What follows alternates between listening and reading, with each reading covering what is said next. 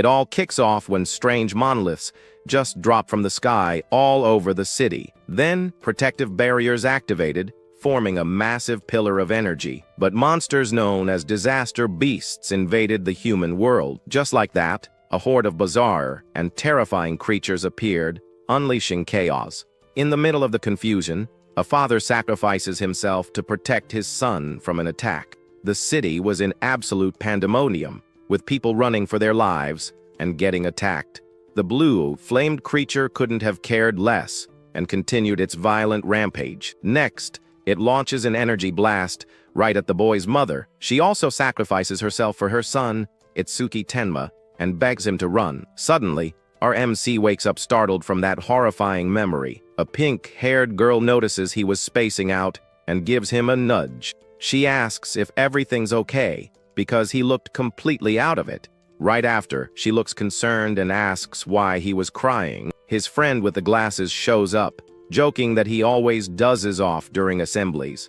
Meanwhile, a man on stage is talking about the war from 10 years ago. The friend explains that's Mendo Izumi, the commander of the northern continent. He also mentions that Mendo was the very first awakened in history, and that even humanity's strongest hero was once his student. Mendo reveals that touching a monolith can awaken powers in normal people. Finally, he says he's there to turn them all into awakened for the war. Immediately, a monolith shoots up from the ground, surrounded by golden energy. The students go absolutely wild at the chance to finally become awakened. Itsuki's friend is super hyped, but our hero looks dead serious. Then, our guy starts walking toward the stone, ignoring everyone around him. The pink-haired girl gets worried about his strange behavior. With a sinister look and glowing red eyes, he says the day has finally come. The crowd starts touching the stone, but nothing happens with the first student. Others comment that if even the record-breaking athlete couldn't do it, they don't stand a chance either. Several other students try their luck, but they all fail miserably. The crowd gets discouraged since no one from the school has awakened so far. The guard then calls the next in line, a guy named Hikaru Oshi. The students get worried because Hikaru is a known bully, and the stone starts to react. Suddenly, the monolith unleashes blue lightning, and Hikaru starts floating in the air. A screen displays his stats, and he gets all cocky for awakening lightning powers. A blue-haired woman reports that his stats are well above average. All smug, Hikaru asks if the old man Mendo has anything to say to him, but out of nowhere, our MC shows up and places a hand on his shoulder. The bully gets furious and screams for Itsuki to get his filthy hands off him right now. The people in the audience see that Itsuki cut the line and figure he's in for some serious trouble. Our hero then touches the stone, and the woman feels an intense emotion coming from him. As Itsuki touches the stone, the woman notes that his determination is on a whole different level. Even Mendo is surprised by the energy he's feeling from the kid. Our MC then relives the image of the creature that traumatized him in his mind. All of a sudden, a massive column of light erupts from the monolith, engulfing our hero. The energy transforms into a giant flower that covers the entire school grounds. The crowd is completely jaw-dropped by the light show, which is way bigger than Oshi's. His friends are super proud and happy about his impressive awakening. Mendo realizes that this phenomenon only occurs with the rarest class, the Order Breaker. Meanwhile, the bully Hikaru can't believe what's happening. Itsuki then wakes up in a strange place, wondering if he has finally awakened. He's sitting in the middle of the energy flower that formed in the real world. A status screen appears, showing his class as Order Breaker and his gift as Nirvana. But when he looks at his attributes, every single one of them is at 0. However, his Nirvana gift activates, boosting all of his stats by 200 points. Our guy figures out that even without leveling up, he can get strong in a different way. Outside, the light is so bright it's blinding everyone nearby. Slowly, the silhouette of a person begins to emerge from within the light. Ushi is shocked when he realizes the person coming out is Itsuki. The blue-haired woman can't believe his stats, and Mendo says, without a doubt, Our hero is the strongest rookie awakened in all of history. The screen displays our hero's stats with the total of 800 points. The school crowd goes wild, and the principal calls it a historic achievement. But the bully Ushi gets all salty and furious because the guy stole his thunder. So he unleashes his electric rays on everyone and calls Itsuki a loser. Next, Ushi leaps and prepares his new move, the Silver Serpent, for an attack. Our hero's system detects the skill and activates over mimesis to analyze it. The analysis bar starts climbing super fast, while our guy stays completely calm. Suddenly, the lightning attack slams into the ground with full force, but doesn't hit anyone. Everyone's confused because they saw a flash, and then poof, Itsuki was just gone. Then, our MC appears behind Ushi, holding the bully's head. With a cold stare, he says Ushi is lucky to be human, otherwise, he'd be toast by now. The crowd just watches as the bully is paralyzed with fear while the analysis continues. With the analysis almost complete, our guy just stands there, chilling. Finally, the analysis hits 100%, and he learns Thunder Wave. Out of nowhere, a new flash appears, and some dude over there is thankful he's wearing sunglasses. The screen then shows that the analysis of the Silver Serpent was a complete success. Now, our MC is shrouded in blue lightning and looks even more powerful. Everyone is shocked because his lightning is brighter, and Ushi has no clue what's going on. His stats climb once again, and his total is now 840 points. Suddenly, the sky darkens, and it starts to rain as something strange falls from above. A new, dark monolith appears in the sky, shooting purple lightning everywhere. The blue-haired woman tells everyone to evacuate, and Mendo thinks he's the target. She's terrified and says they should run too, since they aren't fighters. But Mendo says if they run, everyone will panic, and then he points at Itsuki. While all the students flee in terror, our hero walks toward the danger. The monolith then crashes to the ground with a huge impact, kicking up a ton of dust. His friend Riku yells that a disaster beast is coming, but Itsuki doesn't even flinch. Riku and the pink-haired girl say he's just a rookie and shouldn't be fighting. RMC looks back and with a calm gaze asks them to trust him. So the two of them run while the boy prepares to face the threat alone. With a sinister smile, our hero is pumped for his first real fight. He reveals that this is the same creature that killed his parents, and this is his lucky day. A blue flame skeleton emerges, and the screen shows its stats at 295. Our guy is eager to test out the skill he just copied from the bully. Without wasting any time, he charges straight at the monster using his lightning. Itsuki gathers the energy in his fist and says he won't let anyone else die. Then he lands a lightning punch right in the skeleton's chest with all his might. The blow is so powerful it blows up everything around them and sends the monster flying. The blue-haired woman is shocked that Itsuki defeated the beast in a single hit. However, Mendo explains that his speed is great, but it's not enough to win. Mendo says the skeleton's second skill burns everything it touches with blue fire. Seeing his friend in danger, Riku and the pink-haired girl scream in desperation. Meanwhile, the bully Ushi laughs his head off, saying the kid's about to turn to ash. But our hero's system activates and begins analyzing the monster's fire attack. The blue-haired woman worries, because not even a level 10 awakened could take that. She mourns the death of the genius while Itsuki feels the searing pain of being burned.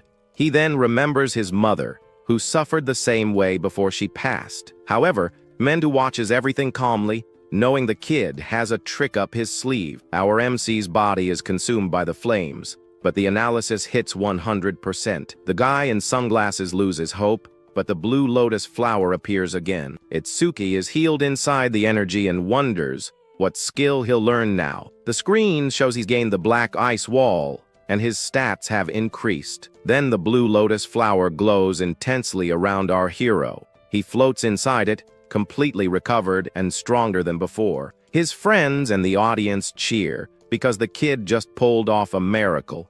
The woman wonders about his recovery, and Mendo says he's a special kind of breaker. Mendo is curious to see what the limits of this incredible regeneration are. The skeleton doesn't like this one bit, and attacks with its blue flames once more. But our hero uses his new skill and creates an armor of black ice around his body. The flames hit the boy, but he seems to be protected by his new defense. Inside the flames, his ice armor completely shields him from the attack. Then he uses his new ability and charges forward with a dragon of ice and lightning. Next, our hero creates a giant ice sword with his new skill, and with a single swing, he slices the disaster beast with ease. The students are shocked by the kid's speed. He vanished and reappeared in an instant.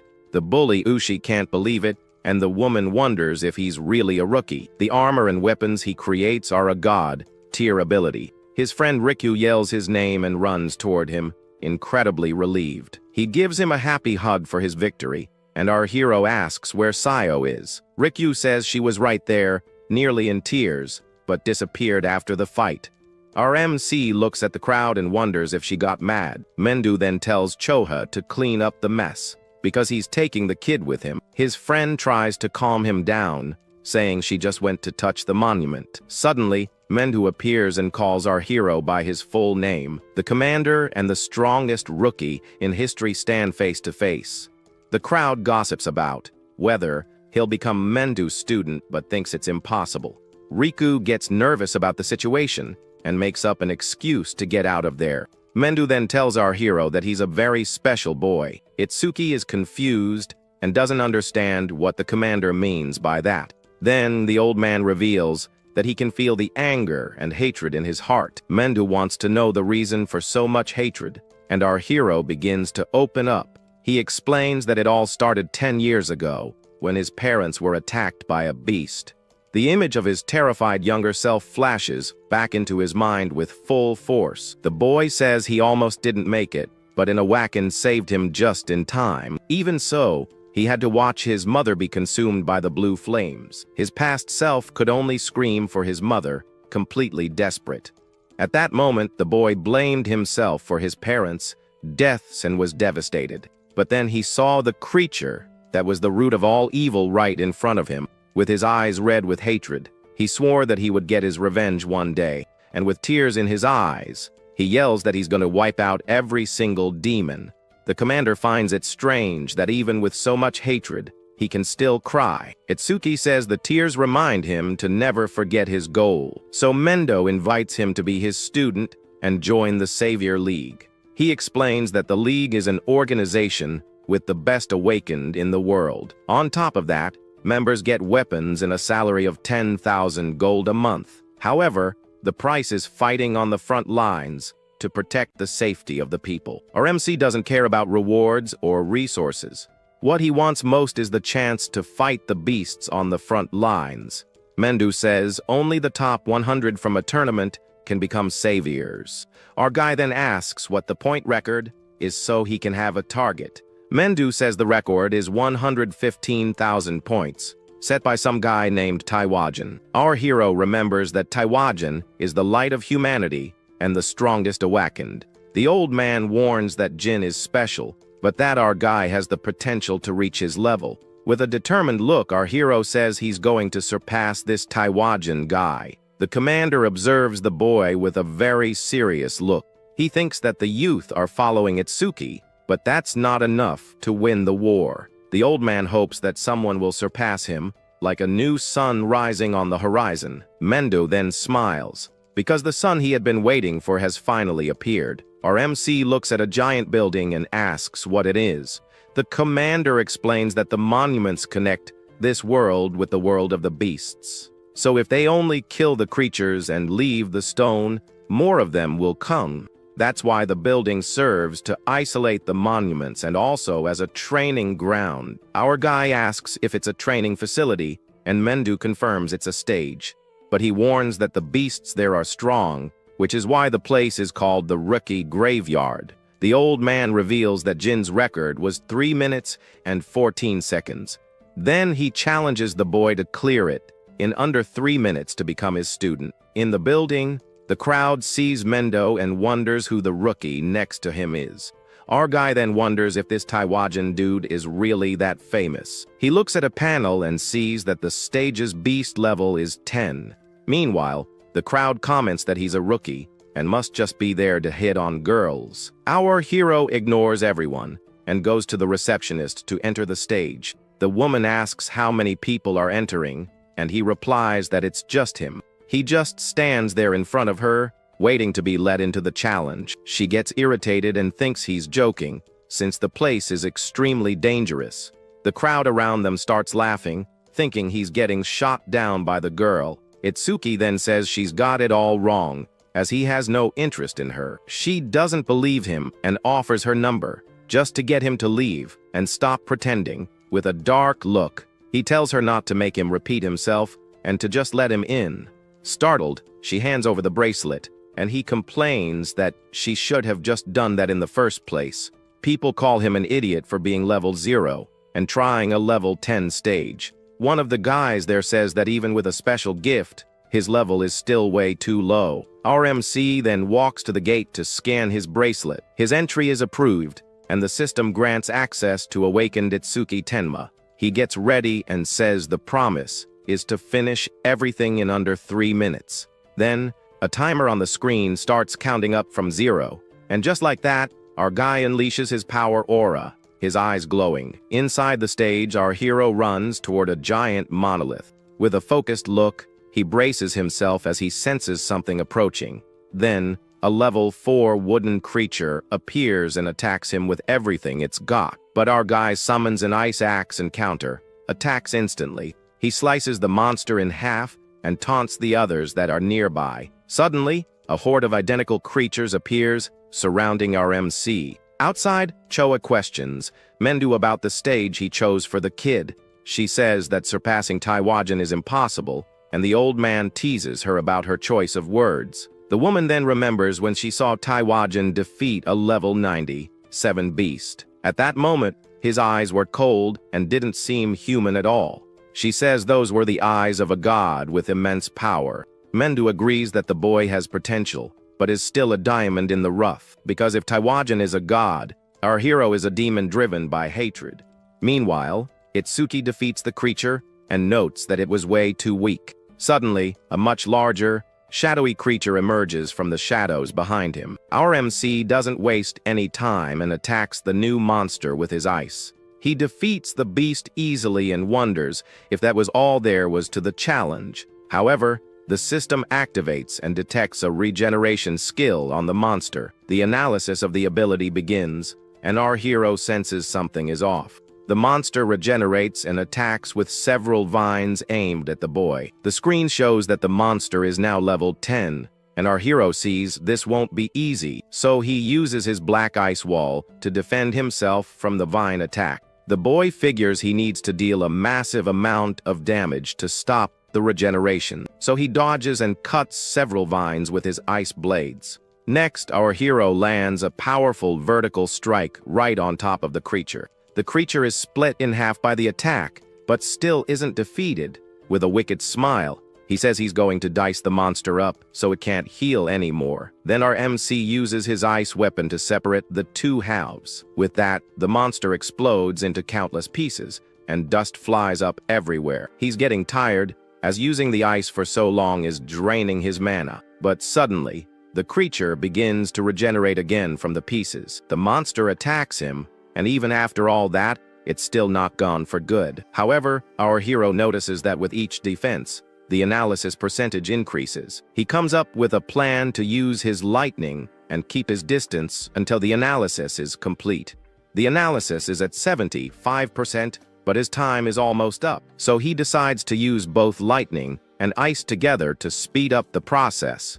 Our guy knows that if his mana runs out before the analysis is done, it's game over for him. Even while taking hits, he stays focused as the analysis reaches 80%. He thinks that if he goes down here, it just means he wasn't strong enough. With his eyes glowing red, he prepares to unleash his most powerful attack. With one last effort, he attacks the monster but ends up getting pierced. Our guy is exhausted and has no strength left to continue fighting. His mana is depleted, but the system's analysis reaches 99%. However, he notices that Mimesis doesn't require mana and declares that victory is his. Then the analysis completes, and he learns the skill Lotus Explosion. The new ability deals area, of effect damage and scales with mana consumption. Plus, it heals his wounds and increases his stats by 20 points. Our hero then prepares to activate his new and powerful ability. He brings his hands together and unleashes the full power of the Lotus Explosion. A huge fiery explosion completely consumes the creature. The monster is disintegrated,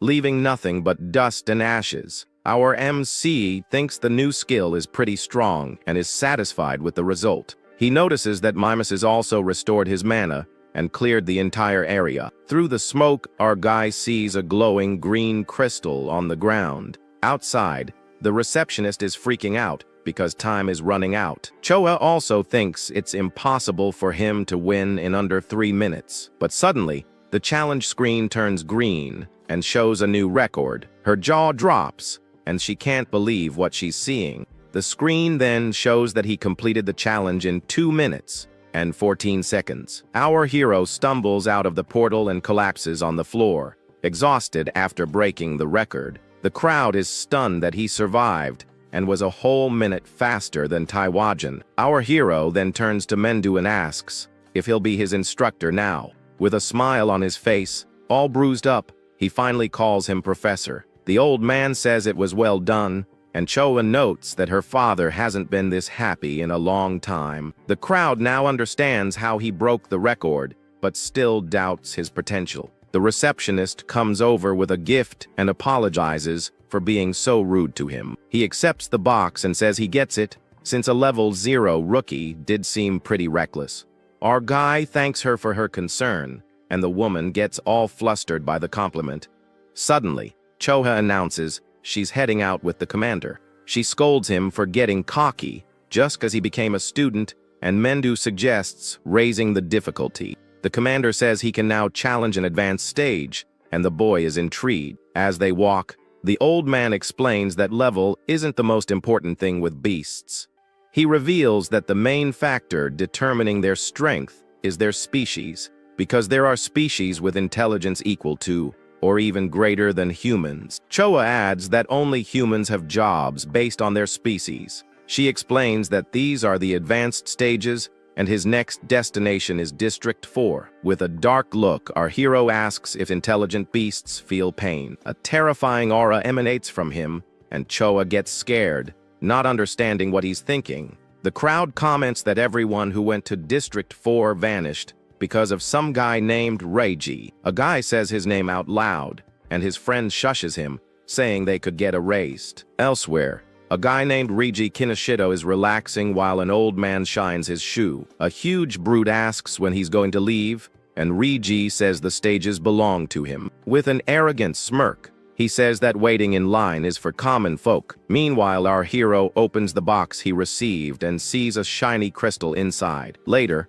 he's with Mendu and Choha, and realizes the crystal is from that moment. The boy shows the item and asks if the commander has ever seen a karma stone before. He says a similar stone, but a different color, dropped after he beat the beast. Our MC then takes out the green crystal to compare it with the other one.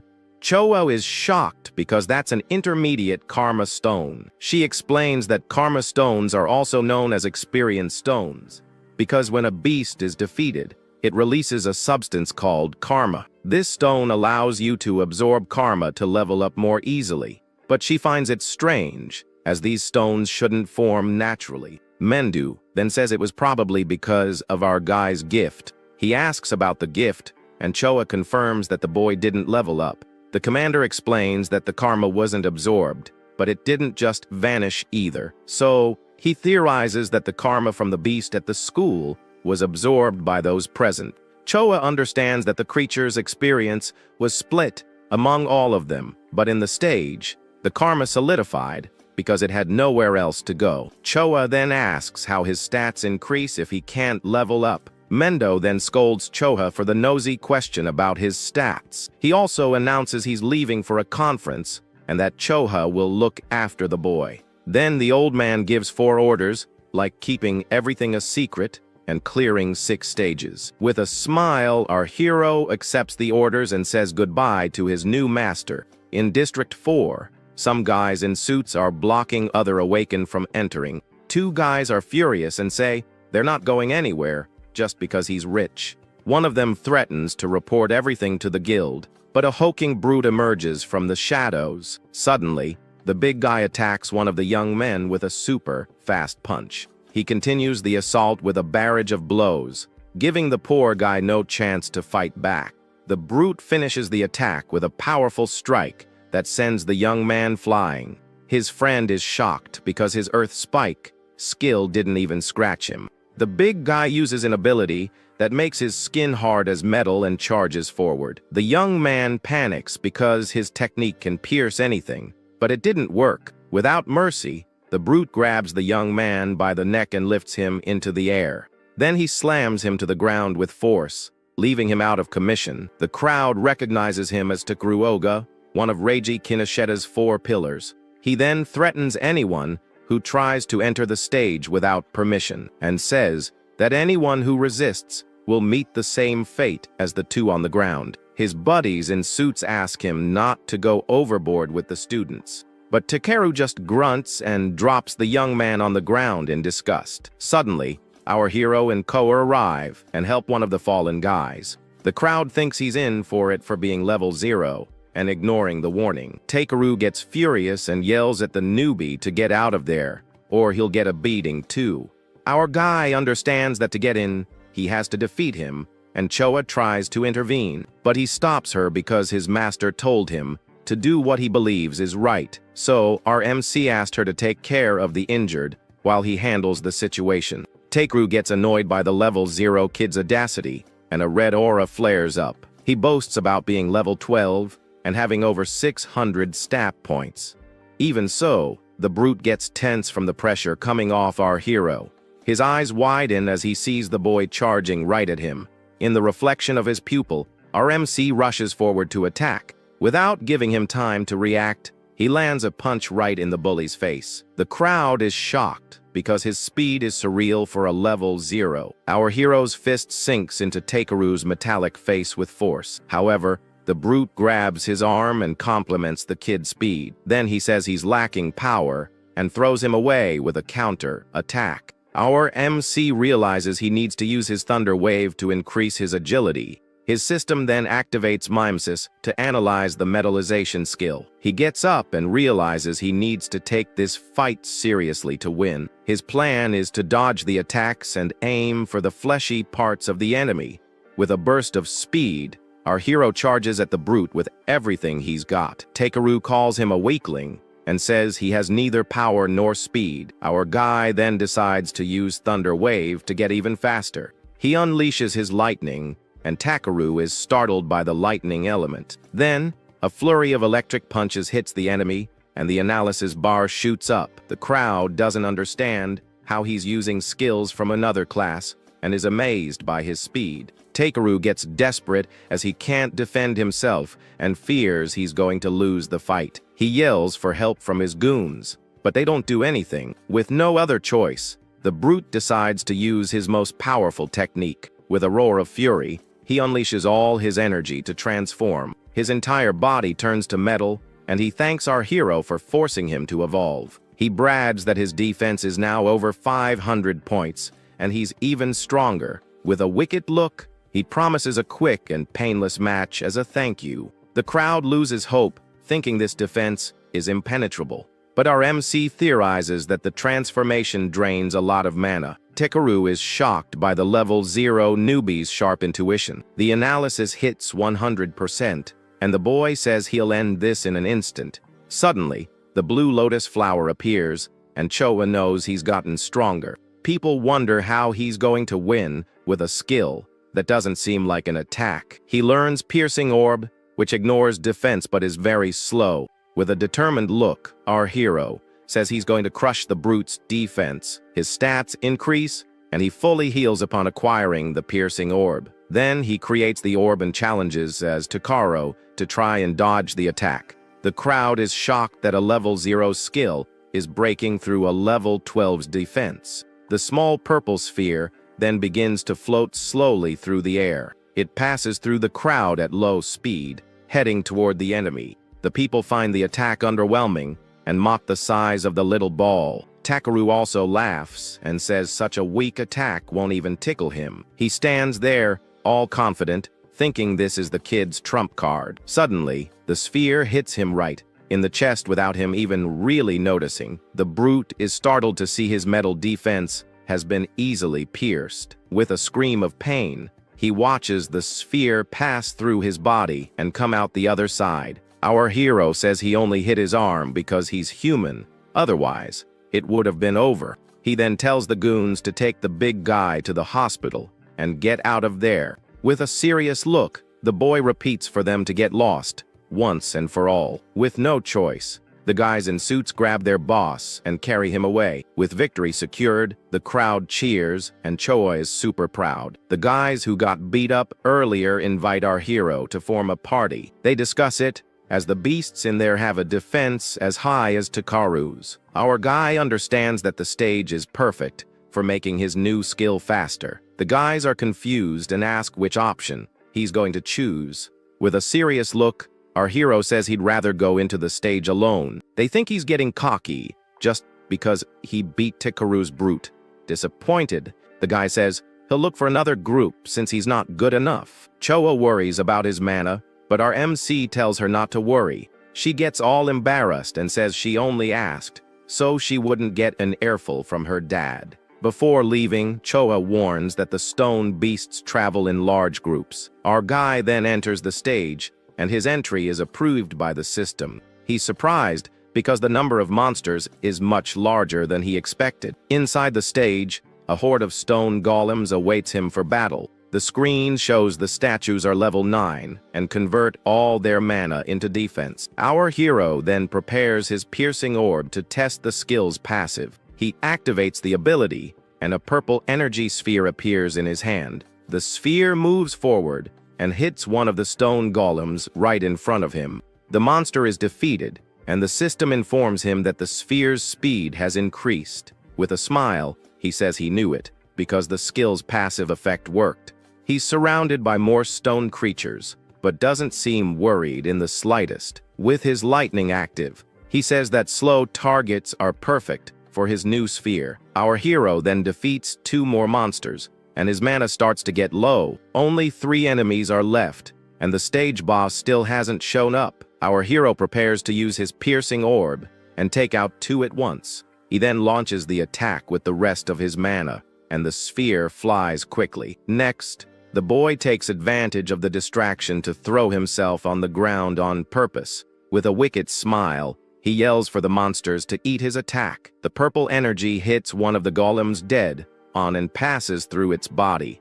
The system confirms that both were defeated, and the sphere's speed increases. Our MC falls to the ground, exhausted, as his mana is completely drained. He recovers and calculates that his sphere now travels at 5 meters per second. The screen shows that the skill's speed can increase by up to 500%, but suddenly, the ground trembles, and a giant foot stomps the earth in front of him. The impact kicks up a cloud of dust, and the boy is instantly on alert. Then the stage boss emerges and activates its gigantification skill. Its stats are level 15 with a total of 777 points. Our hero is shocked by its size and uses his lightning to increase his agility. He runs up the giant's body and wonders if his sphere can pierce it. With a plan in mind, he decides he's going to aim for the monster's head. Then our guy leaps toward the golem's face and finds an opening, but he realizes the sphere is too small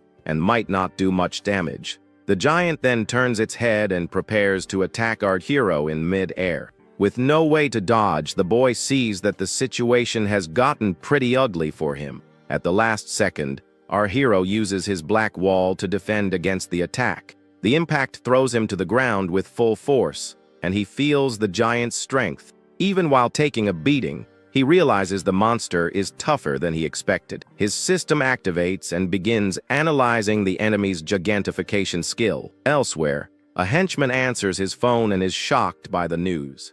Reiji Kinoshita gets annoyed by the noise and tells the guy to be quiet. The henchman apologizes, and Reiji asks what all the fuss is about. He then reports that someone defeated Takeru and forced their way into the stage. Reiji is furious because his lackey is always bragging about his impenetrable defense. His henchman says no one above level 30 would have time to go there. He also thinks it's impossible for a level 10 rookie to defeat the brute.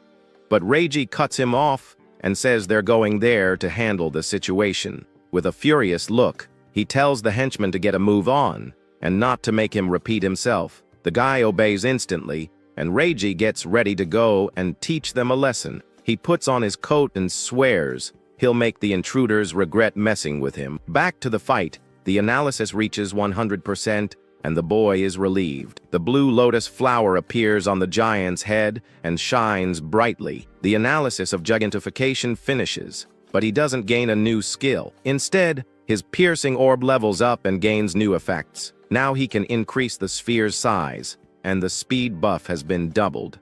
With a smile, our hero says it's time to test out his new ability. His stats increase by another 20 points, and he fully heals again. He then uses all his mana to create the strongest piercing orb he can manage. The sphere's energy comes crashing down and hits the giant right in the middle of its head. The attack is so powerful it goes through the entire monster and opens a hole in the ground. With his mana at 0, he jokes, wondering if he went a little overboard. The system informs him that the golem has been defeated and the sphere's speed has doubled.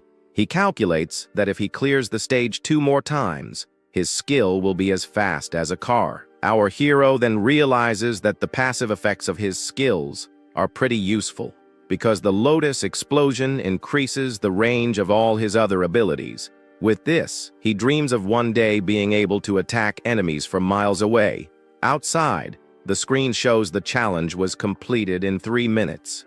The crowd is shocked because a group of 5 would take over 10 minutes. They wonder how he's still level 0, and if the announcement was a mistake. Choa is impressed that he cleared the stage unscathed and broke the record again. She congratulates him on his speed, and he says it was easy since he could ignore the defense. A jade butterfly lands on his finger, and he asks what it is. Choa reveals that her job is a Shikigami user, and the butterfly is hers. Our hero is enchanted by the Shikigami's beauty, as it's the first time he's seen one. He then takes the opportunity to ask what other types of jobs exist. Chohao explains that jobs are divided into 4 main categories. The first are elementalists, who manipulate one of the 7 elements of nature. The bully from school was one of them, with the power of the lightning element. And Takaru, whom he just defeated, was a metal-type elementalist. The second type are Shikigami users, who summon creatures to fight for them.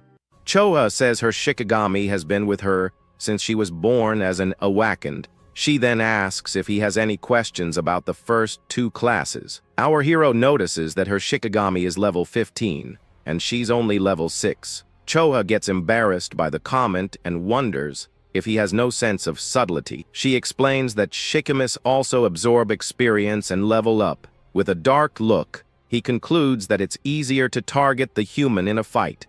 Choha gets scared by the negative aura coming from him and wonders what's wrong. Our guy then asks her to continue, since she's only introduced 2 classes.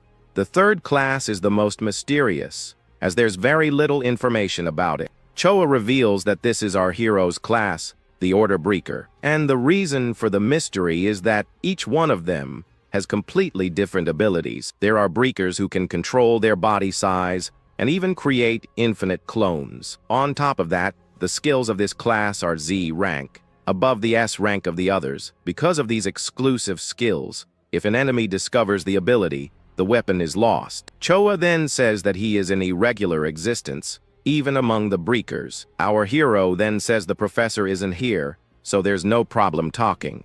He asks about the last class, and Choa builds up the suspense before answering. With a smile, she says this is punishment for him not telling her anything about himself. He accepts it, and she changes the subject, saying the student he saved is fine. She asks what he's going to do now, and the boy says he wants to clear more stages. Choha warns him that stages have a cooldown time of at least 2 days. He's surprised and understands why that Kinoshita guy can monopolize the stages. Our MC then asks if there's a stage with lots of monsters for leveling up. With a mischievous smile, she says she knows the perfect place for him. She takes him to the Locust Desert, a place with over 1,000 monsters. Cho-ha warns him that without an area of effect skill, it'll be tough, but he accepts the challenge. He remembers that he hasn't used Lotus Explosion in front of her yet.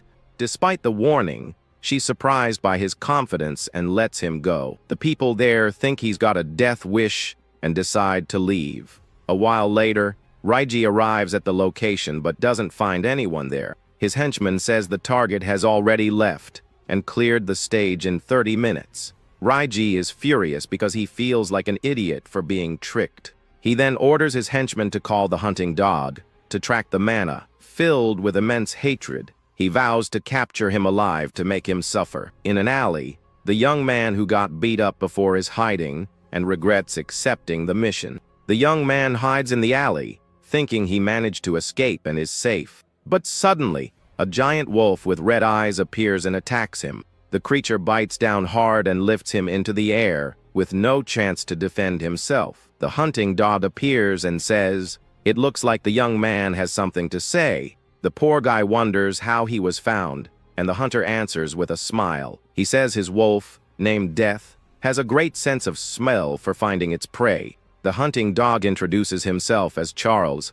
and reveals that his wolf can sense death. The young man begs for his life and cries desperately, asking not to be killed. But Charles says he can't, because Kinoshita would be mad at him. With a sinister look, he says that Death hasn't eaten human flesh in a long time. Then he tells his wolf to enjoy the meal, and the beast lunges at him. After it's all over, Charles congratulates his wolf for finally leveling up. The screen shows his Shikigami is now level 16 with new abilities. He receives a call and reports that the job is done, and the target has been erased. Charles then finds out that the new prey is on its way to the Locust Desert. He calls his wolf and says a new hunt is about to begin. Meanwhile, our hero arrives at the stage and wonders if this is the right place. He sees wheat fields everywhere and doubts there are that many locusts there. Cho explains that the beasts choose environments they like to invade. She also warns that the stage is so dangerous there isn't even a receptionist. Our hero finds it strange, as level 13 is lower than the previous stage. Choha explains that the difference is that the locusts here are super aggressive. One slip up, and the awakened is surrounded by an infinite swarm of insects. And in the end, the person becomes locust food, with only a skeleton left to tell the tale. With a smile, our guy says a place full of monsters was exactly what he wanted. He assures her he's not desperate to become insect food anytime soon. Choa sees his confidence and watches him enter the stage portal alone. She thinks that if he doesn't make it, it's not her fault since she told him everything she knew. But suddenly, the woman remembers she forgot to warn him about the infinite respawn. Desperate, she decides to enter the stage to warn him before it's too late. However, when she turns around, the hunting dog and his wolf appear in front of her. With a sinister smile, Charles says he's looking for someone there. Inside the stage, our hero complains about the mess and gets ready to fight. He calls out to the pests and says, "It's time to start the extermination." A scarecrow in the middle of the field attracts a swarm of giant locusts. The screen shows they are level 1 and 2 but meet the requirements. RMC sees the absurd number of insects flying in his direction, but for him, this is perfect, as it will make his job much easier. So he creates a fire lotus and prepares to use his area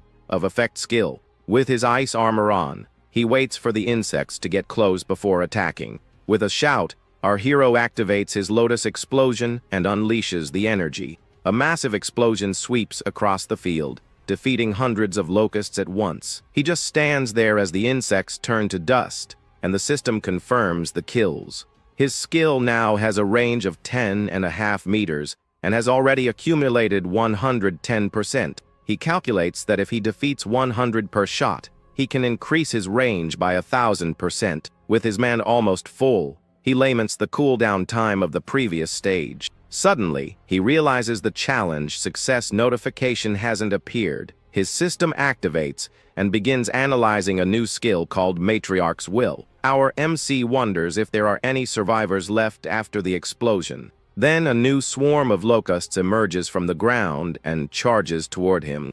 He scolds himself for thinking there wouldn't be a boss in the stage. Luckily, he can increase the skill's range, but he doesn't know where the boss is. With no other choice, he decides to keep eliminating the small fry until the big boss shows up. With another explosion, he defeats another wave of insects and increases his bonus. His skill now has a diameter of 16 meters, and he's impressed with the effect. But even after so many swarms, the stage boss still hasn't made an appearance. Suddenly, he sees several locust eggs hatching underground, and right after, a new swarm of insects erupts from the earth to attack. The analysis of the new skill is at 27%, and he continues to fight. As his mana depletes, he calculates that he only has 9 more explosions left. With his ice armor, our hero says it doesn't matter how many times they come back. He swears he will exterminate every last locust that dares to appear. Then he unleashes another lotus explosion and defeats another swarm of insects. Several notifications pop up on the screen, confirming the monster eliminations. He keeps attacking, and the multiplier on his area of effect skill increases more and more. His lotus explosion now has a diameter of 54.5 meters. He's already defeated 9 waves of insects, but only has enough mana for 1 more attack. Even so, the locusts keep coming and seem to be endless. He gets frustrated because the stage boss still hasn't shown up for the fight. Our hero thinks about retreating but gives up on the idea, as that would be a loser's mentality. With a determined look, he says no matter how many come, he will finish them all. Then he launches his final lotus explosion and uses the rest of his mana. Exhausted, he kneels on the ground and realizes his energy is at its end. But to his surprise, the number of locusts hasn't decreased 1 bit. The skill analysis is at 91%, and he notices a pattern. Suddenly, he understands that the boss's ability is infinite procreation. The screen then shows the locust queen, who can lay eggs in massive quantities. He knows that if he doesn't kill the source, he'll be fighting forever until he drops. The analysis finally reaches 100%, and a blue sphere of energy appears. He learns the skill Mana Sense, which allows him to feel the flow of energy. With the new skill, he realizes his detection range exceeds 1,000 meters. With a smile, he says the passive is perfect for farming in this stage. But he decides to finish up quickly, as he doesn't want to keep Choha waiting for too long. His stats increase by another 10 points, and he fully recovers. The screen shows his total attributes are now at 1,120 points. Then he uses his Mana Sense to locate the stage boss. With the ability active, he finally finds the hidden Locust Queen. With his eyes glowing, he says he's found her and prepares to attack. He launches his piercing orb towards the queen with a confident smile. The purple sphere flies at high speed, and he yells that hiding is useless. With the Lotus passive, his sphere can now reach the target from 120 meters away. The attack hits the Locust Queen dead on, piercing her with no chance of defense.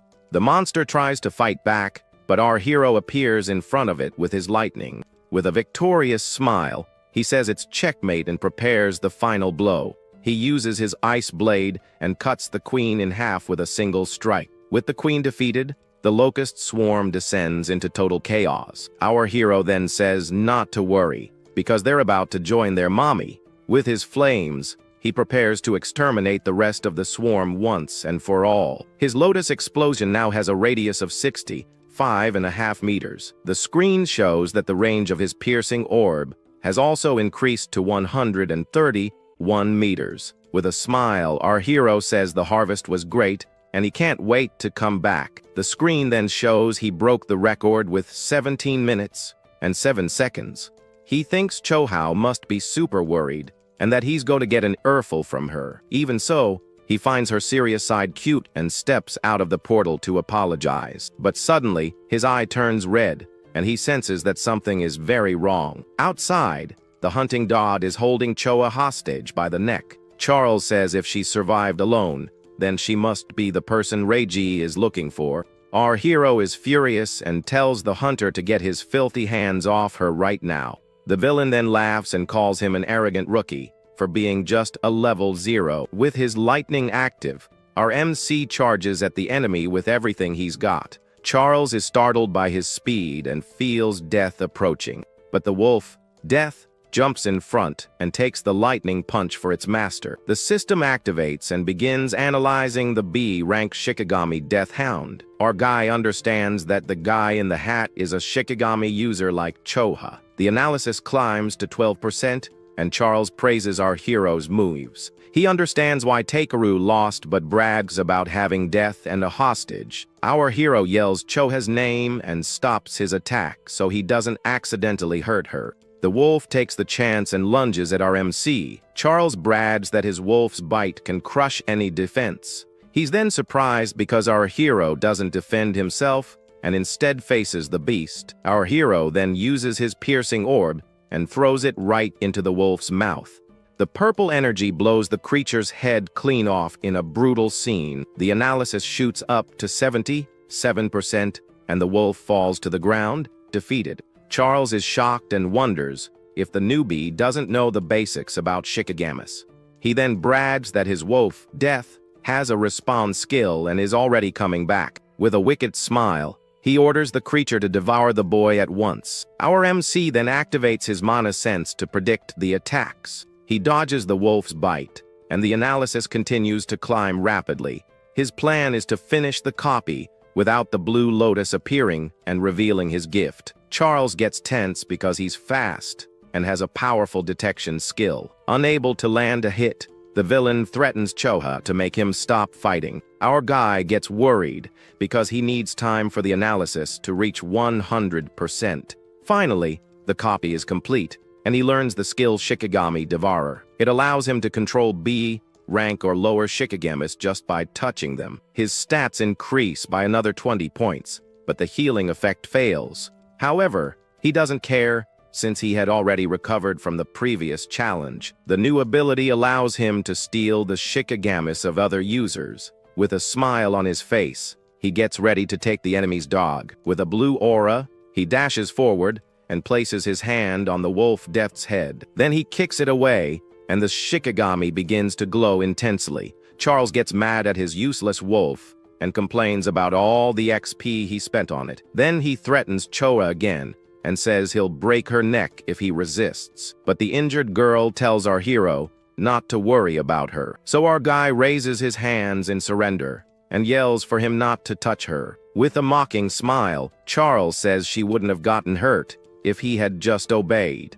Our MC then asks why he's the target, as he doesn't remember having any beef. The hunter reveals he was sent by Reiji Kinoshita to capture him without permission. Our hero understands he needs to have a little chat with this Reiji guy. Charles then threatens him and tells his wolf to rip the boy's legs off without mercy. Without a second thought, the villain orders his dog Death to attack with all its might. He yells for the wolf to prove it's worthy of being his Shikigami once and for all. However, the dog Death now bears the lotus mark and bites its former master hard. With his speed, our hero seizes the chance and rescues Choha, carrying her in his arms. Charles screams in pain and doesn't understand why his own Shikigami attacked him. Our MC then calls the wolf a good boy, and it stands by his side. Holding the girl, he swears he'll make the villain pay 100 times over for her pain. Terrified, Charles begs and says he was just following orders and even offers to help. With his eyes red with hatred, our hero says that's a great offer, but he points out that the hunter's guard is completely down right now. Then a giant pillar of ice erupts from the ground and hits the villain with full force. With a cold look, our hero says he had his chance, and now it's over. But he warns that taking down Reiji is a job for him alone, not for his new wolf. Terrified, Charles cries and begs for one more chance, saying his hand slipped. Ignoring the crying, the dog Death lunges forward with its red eyes full of pure fury. The hunter panics and tries to remind the wolf that he was its former master. Without hesitation, the creature opens its mouth and prepares to devour its old owner. While the wolf takes care of business, our hero asks someone if the show was good. He then questions how long the person is going to stay hidden over there. And on a bridge a short distance away, a mysterious figure was watching everything from the sidelines. Suddenly, a mysterious guy shows up and says he's finally found them. Our hero holds Choa close and asks if he's friends with the guy the wolf had for lunch. The guy panics, insisting he's not an enemy and just wants him to listen. Itsuki couldn't care less and tells his wolf, Grim, to follow him after it finishes its meal. Iberi is shocked that even a rabid dog obeys him and sees a chance for help. So, he introduces himself as Iberia and recognizes him as the guy who beat Takeru. He then offers help with creation stones and even weapons. But our boy just ignores him and keeps walking with the injured girl in his arms. Iberia is confused, thinking anyone would jump at a reward like that. He then remembers his old man saying that rewards need to be useful, like medicine for the wounded or a blade for someone seeking revenge. Suddenly, it clicks, and with a smile, he finally knows what to do. He runs up, warning that if our boy keeps walking so slowly, the girl isn't going to make it. Iberia reveals that, luckily, he has a healing item and can save her right now. Our protagonist stops and stares at him, surprised, asking if it's for real. He assures him the healing is an instant, but will definitely save her life. Itsuki then lays her on the ground, and the guy starts wrapping her wound with the item. Our hero asks if that thing is an artifact, and Iberia realizes he's a total newbie. He explains that modern weapons are useless junk against the disaster beasts. That's why artisans create artifacts, which are divided into 4 categories. Common artifacts are like basic weapons, but they can hurt beasts and the awakened. Rare and epic ones boost your stats and can even have special effects. And finally, there are unique artifacts, which are the pinnacle, with incredibly powerful abilities. Iberia explains that artisans are rare, so they're highly respected by everyone. Our hero deduces that his father must be an artisan, but Iberia starts bragging. Apparently, his old man made 3 of the 10 unique artifacts that exist across the 5 continents. Because of that, his dad is known as the King Artisan of the North. But Iberia gets annoyed because our boy doesn't seem to care about the story at all. Our protagonist was actually analyzing the crossbow the hound left behind. With the weapon in hand, he thinks about how he can use it to save his mana. Iberia then says the weapon is a rare artifact, and that it generates its own ammo. Suddenly, the crossbow vanishes, and he explains that artifacts can be stored in subspace. Our hero thanks him for the healing, and says he now needs to find Raji Kinoshita. The guy is startled, since going against Reiji in District 4 is a seriously gutsy move. He then reveals they both have the same target, and our boy asks why. Iberia invites him to team up for the Saviors Tournament. Itsuki wonders what the tournament has to do with this Reiji guy. Turns out, the qualifiers will be held in District 4, which is Reiji's territory, and as the boss's son, he wants to qualify so he doesn't embarrass his family. That's why he's monopolizing the stages, and our hero asks why he should team up with him. With a serious look, Iberia begins to explain why he's in such a hurry. He says that ever since he was a kid, he watched his father forge incredible artifacts. Because of that, his dream was to become an awakened and fight with his dad's creations. And when he awakened a month ago, he asked for an artifact, but his father said no. After a ton of begging, his old man gave him a condition past the qualifiers. With a determined look, he shouts that he's going to pass the tournament no matter what. Our hero then says that with such a famous dad, he shouldn't need a level 0, but his old man forbade him from using his name to get help from powerful people. On top of that, Reiji has already bought out almost all the good participants for his team. So, he heard about the newbie who beat Takaru and tracked him down to here. Our protagonist agrees to the partnership, but says he needs to get Choa to a hospital. Iberia gets super excited and starts thinking of a name for their new duo. Our hero thinks he's a real pain in the neck, since he talks even more than his friend Riku. Meanwhile, Riku and Sayo are training somewhere else. The guy sneezes and figures someone must be talking about him right then. Sayo then asks how long it's been since the attack, and if he's doing okay. Her friend teases her for being so worried about our hero and not visiting him. With a red face, Sayo gets mad and attacks Riku with her water ability. He accuses her of a low blow, but the girl says it was his own fault for letting his guard down. Suddenly, their master appears and tells them to stop messing around because the tournament is approaching. Sayo is excited to fight other Awakened, and Riku wants to check out District 4. Elsewhere, a henchman opens a briefcase filled with creation stones. Raiji Kinoshita picks one up and finds it odd that the hound is late. Angrily, he uses the stone to gain XP and calls it useless junk.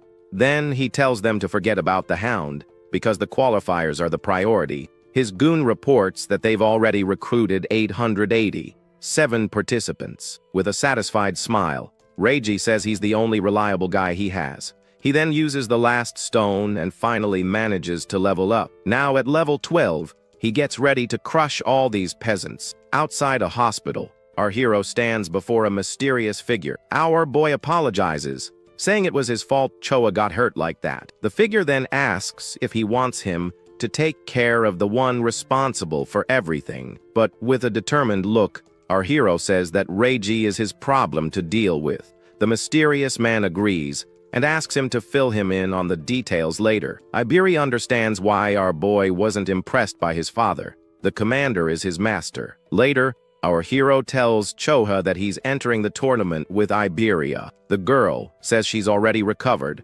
thanks to her butterfly and the rare artifact. The mysterious man then recognizes the bandage and deduces that Iberia is Aiden's son. The guy is shocked that he knows about artifacts, and even his father. With a confident smile, he gets flustered and says that he's actually Aiden's father. The mysterious man tells him he's got it all backward, and Iberia's jaw drops. Completely embarrassed, he corrects himself and says that Aiden is, in fact, his father. The man thanks him for saving his daughter and says he'll visit him later. He then tells the two of them to get ready because he and Choha are going to watch the tournament. Excited, the boys say their goodbyes and promise they'll pass the qualifiers. Choa then comments that her father really seems to like our hero. Mendo reveals that because of his trauma, the boy has a strong self-destructive streak. But that impulse gets weaker when he has someone nearby to protect. That's why the commander placed his own daughter by our protagonist's side. Her mission is to become the person he wants to protect, and also his weakness. He then reveals that the attack at the school wasn't an accident, but was planned. The future of humanity is bleak, as the number of traitors is on the rise. However, he believes that our hero will definitely brighten that future, and that one day, he will become the true beacon of hope for everyone. The next day, the Saviors tournament finally kicks off in District 4. The crowd is blown away by the number of people, as the turnout suddenly doubled. Raiji is furious because Old Man Mendo's visit ruined all his plans. Riku and Sayo see Reiji's allies wearing red armbands and wonder if it's a new trend. A man named Soryu Fujiwara then takes the stage and starts explaining the rules. The arena is split into two areas, and each team starts at a different point. Fujiwara explains that the first phase is a race to the inner area. Everyone's bracelet will record their time and their placement in the rankings. Riku thinks the rule is pretty brutal, since thousands of people are going to be eliminated. Iberia then points to a big screen, and the announcer says they can bring 2 tools. Meanwhile, Raiji Kinoshita orders his goons to sabotage anyone who gets in front of him. Iberia comes up with a plan to get into the inner area and catch Reiji by surprise. But suddenly, the guy's jaw drops, because our hero didn't hear a word. Our protagonist simply walked up to Reiji's group and stared them down. Without a care in the world, the announcer finally declares the start of the first stage. Fujiwara is happy to see so many young people, but he knows quantity isn't quality. A guy named Sho Heighten says that back in the day, there were people over level 15. But actually in his year it was just him and the famous Jin Taiwa who participated. Shu finds it all a bore without a rookie like Taiwa, and Fujiwara says geniuses are rare. Then he asks about Mendo's new student who defeated a skeleton. The commander, who was there in disguise, confirms that the rumor is true. Shu gets super excited to meet the new prodigy and asks where he is. Fujiwara then starts searching for the kid on his tablet to find out. He dismisses Riku because his metal gift is mediocre, and he's only level 10. Sayo isn't the one either, since she's a support elementalist. So he figures the student must be some girl named Hana Hanyu with an abnormal level of 16.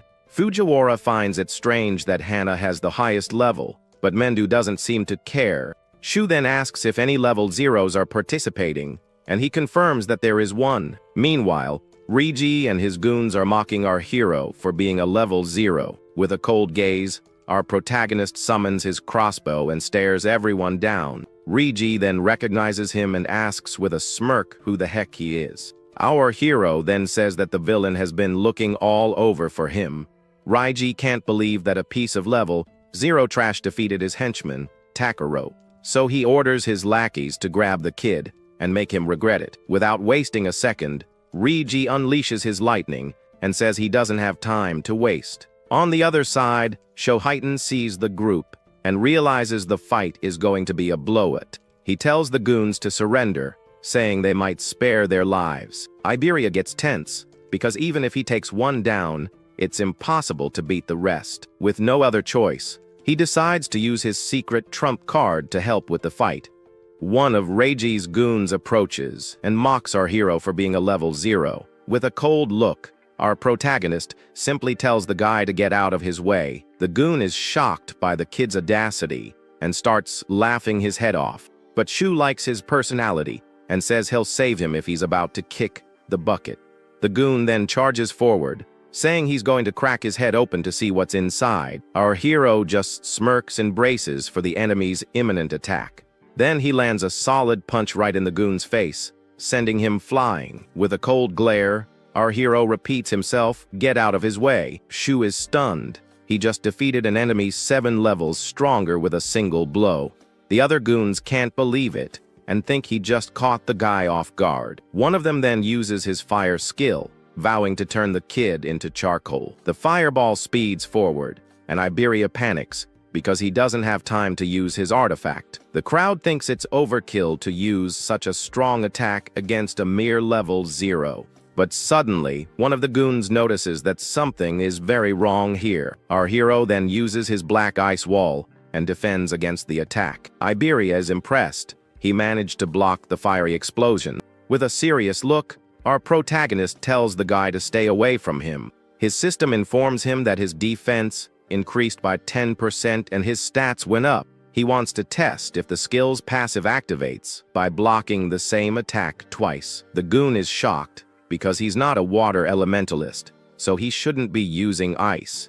Our hero then challenges him to attack again, promising he won't defend himself. The enemy accepts the challenge and prepares to use his strongest move. With all his mana, he launches an even bigger wave of fire toward the boy. Our protagonist sees the attack and realizes that even though it's stronger, it's still just fire. The goons think that with this much power, he could rival a level 8. With not a drop of mana left, the enemy says the game is over for good. Suddenly, he sees something strange and yells that it's just impossible. With a cold stare, our hero asks if the goon really thinks he can escape. Another enemy then attacks him from behind, holding him with all his strength. Our boy doesn't even flinch and just stares at him with his black ice armor. The brute gets angry and says that if speed is his thing, then strength is his. The screen shows that the defense bonus was only 3%, not 34%. Our hero then understands that the ice passive doesn't stack against the same target. The goon comes up with a plan to drain his mana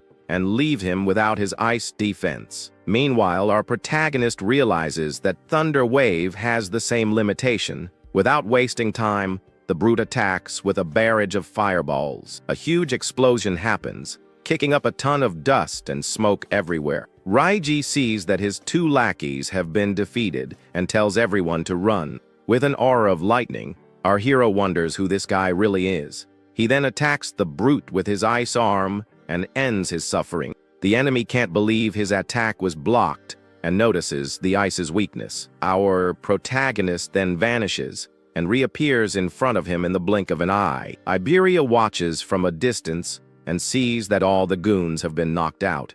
With his test complete, our hero says it's time to end this party. He then activates his black ice wall to absorb the fireballs. His system absorbs the lightning skills, and his stats increase once again.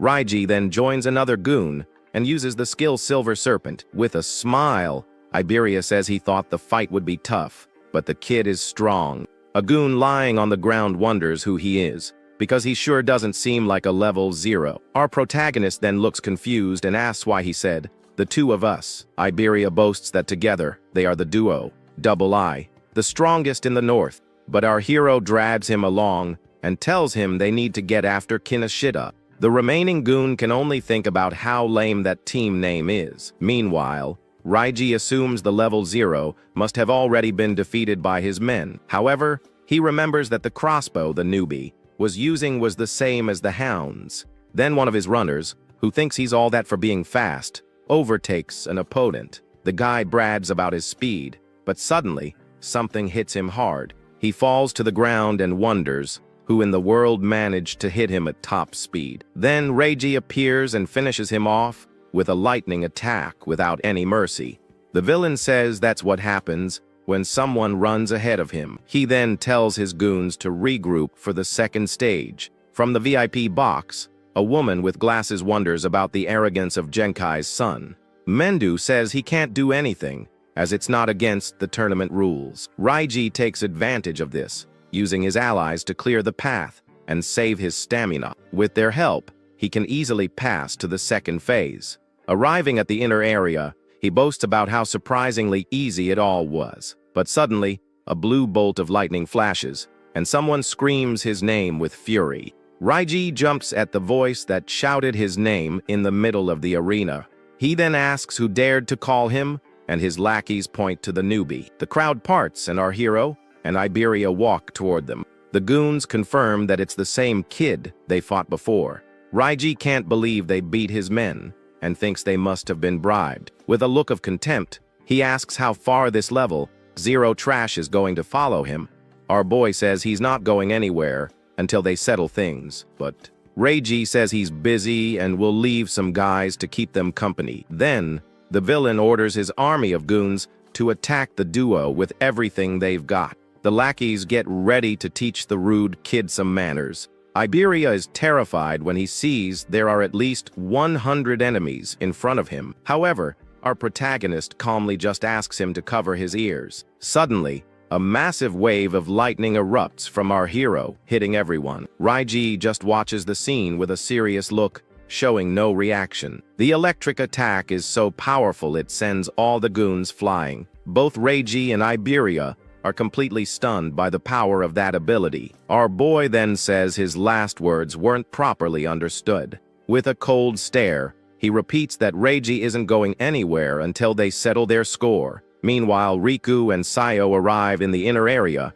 taking 4th and 5th place. The guy is shocked because even though they were fast, others were even better. Ahead of them are Garuo in 3rd and Shianagami in 2nd place. But the first place finisher is Hana Hanyu, a level 16 girl. Sayo and Riku start worrying about Itsuki, but suddenly they see someone flying through the air. The pink-haired girl's jaw drops at the unexpected sight. Right after, Iberia crashes hard onto the ground, landing in 6th place. All busted up on the floor, all he can do is scream our hero's name. His friends hear the scream and wonder if they really heard Itsuki's name. Riku then recognizes his friend's silhouette and says there's no doubt about it. With a serious look, our boy stares down Raiji and says he's not going anywhere. From the VIP box, Fujiwara wonders why the rookie is so obsessed with Raiji. Mendu then asks Heighten to help the boy out if he runs into trouble. Heighten is impressed by the speed and wonders if he could ever be that fast. One of Reiji's goons gets ticked off and tells our hero to get ready. He says this isn't a battle, but the execution of our main character. In other words, it's a 100 against 1 beatdown to take the kid out. Our hero then reveals that his revenge is the top priority right now. Raiji flies into a rage, and with his red eyes, he orders everyone to attack. Then all the henchmen charge towards our hero at once. One of the goons rushes forward with his fire punch, swearing our hero's head is his. But our boy catches the flaming fist with his bare hand, leaving the enemy in shock.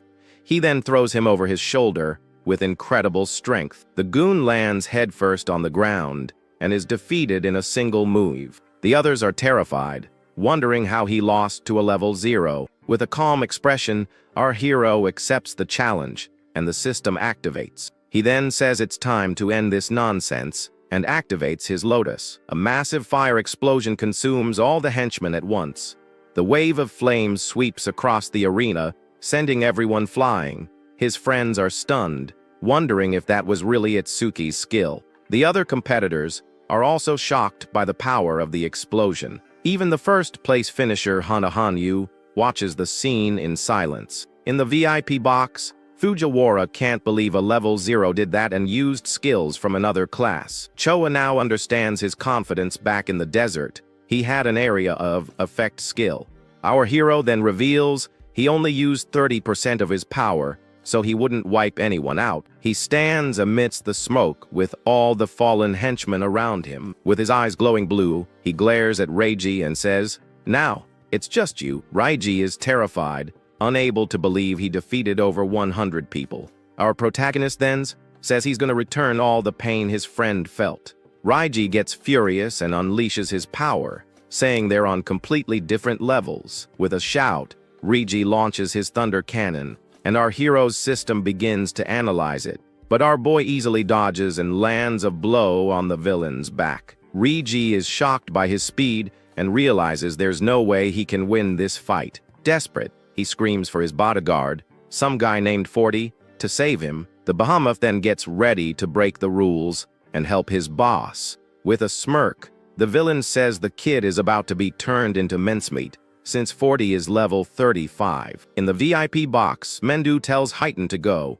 and the young man obeys instantly. Our hero uses his senses and detects someone approaching at high speed. And it's not just one person, as another guy shows up for the brawl. The big guy then lands with a thud, kicking up a cloud of dust. With a focused gaze, our boy observes the new enemies who have arrived. Heighten then grabs Reiji's goon and tells our hero to continue what he was doing. With a look of pure hatred, our protagonist says the villain's lifeline has just run out. Terrified, Reiji tries to use his family's name to intimidate the kid, but with a furious roar, he gets slammed to the ground and is knocked out cold. With the villain defeated, our hero says that was for Ajaha. From the VIP box, a girl with glasses blushes at the boy's victory. Fujiwara finds it odd and asks why she's looking in that direction. Our protagonist then purposely pauses the analysis at 99%. On the other side of the arena, Sayo shouts her friend's name upon seeing him victorious. Our hero then hears a familiar voice and turns around, surprised to see who it is. He sees his friends Sayo and Riku running towards him for a reunion. The pink-haired girl calls for him to come inside and get out of the falling rain. With tears in her eyes, she worries that he might catch a cold. The system then announces that he placed 7th in the first phase. Iberia and Riku arrive and hug the boy, relieved that he's okay. But Riku gets annoyed with Iberia and glares at him with lightning in his eyes. With a smile, Iberia introduces himself as our hero's new partner. The friend with glasses calls him a traitor, and Sayo finds it strange that Itsuki is making friends. Iberia brags about being his partner, but Riku asks for the doe's name. Riku then says they have a team name, and Iberia challenges him to say it. With great pride, he reveals the name is Duo I, but Itsuki tells him to stop. The friend with glasses laughs in his face and says the team name is pretty lame. From the stage, Fujiwara announces that the first 500 have passed, and the rest are eliminated. He explains that in the second phase, everyone will fight alone for 1 hour. Iberia is terrified at the thought of fighting the beasts by himself. In the VIP box, Heighten is excited for the second phase and wants to see what they've got. The screen shows the top 7 finishers from the first phase of the tournament. Next, the gigantic arena for the second phase is revealed to everyone. The group then gets ready and walks towards the entrance of the new challenge. Riku comments that the place is a bit creepy and asks if his friend's level is really 0. The friend with glasses then asks how he gets stronger without leveling up, and our hero just smiles. Sayo gets annoyed and tells the boys not to pay him any mind. Suddenly, the tournament judges appear and Fujiwara asks if everyone is ready. Iberia's jaw drops as he recognizes the people who just arrived. The crowd recognizes legends like Fujiwara and the veteran Heighten. Fujiwara then begins to explain the rules for the second stage of the tournament. He reveals that points vary depending on the difficulty of the monsters, and after each victory they get a 1-minute rest before the next round. The brute Gakuwo, full of himself, says he's going straight for the nightmare class. Our hero then raises his hand because he has a question about the test. The crowd around him scoffs, thinking the kid is going to back out of the fight. Fujiwara then allows the question and tells the boy to say what's on his mind. Our protagonist then asks if the nightmare class is the maximum difficulty. With a smile on his face, Heighten finds the rookie's question quite interesting. The crowd continues to mock him, doubting he could even beat the beginner mode. Fujiwara explains that, in theory, there's no difficulty limit for the beasts. Riku thinks it's pointless to even consider it, since the nightmare class is already so tough. Finally, he reveals that today's points will count towards the main tournament. The group gets excited by the news, and Iberia says he'll have to use his trump card. Our hero remembers Taiwajan's record of 115,000 points. Then the announcer tells everyone to enter the arena for the second phase. Alone in the area, he finds the place looks a lot like the other stages. Suddenly, a pack of level 1 rabid dogs appears to attack. He activates his black ice, wanting to finish off the creatures quickly. In the VIP box, Heighten questions Fujiwara for monitoring the kid again, but with a smile, Heighten says that our hero is much more interesting. Fujiwara gets annoyed with his excitement and says the show is about to begin. With a single blow, our protagonist defeats all the dogs in the arena. Fujiwara is shocked because it took him only 1 second to clear the stage. Heighten then boasts, saying he told him the kid was way cooler. The old man thinks the victory was easy because the next opponent is level 8. A giant fire salamander appears and stares him down with a hungry look. Heighten doesn't think a level 8 monster will be much of a threat to him. Fujiwara then changes the subject and asks to see the other participants. He says that most are still fighting the beginner monsters. The only one keeping the same pace as our hero is the girl, Hanahanyu. Suddenly, the girl with glasses screams in terror, drawing everyone's attention. Our protagonist is then engulfed by the giant salamander's flames. Heighten stops the old man from calling the medical team, as he has faith in the boy. With his black ice activated, our hero protects himself from the salamander's flames. He then uses his ice blade and easily slices the monster in half. The creature is split into 2 parts and falls defeated on the arena floor. The system then announces that it took him 5 seconds, and he earned 500 points. Fujiwara doesn't understand why he took the hit on purpose, and Heighten smiles. Our protagonist then reveals that he needs to use these chances to increase his stats. The screen shows that his defense is now at 434 points. He ignores the rest time and decides to test his defense on the next monster. Heighten comments that this difficulty tests speed and combat sense. Then an electric rhinoceros appears and Fujiwara calls it an Aleki rhino. If the creature's horn hits him, the awakened would be pierced due to a lack of defense, or they would be paralyzed by the lightning for not having electrical resistance. The old man says that to win, one must use speed and attack when it's tired, but suddenly, he's shocked by our hero's unexpected move. Our protagonist simply walks up to the beast and touches its horn. With a smile, he says that horn is perfect for testing his defense. The rhinoceros gets angry and unleashes all its electrical energy for an attack. With a single blow, the creature sends our hero flying with its horn. Our boy is then launched high into the air by the force of the impact. From the VIP box, the girl with glasses screams his name, horrified by the scene. Heighten comments that the boy's actions are unpredictable, but always seem to work out. An explosion of ice occurs, protecting our hero from the rhinoceros's attack. The system informs him that his agility increased by 5% from the hit. With his eyes red, our hero says it's time to settle this. He then activates his thunder wave, and his agility increases by 50%. The rhinoceros gets angry and prepares to charge the boy once more. Our protagonist then dodges the blow and gets ready to counter-attack. With his ice blade, he defeats the beast and earns 1,000 points in 7 seconds. Heighten is impressed by his speed and thinks he didn't even use his full power. Mendu, who was there in disguise, reveals that the next monster is very dangerous. The creature has sharp claws that can tear enemies apart in the blink of an eye. On top of that, its giant mouth spews iron chains and swallows everything it sees. Its body is also covered in a very tough exoskeleton armor. With all these attributes, the monster is the strongest beast in the preliminaries. The level 15 Purgatory Giant emerges and glares at our hero with hatred. Our protagonist then activates his piercing orb for the attack. The purple energy passes through the monster and the skill's speed increases by 200%. In the VIP box, the judge's jaws drop at the overwhelming victory. The screen then shows that the orb's speed has increased by 900%. In just 3 seconds, he earns 5,000 points and moves on to the next challenge.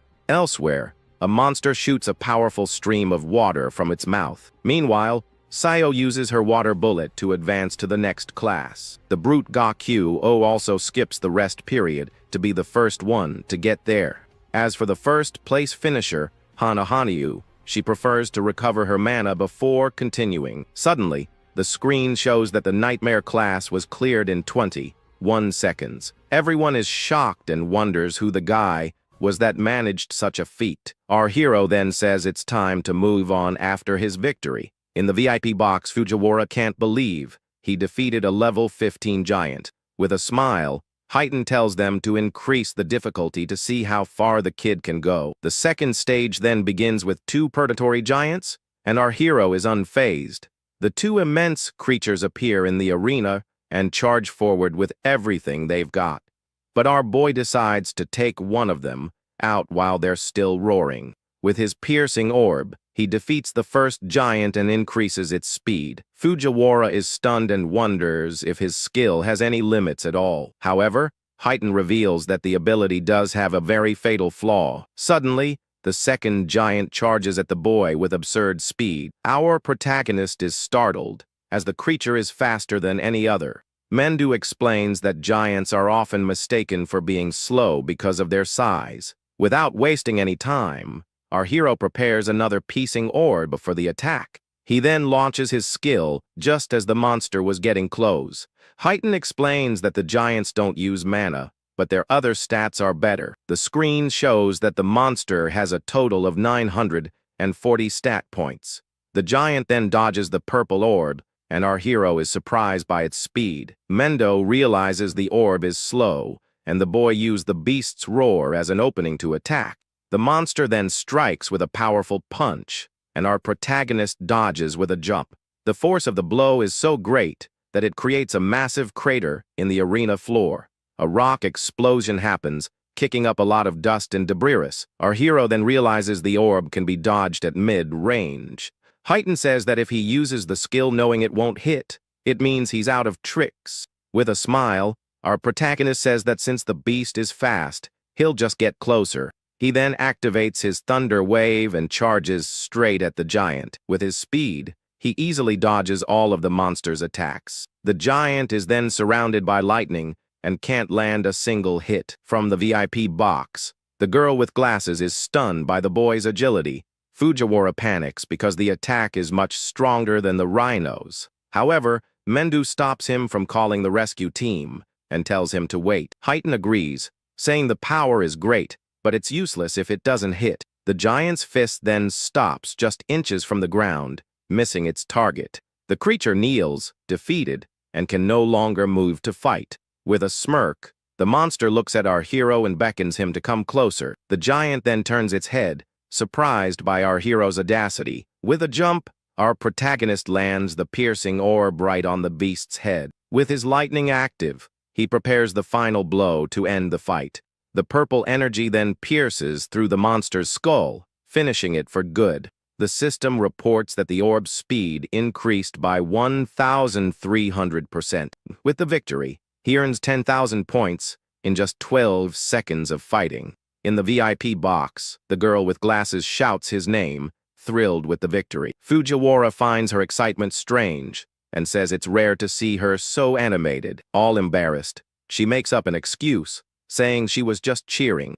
Mendu then gets a bit awkward at the scene and says she's become more talkative. Heighten then asks why the boy dodged the giant's attacks. He explains that our hero's normal speed is similar to the monster's, but when he activates his electricity, his speed increases dramatically, and with that, the giant's attacks can no longer hit him. Fujiwara says that even so, he's already secured first place with his points. But to surpass the strongest man, our hero can't stop here. With a determined look, he shouts that he can't stop, not even for a second. The third stage begins, and now there are 3 purgatory giants to face. With his purple orb, he defeats the first monster in a single shot. Heighten then smiles, because the boy chose to continue, and he expected nothing less.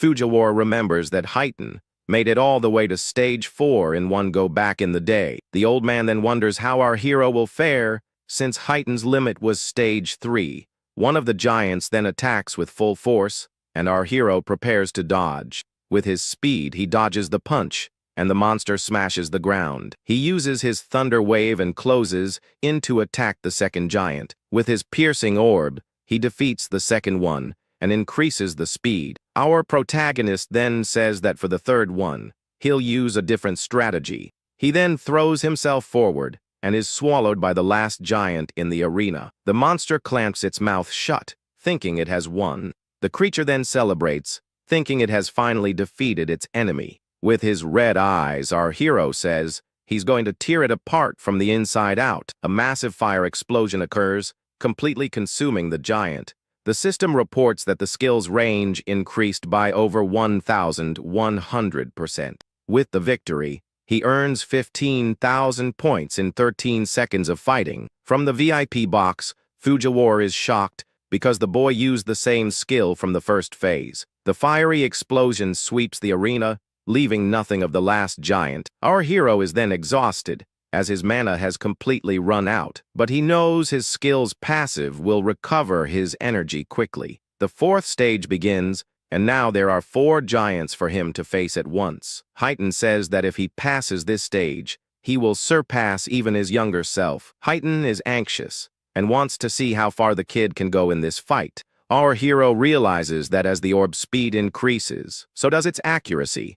With a few more boosts, he'll be able to hit the creatures from a distance, but he knows his mana is limited, and he can't afford to miss a single shot. Suddenly, one of the giants spews chains from its mouth and traps him. Our protagonist is surrounded by the chains and can't move. He's surprised by the attack, as he didn't expect chains to come out of the beast's mouth. The giant then pulls him in and hits him with a powerful punch. The blow sends him flying into the arena wall with great force. Unable to move, he's caught by the monster and is in a bad spot. The giant then squeezes him with its claws, preparing for the final blow. Under the pressure, our hero's body begins to be crushed by the grip. The force is so great that the giant manages to punch a hole in the arena. Our protagonist then falls to the ground, all beaten up and with no strength left. Desperate, Fujiwara tells Heighten to help him before it's too late. Heighten wonders if this is the end of the line for our protagonist. He then remembers when he too was defeated in one of his fights. Without a second thought, he prepares to enter the arena and save him, but suddenly Mendu stops him, saying the boy hasn't given up yet. Fujiwara panics, because if they don't save him now, he's going to be a goner. Mendu says he can sense that the boy still has an ace up his sleeve. Fujiwara is confused, and the commander reveals that he knows this because of his eyes, because those are not the eyes of someone who has accepted their end. With a look of pure fury, our hero says there's no way he's going down here. He then remembers that during the fight with Rigi, he started analyzing his skill, but he stopped the analysis on purpose right at the very end, at 99%. The analysis finally reaches 100%, and he says he's been waiting for this moment. The girl with glasses sees the blue lotus and wonders what good it is now. Heighten finds her reaction odd and wonders if she already knew something. The new skill allows him to absorb lightning attacks and increase his agility by 100%. On top of that, the ability boosts his stats and fully recovers his health. A blue lotus flower appears and heals all of our protagonist's wounds. With a smile, he says the warm-up is over, and it's time to fight for real. Fujiwara is shocked because he recovered faster than a healer. With his new powers, he easily defeats the giants of the 4th stage. The screen shows that he completed the challenge and earned 20,000 points. Without wasting time, he defeats another giant with his piercing orb. Now his orb travels at 27 meters per second, and he moves on to the next. He then defeats the monsters of the 5th stage and earns 25,000 points. In the 6th stage, he defeats 6 more giants and earns another 30,000 points. In the VIP box, the judges are left speechless and completely exhausted by the fight. The arena has turned into a real hellscape, with a mountain of defeated giants. Our hero then lies on the ground and wonders why the monsters stopped coming. Fujiwara is in shock and says he never expected anything like this. With no other choice, he presses the emergency button to stop the challenge. With the microphone in hand, he informs our boy that the test is over. The old man then reveals that he defeated every single giant they had in stock. Atop the pile of monsters, Fujiwara shouts that he took out all the giants. Our hero is confused and asks how, since he thought there was no limit. Tired, he wonders how many points he scored and hopes to close the gap with Taiwajan. But he accomplished his goal of increasing the speed of his piercing orb. Now the skill travels at 38 meters per second, faster than a car. With his blue aura still active, our protagonist stares at the empty arena. His eyes glow with power, but he seems to be thinking about something else. Suddenly, he remembers an important detail he had completely forgotten. Since he doesn't level up, the monster's experience turns into karma stones. In the VIP box, Heighten is shocked by the blue stone, and Mendo explains how it was formed. Heighten realizes the advantage of this, and Fujiwara is terrified by the boy's power. Relieved that he's human, our hero picks up the karma stone with a smile. With his objective complete, he says it's time to leave and heads for the door. The giant metal door then begins to open to the arena's exit. On the other side, Fujiwara tells the others that our protagonist is coming out. The screen shows his score of 106,000 points, securing first place. Fujiwara then praises him highly and offers him an instructor to train his potential. But our hero refuses, as he already has a master, and the old man insists on the offer. Heighten then butts into the conversation and tells Fujiwara to stop bugging him. He also thanks him for taking care of the goons, and Heighten says he only punished those who broke the rules. Heighten then reveals that he is a student of Mendo Izumi, which is why he helped. Fujiwara's jaw drops, and our hero thanks Heighten for the help. With a smile, Heighten confirms the information, leaving the old man even more shocked. Our protagonist then turns and greets his master who was there. The girl with glasses congratulates him and offers to call Aja if he's injured. With a smile, he says he's fine and just needs some rest to recover. Fujiwara understands everything and remembers that Mendo's other student also cleared stage 2. Our hero then asks if Taiwa also reached stage 6 of the tournament. The old man explains that the second phase has only just truly begun for the others. In another arena, Riku finishes the hard class and gives up on nightmare mode. Sayo also uses her water sphere, but runs out of mana to continue the test. Our hero is surprised, but Fujiwara tells him not to judge the others. He then asks why they didn't leave, and the old man explains the rules. Heighten comments that other participants managed to reach nightmare mode. With his artifact, Gakuo manages to defeat a purgatory giant. Meanwhile, Shia Nakagami and her Shikigami are attacked by a monster, but her creature begins to transform into its complete and terrifying form. With its red eyes, the beast turns into a giant werewolf and faces the enemy. Without any difficulty, the Shikigami defeats the monster with a single punch. Our hero asks if Aegea's butterfly does that, but the girl says it doesn't. Our hero realizes that Shikigamis are quite strong and remembers his own dog. Since his friends have left, he decides there's no reason for him to stay there anymore. But suddenly, he notices something strange happening in one of the arenas.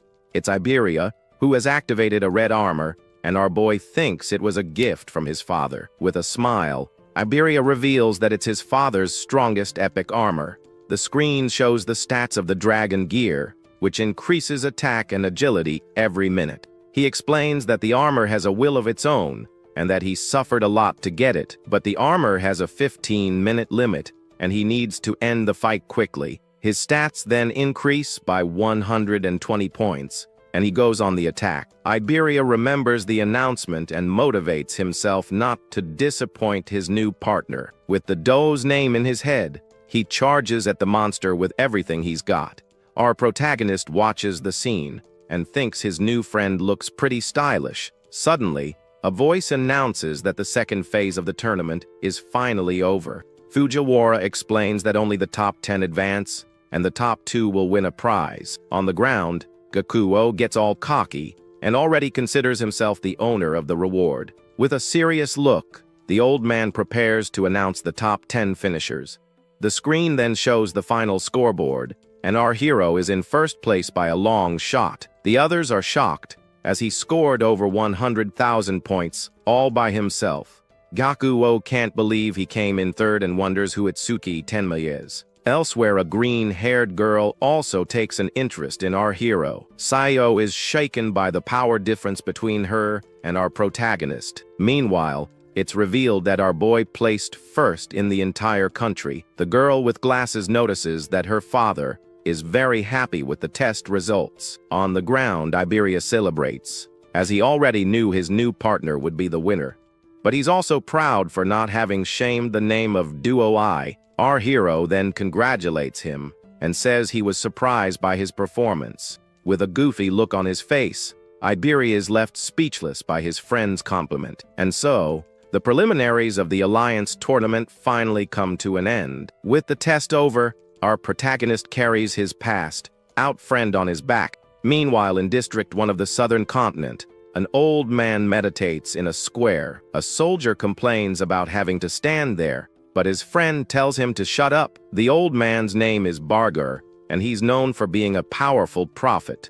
The soldier then questions why he doesn't just tell them where the monoliths will fall. His friend explains that he only sees a fraction of the future, but is as respected as Mendo Izumi, because the success rate of his prophecies is 100%, without a single failure. Suddenly, the old man collapses and shouts that the northern continent is in danger. He reveals that a beast attack is going to happen, and one of them is level 100. At night in a flower garden, someone starts a conversation with our hero. The screen shows that his total stats have surpassed 1,500 points. This is an incredible feat, as the normal gain is 50 points per level. With this, our hero is compared to a level 30 awakened. Additionally, his passive skills continuously increase his defense and agility, but his attack power is the only thing that he can't increase for now. Our protagonist is then caught off guard by a familiar voice.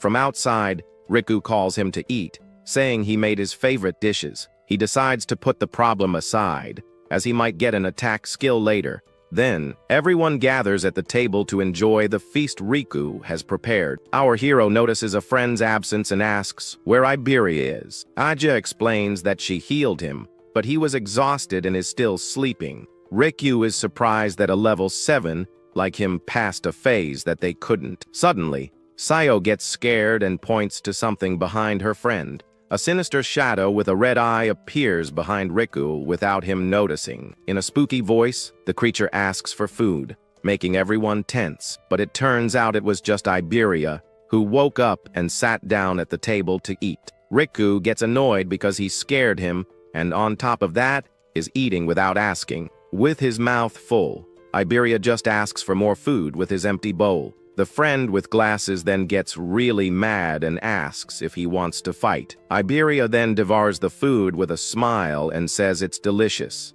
Riku then brags, saying he got his energy back thanks to his cooking. Iberia suggests he should become a chef, since he has more talent for that than for fighting. Suddenly, Mendu interrupts and says he wants to ask the group a question. He then asks everyone at the table what their greatest fear is. Riku says his dream is to be a savior so he can travel the world and eat well. Therefore, his greatest fear is growing old and no longer having the energy to travel. Just the idea of getting old and losing his sense of taste terrifies him. Mendu then turns to Sayo and asks what her fear is. She reveals she was born into a family of doctors and grew up in a hospital. Because of this, she saw many people suffering from illnesses from a young age. This experience became a trauma, and now she's afraid of even a common cold. Our hero then understands why she ran away when he sneezed the other day. The scene shows him sneezing and the girl running away, terrified of the situation. Mendu comforts her, saying that the awakened live twice as long and rarely get sick. Next, he turns to Iberia and asks what his fear is. He reveals that his biggest fear was not passing the tournament qualifiers, but now his fear is not being able to fight alongside his friend Itsuki. With a smile, he passes the question to our hero, who gets a little flustered. Everyone at the table stares at him, and Sayo says she can't imagine what he fears. Our hero then reveals that he was anxious about how he would survive on his own. He explains that anger and sadness overwhelmed him when he was alone in the dark. In his flashback, he was crying until Sayo and Riku appeared before him. His childhood friends find him and try to cheer him up with some food. With tears in his eyes, he says their kindness pulled him out of that negative world. After that, he also met Mendu Aja and even Iberia. He felt like he had finally gained true companions by his side. Looking at everyone, he says that his family had actually grown much larger. With a smile, he reveals that this sense of relief was something he hadn't felt in a long time. Finally, he tells everyone that his greatest fear was ending up living alone. Agia blushes, noticing that his aura is now calm and gentle. Iberia then gets emotional and hugs his friend, promising never to leave him again. Mendo explains that the question was to see if they would regret becoming saviors. He says that a savior's ultimate goal is to depart without any regrets. He then tells everyone to eat up, since Sayo and Riku are going home tomorrow. The next morning, the group says their goodbyes and promises to meet at the national tournament. Our hero then finds the sudden closeness between Iberia and Riku strange. He decides to head back, remembering he had a question for Sayo, but leaves it for later. Suddenly, he realizes that Aja has disappeared and is no longer with the group. He then sees her running in a great hurry and wonders what the reason is. Mendu then asks what happened, and Agia says she has information from the south. She explains that the access level is high, and only level 50 saviors can know. Mendu then allows her to tell them, and Iberia is surprised by his trust. Aja reveals that a prophecy was made by the commander of the southern continent. Our hero doubts the prophecy, but Iberia says it's like a confirmed future. Aja asks her father to leave the north, but he says he is the target of the attack. Because of this, he would serve as the perfect bait to attract the beasts. She insists that he flee, but our protagonist agrees and offers to fight. Mendu makes up his mind and asks our hero to do something else instead of fighting. Our boy's mission is to protect Iberia's father, the most skilled craftsman. Our protagonist finds this strange and thinks his master wants him away from the fight. Mendu then turns to his daughter and reveals he has 3 requests for her. The first is to warn the residents and safely evacuate those with low levels. With his red eyes, he orders Heighten to come to District 1 of the North. Agia then tells her father that she has already made the preparations and Heighten is on his way. With a curious look, she continues to stare at her father without saying a word. She then asks why he sent our hero there, since Aiden already has guards. All embarrassed, she realizes her father saw right through her intentions. Mendu explains that a level 100 beast will appear, and our hero would reveal his hand. Furthermore, he reveals that our hero lacks attack power, but Aiden has an artifact. With that item in hand, a perfect awakened will finally be born to fight. At 8 in the evening on the first day, the monoliths fall on the northern continent. In District 2 of the North, our hero and Iberia run through the dark forest. Our protagonist is worried because the beasts could attack at any moment. Suddenly, Iberia gets startled and shouts for our boy to look at the sky. Our protagonist then turns and also sees what spooked his friend. A flaming monolith then crashes down right in the center of the city. A huge explosion of light occurs, consuming the surrounding buildings. Our hero is concerned, as the civilian evacuation is still underway. In the city, the awakened panic, because the beasts arrived way too early. The barrier begins to form, and he finds himself in a dilemma between the mission and the civilians. He knows Iberia is exhausted, but hasn't asked to stop because of his father. Iberia then says they should go help, because without a strong awakened, many will be lost. With a smile, Iberia changes the plans, and our hero agrees to help. Suddenly, a stone fist erupts from the ground and attacks the awakened. A level 21 fire golem then appears and faces the heroes. The group realizes the fight will be tough, even with 3 level 15s. One of the awakened uses his stone shield and tells everyone to hold the formation. With the shield in front, he tells the others to look for an opening to attack. But the golem unleashes a blast of fire and easily destroys the shield. The awakened is shocked, as he didn't expect so much power in a single blow.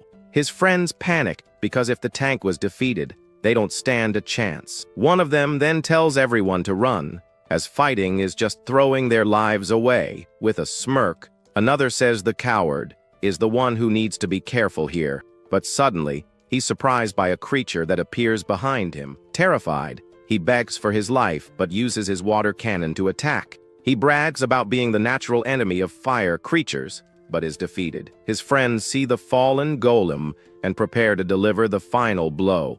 But the one who attacked gets cocky and says he'll finish the beast himself. Suddenly, the golem gets back up and glares at the awakened with a look of hatred. The monster then unleashes a massive fire blast, and everyone thinks it's the end. But a wall of ice appears, protecting the awakened from the golem's attack. With the arrival of reinforcements, one of the awakened says everything will be okay now. Our hero then tells Iberia to evacuate the civilians, and his own defense increases. Iberia brags and says that one day he'll be stronger than Jin Taiwa himself. One of the awakened gets annoyed by the boy's audacity and calls him a brat. The other awakened find our hero's ice armor strange. With his armor active, our protagonist remembers a piece of advice from his master.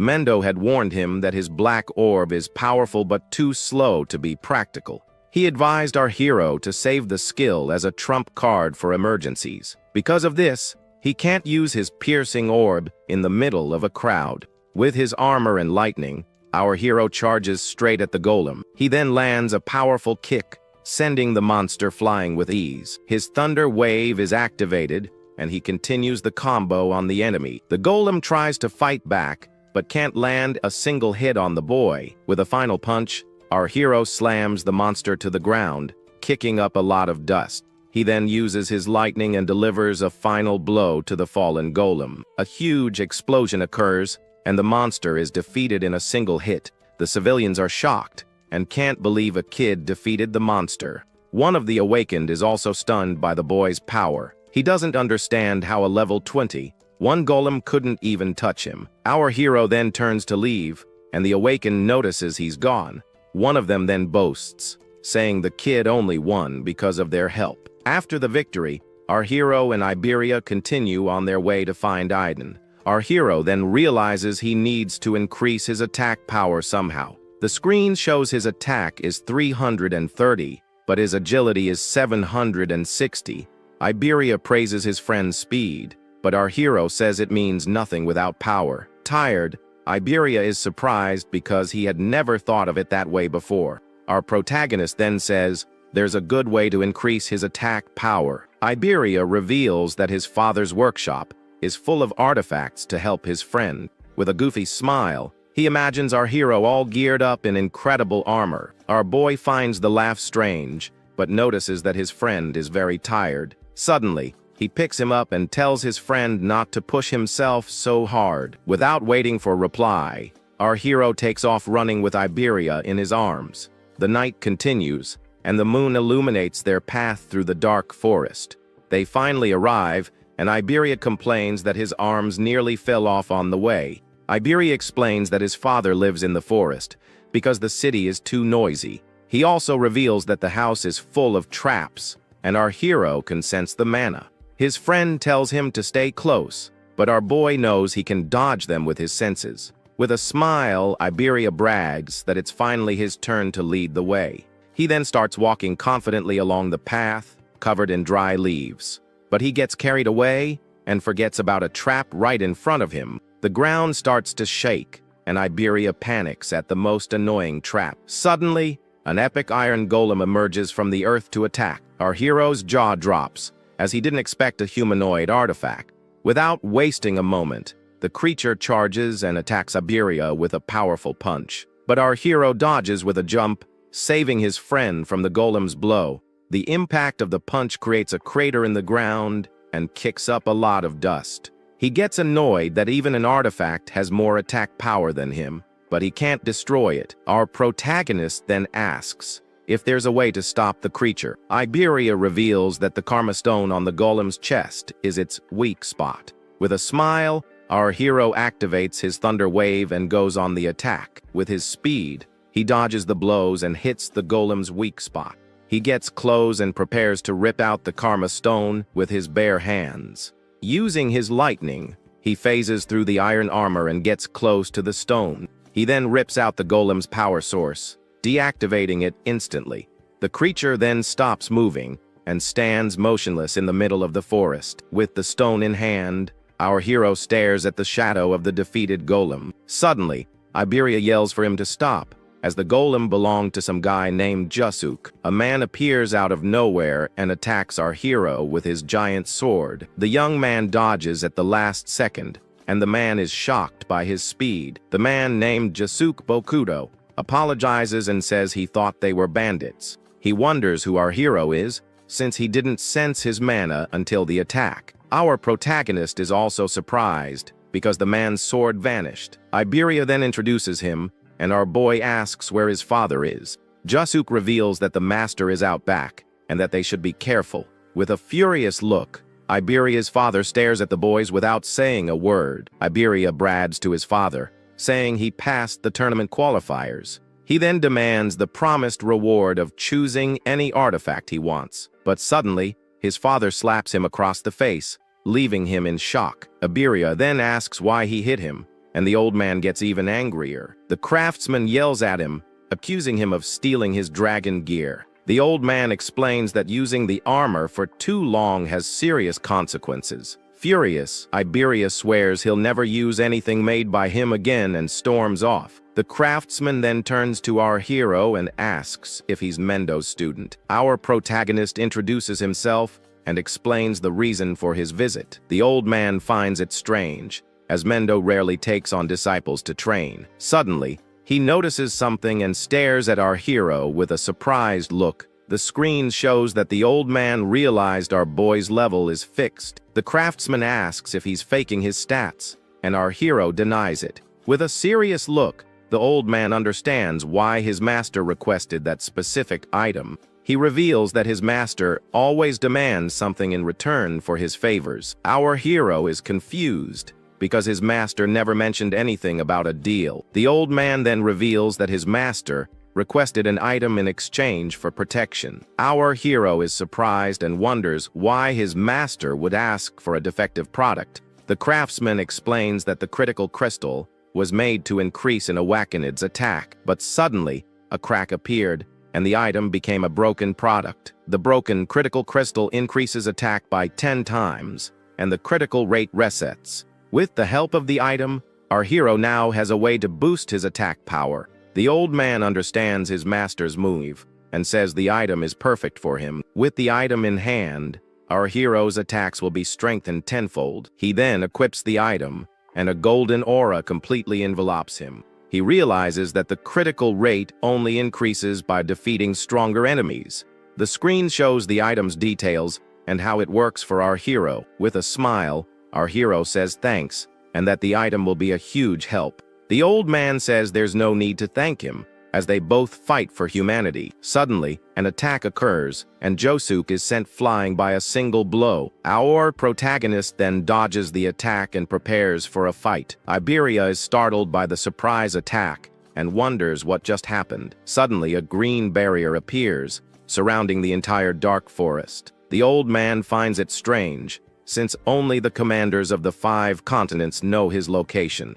Josuke warns everyone to stay back, because the beasts are coming. With his eyes glowing, our hero senses something approaching at high speed. He can sense 6 monsters approaching, but suddenly there are 8. A level 14 one-horned demon appears and charges to attack. Our protagonist then dodges the blow and prepares to counter-attack. With his ice wall, he protects himself and easily defeats the creatures. He realizes he can't use his lotus because the explosion could be dangerous. Josuke would also be hit, as he's too close to the battle. On top of that, Iberia and his father are hiding in the cabin right behind him. The skill could hit them both, so he can't risk it. In the midst of the monster horde, he realizes that fighting alone is better. Suddenly, he senses a new wave of magical power, much stronger than before. A level 24-2 horned guardian beast emerges for the fight. Elsewhere, the demons prepare to send the first wave of attack.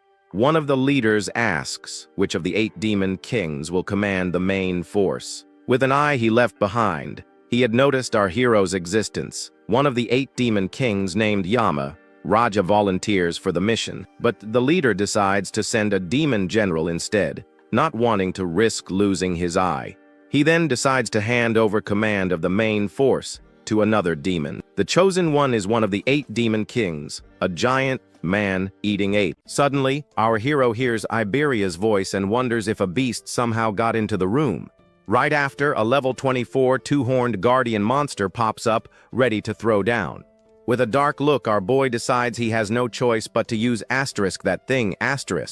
He also realizes the creature's attack power is higher, which could actually boost his hit rate. The system then shows that his broken crystal increases his hit rate by 1% with every victory. So our MC activates his piercing orb to test out his new skill. The purple energy drills through the monster, taking it down with a single clean hit. Just like that, his critical rate increases to 1%, and he sees the plan worked perfectly. Our hero then tells Josuke to handle things out there, saying he'll take care of the beast in the room. Using his lightning-fast speed, he zips toward the cabin to save his friend. Inside, Iberia is on the ground, facing a horned demon that has him cornered. He's bummed, because without his dragon gear there's just no way he can win. With few options left, he braces himself for whatever is coming next.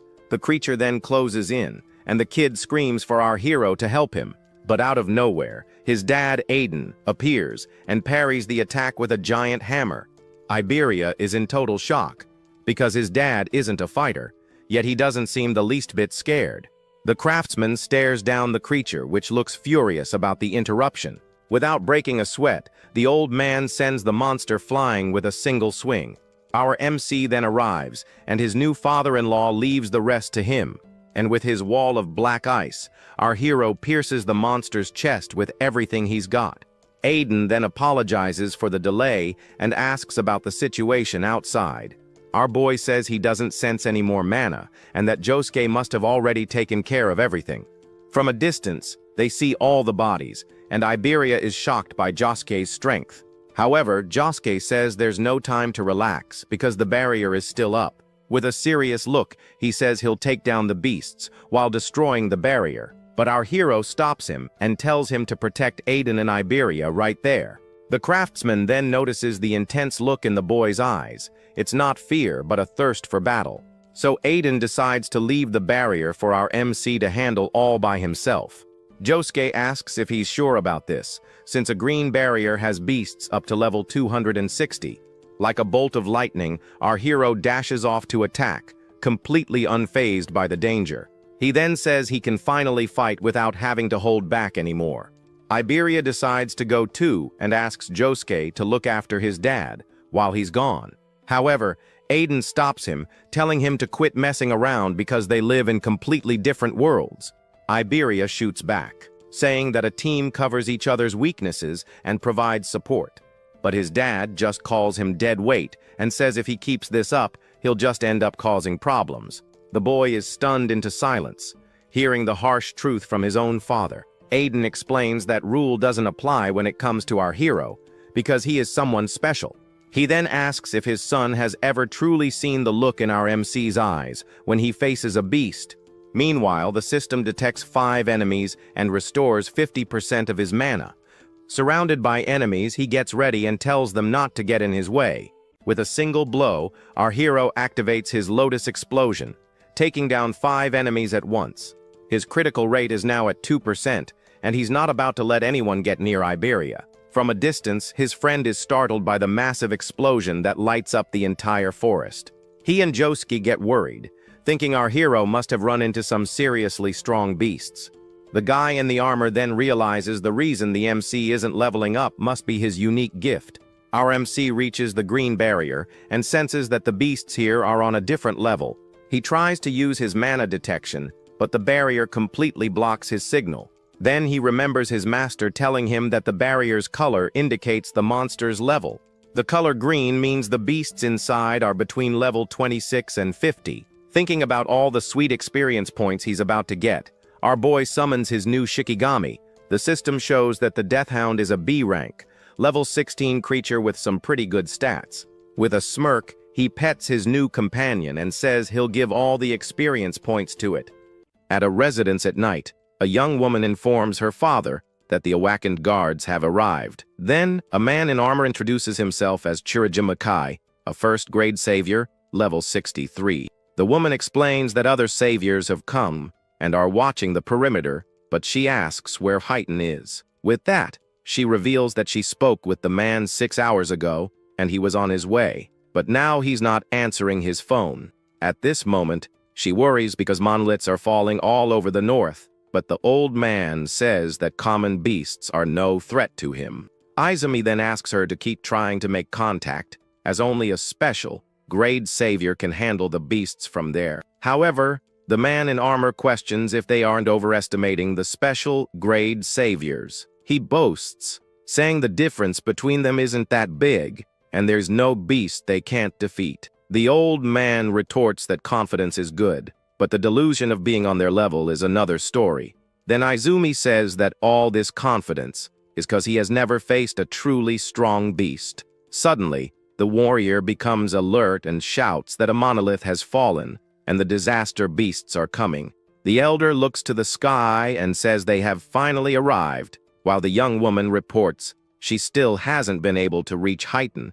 With a confident look, Kay tells them not to worry, as he will eliminate every last beast. Right after, he declares that he will prove in that moment that the first grade are a match for the special grade. Elsewhere, we see the green barrier that our hero was tasked with destroying. Our protagonist and his wolf, Grim, are inside the barrier, and he notices the scenery is the same as outside. Then a beam of green light shoots up, and the young man feels a strange atmosphere as his magic detection activates.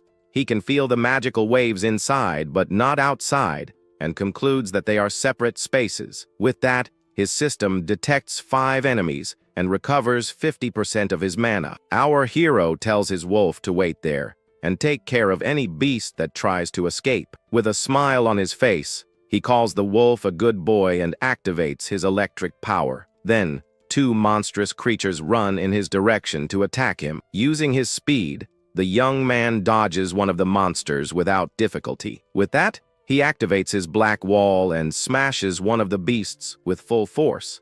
Next, he uses an electric attack to take care of the other creatures. The blow hits the monsters head-on and throws them far away with the impact. Suddenly, a much larger and more imposing beast appears in front of him. Without wasting time, our hero uses his piercing orb straight at the creature's face. The purple energy passes through the creature, giving it no chance to defend itself. With the victory, his critical rate increases to 3% in total. The young man calculates that with this rate, he will soon land his first critical attack. He then notices the green monolith and says it's the first time he's seen one up close. Then he wonders if destroying the stele will make the barrier disappear and says that one blow is enough. However, his system detects one more enemy, and his mana recovers 10%. With a focused look, the boy realizes there is still one enemy left to defeat. Suddenly, several black spikes shoot out from the ground and advance in his direction. The protagonist dodges the attack and thinks that if he hadn't sensed the magic wave before, he would have been pierced, and the situation would have turned very ugly for him. The young man looks at the stele and realizes the attack came from behind it. He then understands that this is a different type of disaster beast than the previous ones. From a distance, we see the immense green barrier that covers part of the forest. Meanwhile, the blonde kid is all bruised up and has a very worried look. Jazuke then warns him that not even Tenma can handle all the beasts, and the boy wonders if he'll end up holding his friend back. The man in armor tells him not to worry because the master exaggerates, but Iberia feels useless. He then explains that green barrier beasts are from level 26 to 50, and the blonde admits he wouldn't win. Jazuke tries to cheer him up, saying that at his age, he didn't even have the courage to enter one of those. Our hero's friend is surprised, and Jazuke reveals that the difference isn't just the level. With that, he explains that beasts from gray barriers have no intelligence and just destroy everything. Although they're strong, they can be defeated with strategy. But the ones from the green barrier are another story. Inside, there can be intelligent beasts like a 4-horned general, level 34. Jazuke says that few from the protagonist's generation could handle that beast, and the young man notes that they are different. The warrior concludes that Iberia isn't a burden because he's immature, but because his friend is too strong. Back to the fight, our hero says he has finally found the rumored intelligent beast. The monster scoffs and asks if he's muttering and pleading for his own life. Then the creature wonders about his strength, but calls him a coward for being level 0 and trembling before it. With a sinister smile, the protagonist says he's just excited, and since the creature talks, he has a question. The monster agrees to grant his last wish before finishing him off. With his red eyes blazing, our hero asks if the creature feels pain. The beast becomes furious and says a mere human cannot make it feel pain. Then it declares that inflicting pain is their privilege and attacks with sharp blades. The creature's blades come down with full force toward our hero. With his electricity active, the young man faces the monster head on without fear. Then he counterattacks with a slashing blow that tears through the air toward the enemy.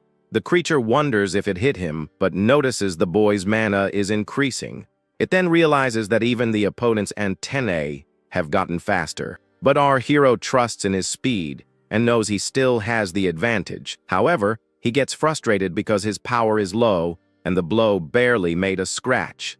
The monster is impressed with the young man's agility and asks what his real level is. With that, the creature says that speed doesn't matter, as he is just an insect. Then the beast mocks him, saying that even 100 weak blows wouldn't even tickle it. Without wasting time, our hero dodges the attacks with his enhanced agility. He uses the creature's own blades to defend himself from the continuous blows. With a quick move, he manages to block one of the monster's attacks. The young man keeps defending himself as the creature pressures him with its attacks. Then he challenges the beast to try and hit him if it's really capable. The beast notices his electricity is just to increase speed and questions his mana. He understands that the antennae are part of the beast's body, which is why his analysis doesn't activate. Our hero wonders how many attacks he has already delivered as he dodges again. The creature says it's useless, and the boy realizes his mana is running out. With a determined look, he decides to focus everything on the attack to win the fight. The young man decides to increase the frequency of his attacks, because if he lands a critical hit, he wins. He continues the attack, while the system shows the details of his critical hit item. To land the decisive blow, the only thing he can do is keep attacking. The creature defends itself with its blades, and our hero's blows have no effect. But in a moment of carelessness, he is hit hard and ends up spitting a little. The monster calls him a fool for throwing himself at it like that. The creature then mocks him, asking where that so-called pain he was going to cause is. The beast is surprised that he's still standing and praises his high defense. Suddenly, a red aura surrounds him, and the crystal informs him that his next attack will be a critical hit. With a devastating punch, He hits the monster's chest with all his might. The beast is completely shocked by the sudden power of the blow it received. The impact of the attack is so strong that a shockwave destroys everything around them. The enemy falls to its knees with a massive impact on its chest and wonders where so much power came from. The young man notices the critical hit was much stronger than he expected. Looking at the defeated enemy, he feels a mix of satisfaction, focus, and ecstasy. He then realizes that even with a wound on his stomach, he doesn't feel any pain. With a smile on his face and steam coming from his mouth, he says the feeling is incredible. The boy then grabs the creature and asks if it felt any pain from that. Frightened, the monster wonders what he is and calls him a cheater because of his stats. With red eyes, he explains that the other beasts didn't even scream and finishes off the enemy. With a frightening smile, he says that the scream of a beast that feels pain is good to hear. The creature calls him a demon as it's being overpowered, and the young man's critical rate increases. With the beast defeated, he says it's finally over, and his critical rate rises to 4%. Now that the danger has passed, the adrenaline fades, and the pain from the wound on his stomach starts to set in. He then notices that the barrier has become transparent, which means there are no more beasts inside. The young man approaches the monolith and realizes that he only needs to destroy it to complete his mission. Without wasting time, he throws a punch with all his might and shatters the stele into several pieces. Exhausted, he falls to the ground and thinks the stele was weak, but he needs to check something before heading back. With a serious look, he remembers an important detail about his new companion. A wolf's shadow appears in front of him, and the protagonist asks the creature to show itself. His wolf, Grim, then appears, and the young man notices that he seems much bigger than before. With a surprised look, he notices another change in his new Shikigami. The system shows that the wolf went up 3 levels and gained 150 status points. He understands that it wasn't his imagination, and the wolf's body really does grow with its levels. With that, he wonders just how giant his companion will become and can hardly wait to see. Then, in the middle of the night, the green barrier finally vanishes, leaving the nearby warriors completely amazed by the boy's accomplishment. The veteran warrior watches everything with a serious expression, thinking that the rookie managed to destroy it in just 10 minutes, making him even stronger than he is. But the hero is at his limit, leaning against a rock and badly injured, while his loyal giant wolf observes his terrible condition. So he asks his beast to track his magical trail to lead him back to where his blonde friend is waiting. With that, the large animal puts its master on its back and starts running through the dark forest, letting out a loud howl. The sound of the howl echoes throughout the silent mountain, and the tense atmosphere grows as the night goes on in that dangerous place. At that moment, the man in armor hears the noise and wonders why there are still beasts around if the barrier has already been destroyed. He stays on high alert and orders the young apprentice to return to his room immediately to protect himself from any imminent danger. But the blonde boy becomes thoughtful upon hearing the sound, feeling like he has heard that strange howl somewhere before. Suddenly, a powerful beast emerges from the shadows, running at high speed and slamming its claws on the ground with great force. With that, the veteran fighter draws his giant sword and prepares for combat, thinking he will slice up any monster that comes near. He then swings his heavy blade at the creature that leaped toward him, vowing to take the enemy down in a single strike. But the blonde boy recognizes the animal and realizes it's the same spirit his companion tamed during their last fight. In that instant, he desperately yells for the warrior to stop the attack, because that giant wolf is the protagonist's ally. The large animal skillfully dodges the sword's strike while carrying its wounded and unconscious master. The veteran then stops his attack and sees the boy's body on the ground, being protected by the enormous, bright-eyed beast. He is confused to see a level 0 commanding spirits, and thinks that this young man's combat power is a complete mystery. Meanwhile, his blonde friend runs over, worried, to help the hero, wondering how he can use abilities from other classes. As he gets closer, he sees that his friend is covered in injuries and desperately asks what happened in that intense battle. But the protagonist can barely open his eyes and just asks for a moment to rest before losing consciousness completely. Seeing his friend unconscious, the blonde boy panics and screams desperately, not knowing what to do to help him. But the veteran warrior calms him down, saying there's no need to cry because the boy is still alive. With tears in his eyes, the blonde friend asks if he really hasn't passed on. Then the man in armor points to the injured boy's chest and shows that he is still breathing normally. The protagonist, who was half awake, asks his partner to use the Kodama bandage he still had. The blonde boy says he'll take care of it and watches his companion on the bed, thinking he'll never catch up to him in power. He reflects on his job as a wind elementalist, who controls the air and its flow. The screen shows that his gift is for healing and only works on himself and his allies, but his damage is reduced. He hated this ability and had never used it before, but now he will use it as many times as necessary. With that, he activates his rank C ability called Healing Wind, and a green aura surrounds him. The young man uses his healing magic on his friend and asks him to get well soon for the sake of their duo. The protagonist seems to be in a lot of pain during the process, and his partner gets worried, calling out his name. Suddenly, a gigantic purple barrier forms over the region, coming from a monolith that fell nearby. Shortly after, a powerful attack cuts one of the buildings in half with absurd force.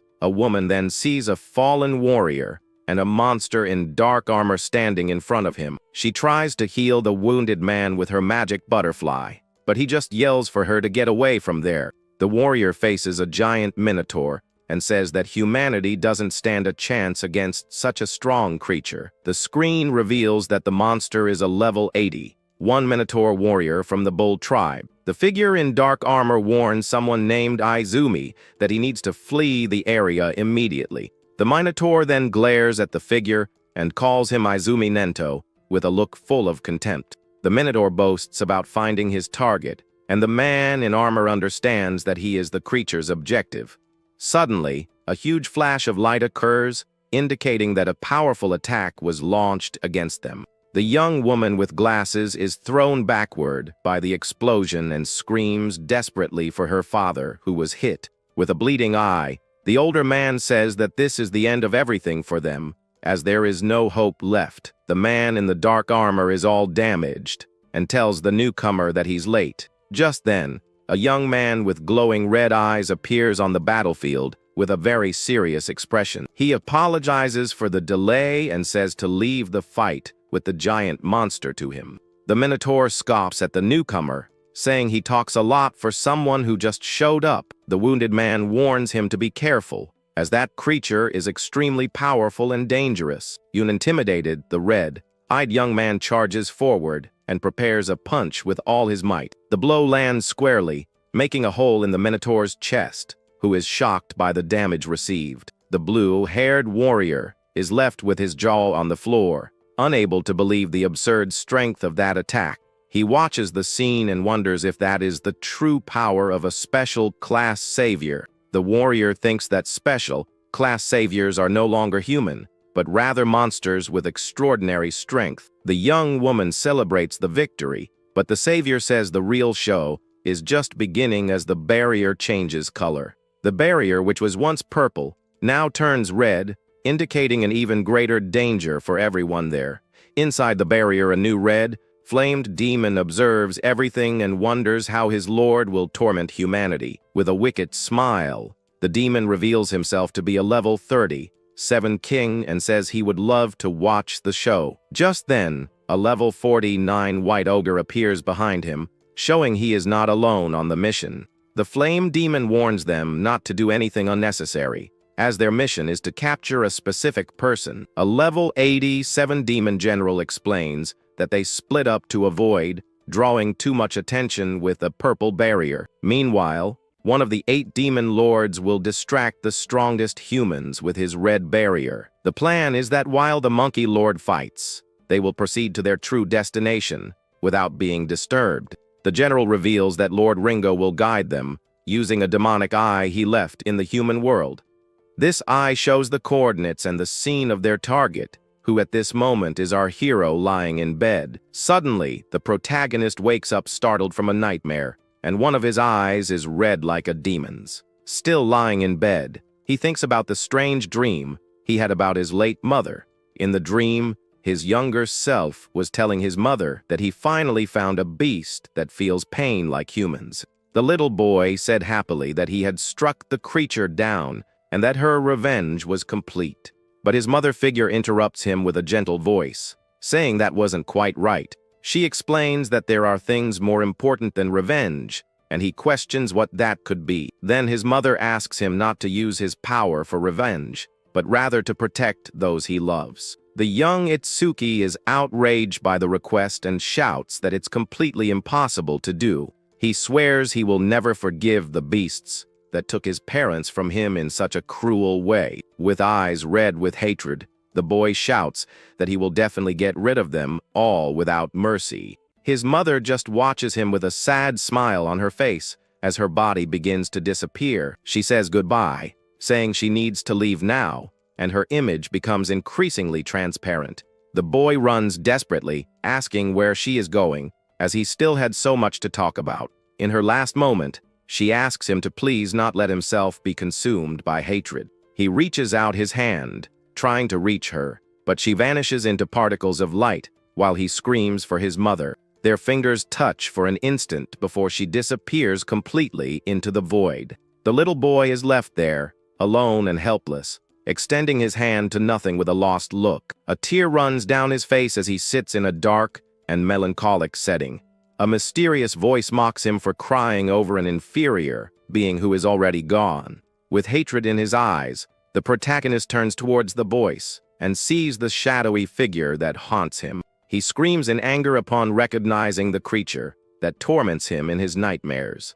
The figure reveals itself to be the demon of destruction and taunts him, saying he only takes the form of a child near that woman. With his body covered in a red aura of fury, the hero yells at the demon with all his being. He charges forward with a powerful punch and swears he will put an end to that evil creature. But the demon envelopes him in its purple energy and says it will let him taste that feeling again. The protagonist's body begins to crack like glass as he is engulfed by the demon's energy. He shouts that he will put an end to the demon Ringa without fail as his body shatters into pieces. The young man wakes up breathless and in a cold sweat, his red eyes still glowing intensely. He realizes it was all a dream and sees his blonde friend sleeping peacefully beside him on the bed. The boy feels a sharp pain in his eyes, even though they aren't injured, and doesn't understand why. He remembers one of his eyes turned red and starts to think about the meaning of that dream. He then notices that his injuries have been healed and wonders if his friend used the bandage on him. He sees his friend sleeping and realizes he didn't rest at all to take care of his wounds. Careful not to wake him, the protagonist gets out of bed and watches him in silence. He decides to tell his wolf not to bark and wake his friend, but the animal is already there in the room. The protagonist realizes what he's done and gets all embarrassed by the situation. Just then, the blonde boy wakes up startled and uses his wind ability, thinking his friend was in danger. But the hero isn't even fazed and thinks that such a weak breeze wouldn't even tickle a beast. The blonde friend is overjoyed to see that his companion has finally woken up and smiles in relief. With that, he hugs the hero, celebrating that his treatment worked, and the boy asks how long he was out. His friend says it was about 3 hours, and the protagonist calculates that it's now the second day of the prophecy. He then assures him with a smile that no other creature has appeared after all that commotion, but the hero still remembers the demon's words in his dream and feels that something bad is about to happen. He then gets up and puts on his coat, saying he can't let his guard down at all. His blonde partner is happy to see that he's fully recovered and ready for more. The protagonist looks out the window and comments that the reinforcements his master mentioned should be arriving soon. Outside, his friend asks for the giant wolf's name, and the hero replies that it's just Death Hound. The blonde boy offers to give the beast a name, but the young man refuses, saying he's not a Shikigami user. His partner is disappointed with the refusal and the hero thinks that he won't let him name his beast no matter what. The protagonist realizes the bandage wouldn't have been enough and understands that his friend used his healing ability. He asks about the blonde boy's type of power, and his friend admits that his attack abilities are quite weak. The hero then approaches the campfire and asks the veteran warrior if any reinforcements have shown up. The man in armor finds the question strange and wants to know the reason for his sudden curiosity. The protagonist explains that his master was sending help, and the veteran remembers that the forest is very dense. The young man agrees, but even so, he feels that there's something very wrong going on around there. He feels that something evil is approaching in the dark and gloomy forest. Meanwhile, a group of people rushes through the dense woods toward an objective. One of them asks a companion how much longer until they arrive at their destination. The one with the ponytail complains about the place, but is excited about the mission to get promoted. Suddenly, a pink-haired girl appears and tells the group to stop immediately. With that, everyone stops running, and they face each other in a combat stance. The girl says she felt something strange, and that something is coming towards them. In the distance, two shadowy figures realize they've been noticed by the warriors. The young man then shouts for everyone to get ready, because disaster beasts are coming. A fire-haired demon and a giant white ogre block their path. With a wicked smile, the flaming creature asks if they are going to the same place. At that moment, a flaming skeleton is summoned to join the battle. The demon scoffs at human fragility, saying that one fireball was enough. The white ogre is standing there, and its partner asks if it has finished the job. We then see the ogre's fist after he struck down one of the warriors. The demon comments on the brutality of his companion, who flattened the guy. The pink-haired girl is terrified and asks where they came from without a barrier. With a cruel smile, the demon creates a fireball and says they came from very far away. The young woman begins to cry in despair, with no chance of escaping from there. He then warns another shadowy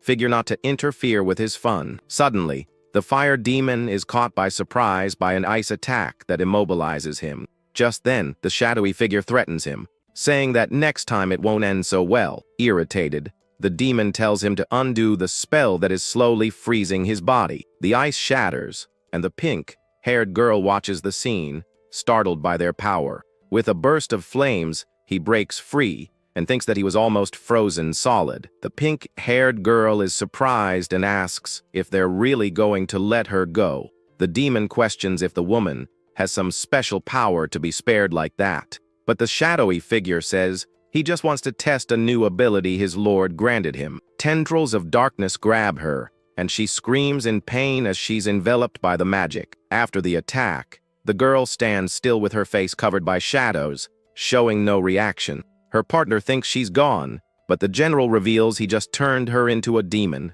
The young woman's eyes glow red, and a strange mark appears on her forehead. The general explains that she is now completely obedient to them and is on their side in the war. The girl kneels and asks what are the orders of her new master of shadows. He orders her to infiltrate human society until the arrival of Lord Ringa, and that she must say her team was attacked, and she was the only one who managed to escape. The Master of Shadows says that since she understands the mission, she can leave and begin now. With her face covered by the darkness, the girl gets up to carry out her new order. She then starts running through the dark forest to begin her infiltration among the humans. The flame demon doesn't understand the reason for recruiting someone so weak for their team. The demon general reveals that thousands of humans have already been turned into monsters, and this includes even the strongest awakened ones in the region. With this, they plan to use these new subordinates as key pieces when the Great Lord finally unifies this entire human world.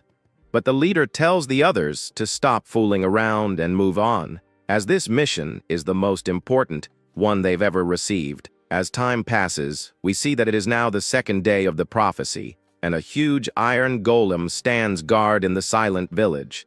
At that moment, the veteran warrior comments that the giant robot's power makes up for the lack of men in their group for the next battle. The blonde boy then asks about the other companions' whereabouts, and the man in armor informs him that the young man went to the workshop to take care of something. Inside the workshop, the black-haired young man talks to a blacksmith about a critical crystal that glowed during his last combat. He explains that the chance of a critical hit was only 3%, but it went up to 4% after defeating that powerful enemy in the forest. The old craftsman is impressed and says the boy was very lucky to activate such a rare effect with such a low percentage. But the protagonist reports that he felt something strange beyond the increased damage, entering a state where he felt he could do anything. Hearing the report, the blacksmith raises his hammer and wonders if this is also a hidden effect within that valuable item he carries. He describes the feeling of having heightened senses to perceive everything around and still remain completely calm during the fight. With a thoughtful look, the young man confirms that's exactly what he felt while facing the beasts in the midst of all that chaos. Surprised by the answer, the master craftsman exclaims that the hero managed to enter the legendary state of flow in the heat of combat. The veteran then explains that this phenomenon occurs when someone becomes completely immersed in an activity without being distracted by anything. The dark-haired boy is a bit confused by the technical term, so the man summarizes by saying he was totally absorbed in what he was doing at that moment. To illustrate, he compares it to a painter who spends hours working on a painting and ends up forgetting even to eat or rest. Or like an athlete moving perfectly or a student solving difficult problems without noticing time passing outside. The man says that an awakened one in this state gains a surreal focus, and their senses become absurdly sharp against any imminent danger. In addition, all attributes and skill effects rise to 120% of their normal value, making the user very powerful. The protagonist is surprised because he's never heard of that state, and even his master never mentioned it before. The blacksmith explains that it takes skill, a focused mind, and a lot of luck to achieve such a feat. He says this ability is what separates geniuses from ordinary people, and almost no one can use it. With that, the craftsman reveals that he himself only managed to enter a flow state 2 years after awakening his powers. The master comments that 2 years was already fast, but the boy did it in just 1 month. But the hero seems to be distracted by something, and the blacksmith asks if he's paying attention. The young man suddenly senses 3 beings with a terrible magic approaching and thinks they are the guards. However, he concentrates and realizes that the dark energy seems more like disaster beasts. With that, he decides to go check the situation and runs out of the workshop to see what's happening. The protagonist throws the door open and steps out with a very serious look to face the new threat. Outside, his friends see him and ask why he's so tense and agitated all of a sudden. The hero explains that he felt waves of magic and thought it might be more disaster beasts coming. The blonde friend says it's unlikely since there's no barrier nearby and the iron golem is on guard duty. Suddenly, something attacks the golem at high speed, leaving the blonde partner completely shocked. The metal giant is pierced in the chest, and its body begins to shatter into many pieces. The veteran warrior is astonished because the golem was defeated before it could even react. With that, 3 demons appear and are identified as a flame king, a resentment king, and a white augur. The screen shows it's still the 2nd day of the prophecy, as a malicious aura covers the area. The protagonist faces the enemies and thinks they seem much stronger than the ones from the previous barrier. He focuses on the group's leader and notes that its magical waves are the strongest he has ever felt in his life. The demon leader says he will capture the target and leaves the rest of the fight to his 2 subordinates. He just warns them to be careful and not to destroy the demonic eye under any circumstances. The 2 monsters agree with the order and prepare to attack the human warriors there. The protagonist and his friend are shocked to realize that those creatures can speak. But the veteran warrior positions himself in front of them and swears he won't let the enemies pass. With that, he charges at high speed toward the shadow leader with his sword in hand. The man in armor is surprised and wonders when the enemy managed to move so fast. He can barely keep up with the movement and realizes that demon is absurdly fast. The veteran vows to stop the monster while the blonde boy shouts that he won't let it get near his friend.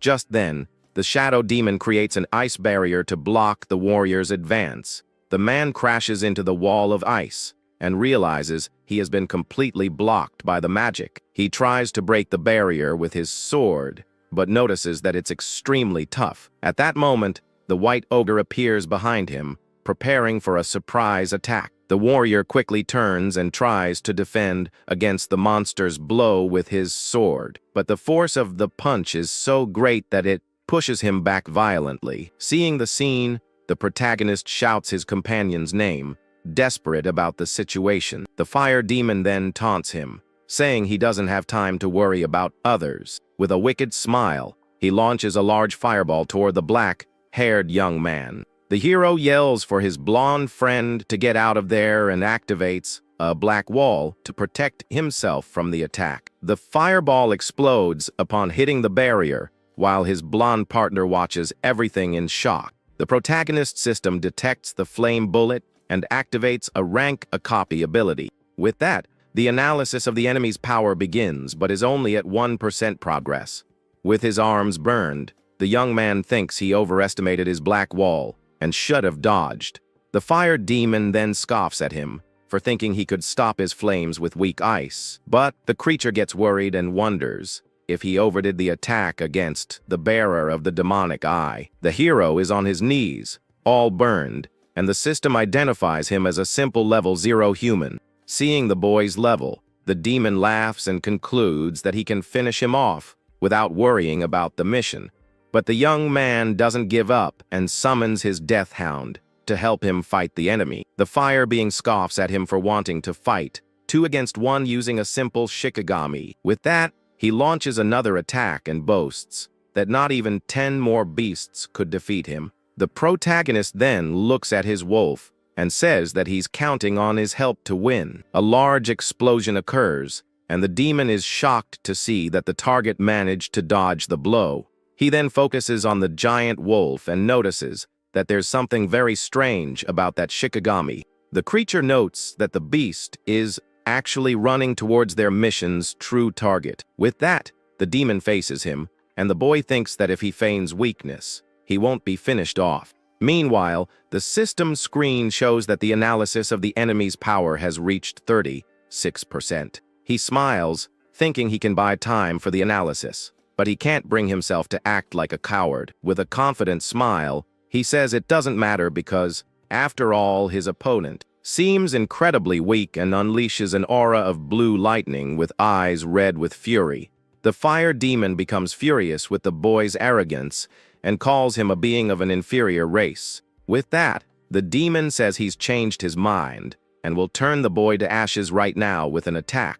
But the hero dodges and realizes the enemy's speed hasn't changed, meaning he's a long-range fighter. With that in mind, he charges forward with everything he has to close the distance and end the fight once and for all. The fire creature is surprised by the young man's reaction and doesn't understand what's happening. The protagonist gets close in an instant, and the demon is shocked by his absurd speed. But despite the surprise, the monster remains calm and stares at the boy with a very sinister look. With a wicked smile on its lips, the creature seems to have an ace up its sleeve for this situation. The hero attempts a punch, but is blocked by a shield of flames that appears out of nowhere in front of him. He is surprised by the fire barrier and realizes his plan won't be so easy.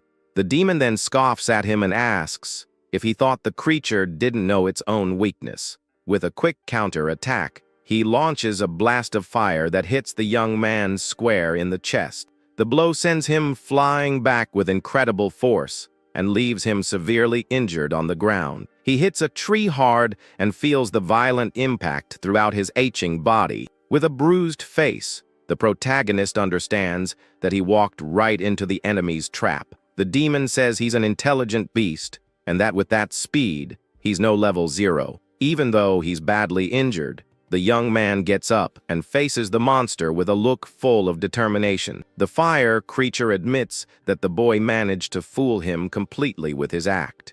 The monster then warns that it would be easier if he just stayed quiet and accepted his end. The hero sees that the analysis of the enemy's power is at 81% and needs more time. The scene cuts to the village, showing that it's 3:14 in the morning and the giant wolf is howling. The demon leader lists the blacksmith's achievements and calls him the most excellent craftsman of the human race. The man then asks if he plans to end his life, but the creature says it won't do that if he is useful. But the craftsman responds with a defiant look that, unfortunately, he doesn't like taking orders from anyone. With that, he draws a tool and charges at the enemy with his eyes red with pure fury. Then an ice aura surrounds his body as he prepares for a counter attack with all his power. The demon is surprised because the man covered himself in ice instantly and realizes the ability is rank A. The creature tells him to give up and freezes him to the ground, saying they decide who lives and who is done for there. Hiding, the blonde friend panics, thinking his father will be taken, and plans an attack. He shrinks behind a suit of armor, completely terrified by the situation and unsure of what to do. Suddenly, the protagonist's death hound bursts in, and the boy recognizes his friend's beast.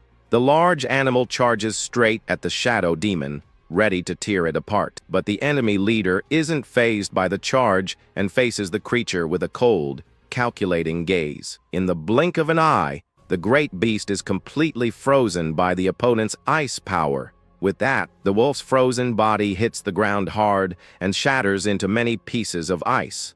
The demon gets angry with its subordinates for letting the beast get past, and the blacksmith sees that reinforcements have arrived. The blonde boy is terrified to see that not even such a strong Shikigami could get close to the enemy. He understands he doesn't stand a chance and thinks he needs to call the protagonist for help in the fight. Just then, he remembers his father warning him that his actions could cost his friend his life.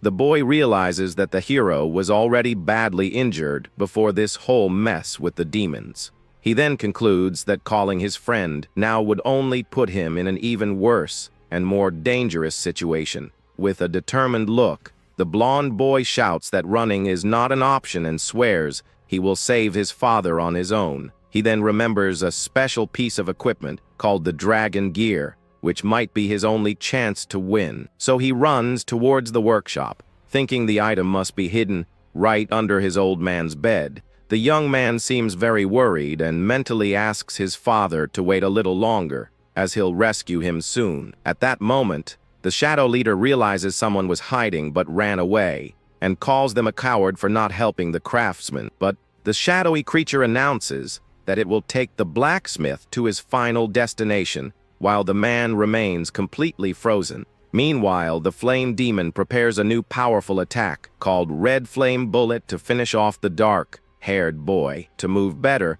the hero activates his black wall and covers his badly burned leg. With that, the young man activates Thunderbreaker to gain a bit more agility and escape the explosions. The fire monster observes the boy's persistence and notes that although he keeps dodging, his speed has dropped a lot.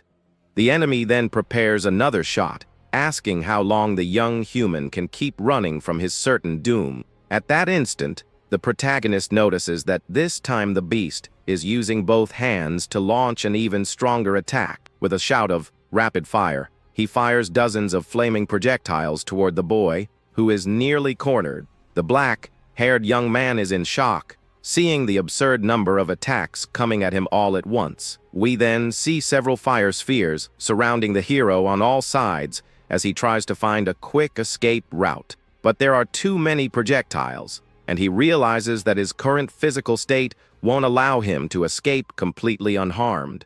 The boy tries his best and thinks that he would normally dodge this easily, but his body is too heavy and tired.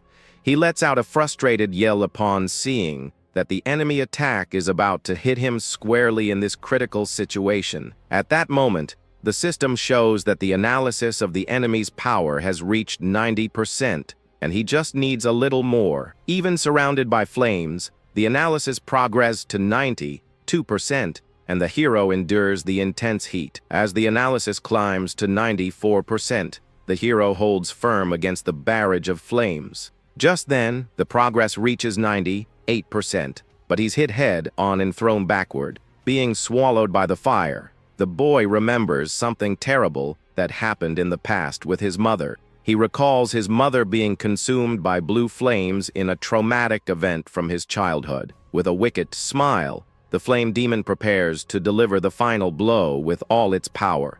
He then launches a piercing red flame bullet to end the young man's life once and for all. But at the last second, the analysis reaches 100%, and a blue barrier appears to protect him from the attack. The fire projectile collides with the ice shield, causing a massive energy explosion in the area. Not understanding a thing, the fire creature is surprised and wonders what that mysterious defense is. At that moment, the system announces that the analysis is complete and Black Wall has leveled up to level 3. With this, his stats increase by 50, and all his injuries are completely healed on the spot. He calculates that this power boost is equivalent to 4 levels for a common awakened one, and is satisfied. The demon doesn't understand how its flames aren't even scratching him, and thinks the hero used some defensive ability. We then see that his Black Wall has now taken the form of a large, protective ice lotus flower.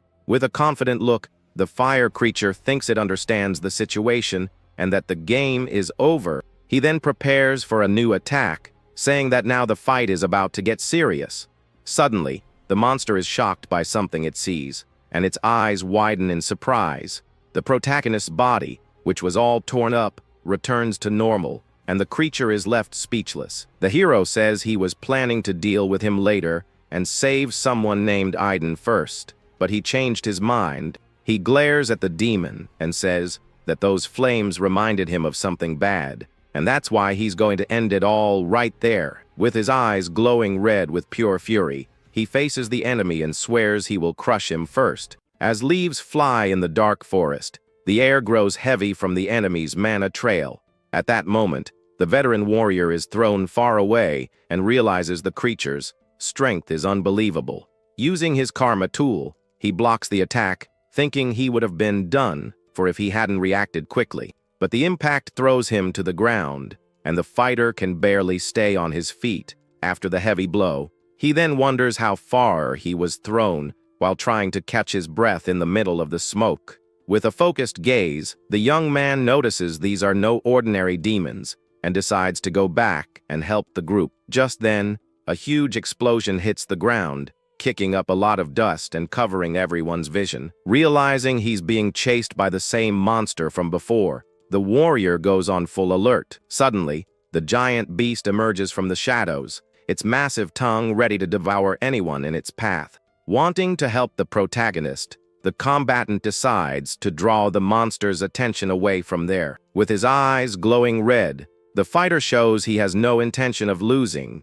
He plans to end the fight quickly to protect the master craftsman and his blonde partner back at the workshop. Meanwhile, inside the workplace, the young blonde boy desperately searches for something to help. Rummaging through every corner, he reaches his arm under the furniture, hoping to find his final trump card. Upon touching a mysterious box, the boy feels he has finally found what he needed for the battle. With a bright, hopeful look, the kid realizes his luck has just turned around. Shouting with joy, he holds up the dragon's suit and says that now he can finally fight on equal terms.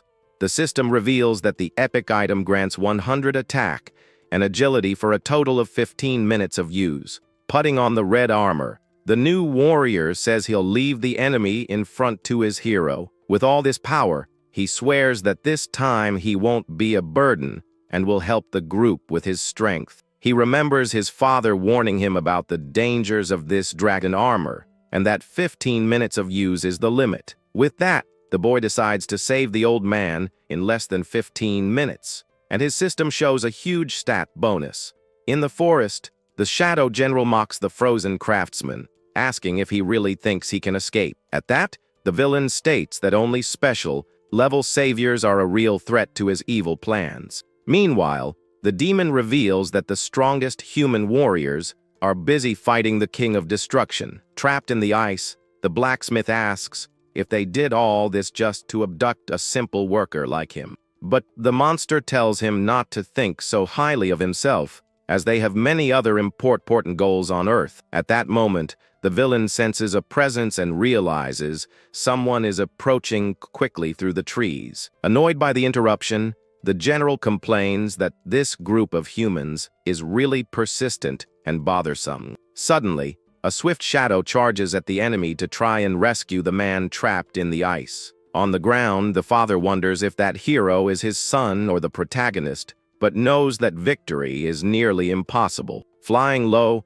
the young man in the dragon suit appears out of nowhere and attacks the Shadow Master with all his speed. Filled with rage, the blonde boy yells for the monster to give back his father as he unleashes a mana-charged strike. The system then announces that he has been equipped for 2 minutes, and his attack and agility points rise significantly. Surprised, the general comments that first it was a giant wolf, and now a human child has decided to show up and fight. Far away, the black-haired hero emerges renewed on his ice flower, and the fire demon doesn't understand a thing. Shocked, the villain observes that the boy's body was completely burned, but now it looks like he was never even hit. In disbelief, the monster asks how his opponent managed to recover so much in such a short time. Furious, the flame beast declares that it doesn't matter how many times he heals, because the end result will be his ultimate downfall. In that instant, the enemy launches a frantic barrage of red fireballs to try and obliterate the hero for good. With that, the Black Wall's skill is activated as several fireballs speed toward the young warrior. This causes a massive explosion on the ground, kicking up a ton of dust and heat everywhere. The fire demon then starts to laugh, saying he's going to turn the human into charcoal in no time, but the hero emerges unscathed from the flames, and the system announces that his defense has increased by 15%. At that moment, he activates the Thunder Breaker and prepares to counterattack with a surge of electricity. The monster is shocked to see that the boy's speed has increased even with its fire barrier up. The protagonist then focuses his dark gaze and says it's time to rip the scales off the beast. With that, he leaks like a dark shadow toward the enemy's shield to put an end to this nonsense. The energy-charged punch begins to crack the creature's red protection with incredible force. The barrier then shatters completely, leaving the opponent vulnerable to our hero's attack.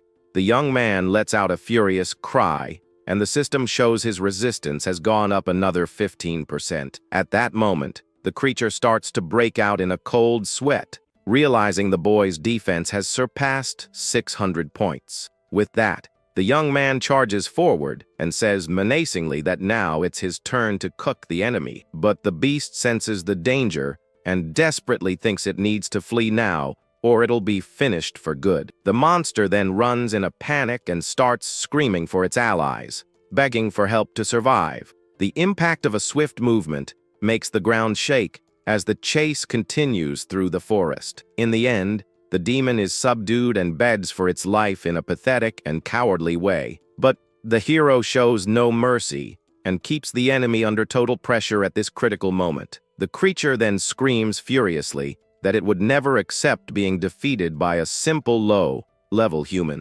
The protagonist just maintains his cold, calm gaze, completely ignoring the opponent's shouts. The fire monster is in shock, unable to believe a mere level 0 has so much power. With that, the system announces that the boy's next attack will be a decisive critical hit. Sweating nervously, the enemy stares at the protagonist and wonders if he's actually a demon in disguise. The villain is then thrown backward with incredible force while trying to understand what just happened.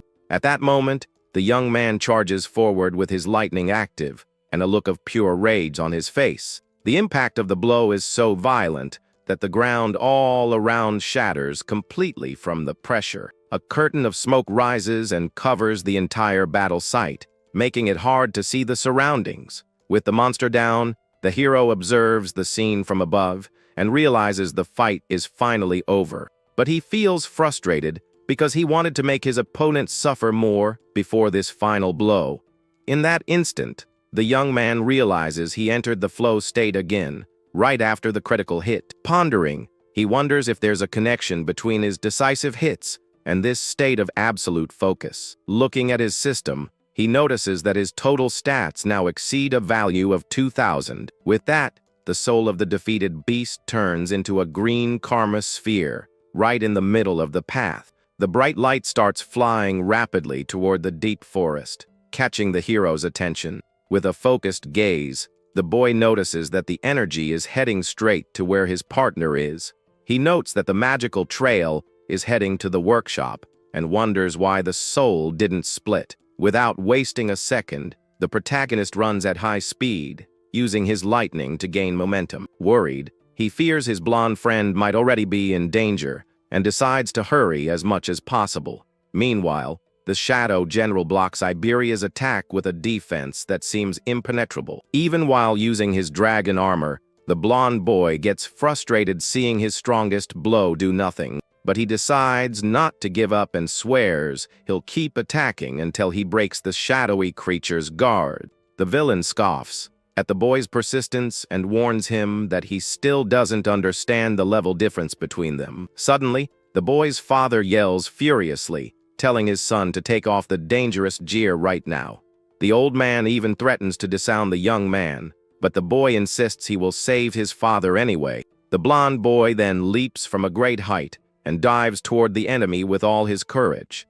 At that moment, he thinks that if his friend were there, he would surely make the same decision. Desperate, the blacksmith yells for his son to stop, but his words don't reach the warrior's heart. But the Shadow Master observes the human's family bond with disgust and decides to end this little game. With a simple movement, the demon prepares its ice magic while looking at the target coming from the sky. In an instant, the boy's body is completely frozen in mid-air, and he becomes trapped, unable to move. Just then, the veteran warrior gets trapped in ice, and the demon tells him to know his place. With that, the man in armor looks on furiously, immobilized while the enemy gloats about its victory. Then, a shadow leaps into the air, and the system announces that the equipment will only be active for 3 more minutes. At that, the loyal wolf is covered in crystals, and its level quickly rises from 19 to 20. But the dark beast manages to shatter all the ice and emerges even stronger to help its master.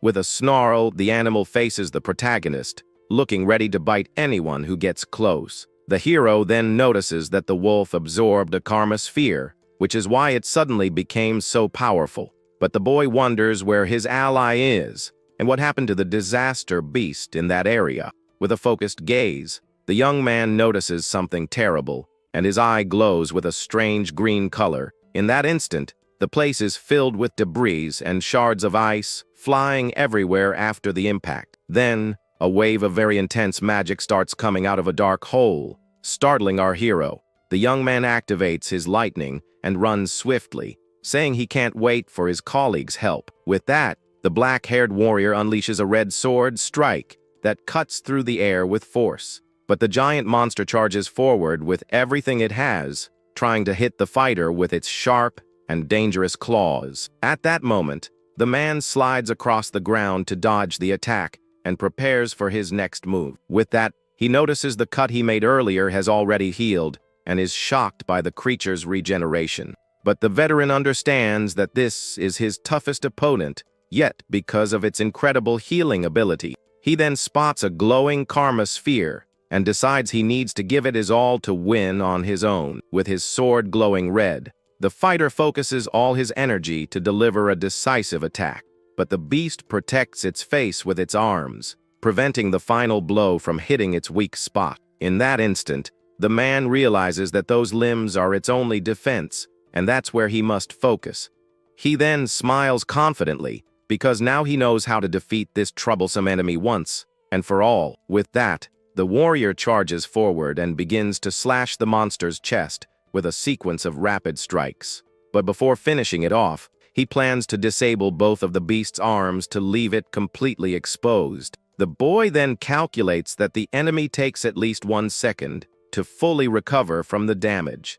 He then realizes that during this short time, the beast's weak spot will be open for his attack. With his eyes ablaze, the fighter concentrates all his hatred and power into a single sword movement. At that moment, he brings the blade down with devastating force, hitting the monster's core with everything he has. With that, a trail of red energy cuts through the scenery, and the enemy is finally overcome by his power. But the hero takes a deep breath and admits it was tough to fight against such a resilient creature. As the smoke rises, the warrior thinks he needs to meet up with his master soon to help in the fight. The combatant then observes the trail of destruction and realizes that the ice beast is a very big problem. Meanwhile, the blacksmith is cornered by the dark villain, who mocks the poor man's desperate situation. The general then orders the prisoner to speak, and the craftsman begs for his son to be spared from all this evil. But the monster claims the old man will soon lose all control and become just a puppet in the hands of the shadows. At that moment, the enemy reveals that he recognized the boy's armor and knows it belongs to the dragon clan. With that, we see that these creatures possess an incredible life force that continues to live on even after their passing. But using this equipment for too long can cause the wearer's consciousness to be slowly devoured. The system then shows that the young blonde boy's body is being taken over by a malicious and very dangerous will. With a cry of pain, the little combatant begins to transform into a real beast, losing his humanity. With that, the final form of the dragon suit is revealed, and its power overflows in a terrifying way. Going back a little in time, we see the black-haired hero walking while his friend wishes for his safety. The protagonist then asks if the boy really admires him that much, and the young man confirms he wants to be just like him. At that moment, the veteran gets curious and asks why, since there are many other famous warriors. He mentions great names from the past as memories of legendary fighters appear in both friends' minds. With that, the young man mentions other powerful masters who have much more experience in difficult battles. But the dark-haired man states that even he is more famous than the young blonde boy can imagine at that moment. The master then questions the reason for this specific choice, leaving his student thoughtful with the question. With a surprised look, the boy doesn't know what to answer and remains silent, trying to process everything. But the experienced combatant puts a hand on his shoulder and tells him not to worry so much about these details for now. In that instant, the little blonde boy reflects that he never really stopped to think about the reason for his great admiration. With that, the memory flashes back 10 years, where the boy was playing happily with his wooden sword. His mother then asks if he liked his birthday present, and the little one answers with great excitement. Overjoyed, the boy decides to give his toy a heroic name while the woman smiles at the scene. With a courageous shout, the boy swears he will defeat all the monsters and protect the world like a hero. At that moment, he runs off to show his new tool to the other children who live nearby. But his parents watch from a distance, and the craftsman wonders if his son actually has any friends to play with. We then see the little blonde boy surrounded by several other kids as he brags about his amazing birthday present. The mood then shifts, and the other children give him strange looks that hide something not so friendly. Full of envy, one of the boys holds out his hand and asks to see the object up close, creating tension. With that, little Iberia holds his wooden sword fearfully. With that, several bullies surround the boy and say his father can make as many toys as he wants. The little blonde thinks about refusing, but fear speaks louder, and he can't say a single word. At that moment, one of the mean boys asks if he's really not going to lend them his precious object. With a forced smile, the little one hands over his treasure while trying to hold back tears in front of the others. But the kids run off, pretending to be great monster hunters with their new prize. Seen from above, the boy looks like just a tiny, lonely dot in the middle of that huge, empty yard. With that, the young boy bites his lip, furious with himself for being so cowardly in that moment. Arriving at the workshop, the little one watches the blacksmith working hard while his mother rests peacefully in the background. With a sweet look, the woman notices her son arriving and asks if he had a lot of fun outside. But the boy lies with a smile on his face, saying everything was great so as not to worry her. The woman then notices something strange in her son's behavior and remains silent, observing every detail. In a firm tone, the father asks where his training tool is, suspecting it was taken from him again. In that instant, the mother understands the situation and says she needs to get the item back for her beloved little one. But the craftsman warns that even if they get it back, the bullies will just steal the object again next time. Striking the metal, the old man yells that his son doesn't even have the courage to ask for help when he needs it. With that, the blacksmith complains that he didn't raise the boy to be so fearful and passive. A few months pass, and the little blonde boy appears, crying hard with a golden glint in his eyes. In the hospital hallway, the father grabs the doctor by his lab coat and demands to know why they can't do anything more. The blacksmith then asks if they are just going to wait for her to pass away without trying any other kind of treatment. Inside the room, the woman calls her son in a very weak voice while lying on the hospital bed. With his eyes full of tears, the boy holds her hand tightly and begs her not to go. The mother then says that his father calls him a coward, but she knows he's really just too kind-hearted.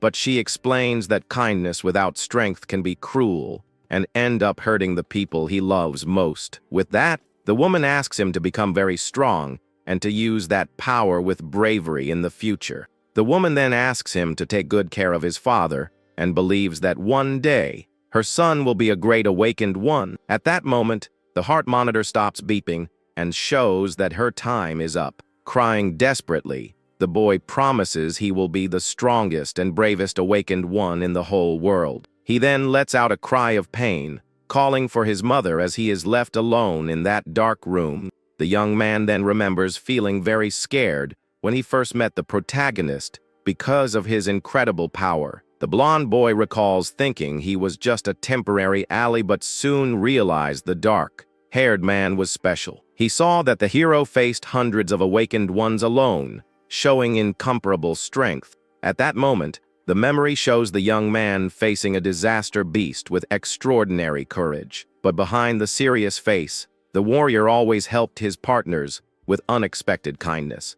The blonde then reveals to the veteran that the reason he wants to be strong is to follow in the master's footsteps. With a determined look, the young man states that the dark-haired man is exactly the kind of awakened one he always dreamed of being. But the boy lowers his head and says he's a talentless coward who could never reach such a high level. With that, the blonde boy smiles with blood on his face and says that fighting alongside the hero is enough for him. Suddenly, the dragon suit's transformation is complete, and the little warrior unleashes a dark power. With his body covered in the red armor, the young man leaps over the logs and faces his new opponent. At that moment, the monster shows its sharp fangs as smoke billows menacingly from its mouth. The protagonist then observes the beast from a distance and realizes his friend has completely lost control. With its eyes fixed on the target, the creature roars loudly and prepares for a deadly combat in the middle of the forest. With that, the system announces that Wind Blade has been activated, and a blue energy appears on the beast's claws. With a swift movement, the opponent launches a powerful air slash that tears through everything in its path. In that instant, the dark-haired man activates his magic detection, and his eyes glow with an intense blue light. But the hero realizes the skill belongs to a wind elemental and wonders how the blonde boy got it. The attack then grazes past the young man and hits the tree behind him with incredible impact force. With that, the fighter's unsure if this is an effect of the armor or if a creature is controlling his partner. With that, the protagonist activates the Thunderbreaker and swears he'll knock some sense into his friend. The armored beast charges with everything it has, and the young dark-haired man can barely withstand the impact of the heavy blow. With a terrifying roar, the monster shows it has completely lost control and now only seeks total destruction. With that, the young man realizes that the magical aura belongs to his friend but doesn't understand why he's being attacked. With his eyes glowing like embers, the hero is shocked to see that the situation has gotten completely out of hand. The creature then pleads in a faint voice for the protagonist to end its suffering quickly. At that moment, the combatant sweats nervously, as he never imagined having to face his own ally. But the scaled monster doesn't stop and continues its fierce assault, destroying everything around it with its claws. With his body tense, the fighter braces for the worst and focuses his energy to try and survive the onslaught. Suddenly, the veteran Jazuk appears with his giant blade and blocks the deadly attack, saving his pupil. With great force, The warrior in blue armor pushes the beast back, showing he won't retreat. With that, the impact of the punch sends the opponent flying while dust rises, covering the entire battlefield. The master then warns that the blonde boy has transformed into the worst-case scenario, and the dark-haired man agrees worriedly. With unbelievable speed, the enemy moves like a red blur, putting both combatants on high alert. In that instant, the beast begins to circle the pair, leaving a trail of destruction wherever it goes. The veteran explains that the dragon armor has swallowed the boy's consciousness, and now he has become an animal. With that, the protagonist thinks he needs to get that equipment off him soon, before it's too late. But the man in armor warns that it's useless, as the suit has already completely fused with the boy's body. He recalls an old case where an awakened one was consumed by his power and was never able to return to normal. With a focused gaze, the master grips his sword tightly and prepares to do what is necessary. With that, the young dark-haired man is speechless, understanding that his training partner might be finished today. The veteran then states coldly that the only option left is to eliminate the creature once and for all. He offers to deliver the final blow and tells the hero to get out of there so he doesn't have to see this cruel scene. But the black-haired young man says he will take care of it himself and stops the master from committing this act. With that, he asks his friend to follow Aiden's trail and rescue the prisoner from that ice beast. The protagonist then summons his faithful death hound as a blue light shines brightly in the area. At that moment, the veteran accepts the request and says he's counting on the dark-haired man's strength to handle everything. He states that if the monster escapes, it will become even more dangerous, so it needs to be stopped now. With a battle cry, the hero and his wolf charge at the scaled beast, beginning an epic combat. With that, the impact of their two powers makes the ground tremble, and the creature retreats, feeling the pressure from the new opponent. The wind blade technique is then activated and cuts through the air with enough power to slice through any defense. Observing the attacks, the young man realizes his transcendence ability hasn't activated in this fight yet. With that, the warrior's face is grazed, and blood starts to trickle down during the direct confrontation. The dark-haired man then faces his opponent and concludes that his blonde friend doesn't actually want to harm him for real. With that, the young Iberia takes on his monstrous form and lets out a terrifying roar as he loses consciousness. But the system announces that the Thousand Wind Blades technique has been activated, and the suit's power skyrockets. With that, the dragon combatant flies high and fires several blue energy slashes at the target on the ground. In that instant, the hero is surrounded by the cutting blasts, but remains motionless as he focuses on the fight. He walks bravely through the attacks, showing a dark look that signals the start of his comeback. But the armor's wearer lets out a cry of agony, and tears stream down as he fights against the pain. Far away, a servant informs his master that they managed to capture Aiden, but the White Ogre and the Flame Demon King were defeated by a human. But the Lord doesn't care about the loss, saying that capturing the blacksmith was what mattered most at that moment. The servant also reports that Lord Saro Shokuma is in trouble, and the master says his only job was to keep the elite saviors busy. Then the many-eyed messenger says that Lord Saro is facing just a single special class savior. Hearing this, the demon master is surprised and wonders who this human capable of holding Saro off alone could be, and then asks for his name. The servant then replies that their informant says, "This man has the strongest body of all." He then reveals that the warrior's name is Heighten Akira, and the scene cuts to an intense fight between two powerful beings. We see a white-haired man trading blows with a giant creature, and the impact of their hits is immense.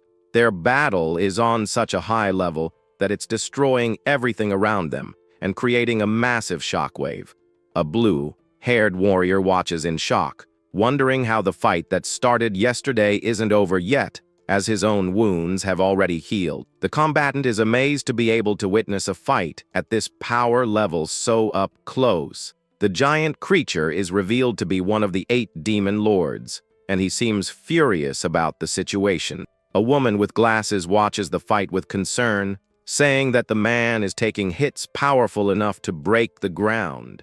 She then thinks that she needs to do something, because if the warrior goes down, no one else will be able to stop the beast. But another warrior stops her and tells her not to worry, as Heighten isn't weak enough to be taken down by an attack of that level. From a distance, we see the destruction caused by the battle, and the blue-haired warrior is stunned by the level of this fight. The other fighter then says that all special class saviors are monsters at the pinnacle of humanity and shouldn't be underestimated. The demon lord then slams a powerful punch into the ground, creating a massive crater on the spot.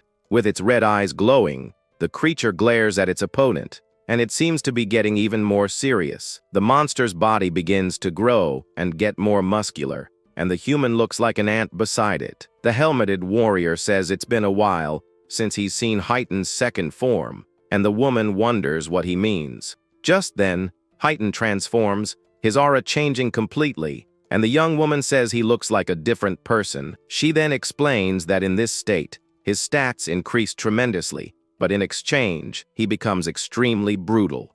We see the transformed warrior's face, and he seems to have lost control and become a wild beast. The combatant then fearlessly faces the demon's giant fist, bracing for impact. The helmeted man then says that the title the warrior gets in this form is quite a peculiar one.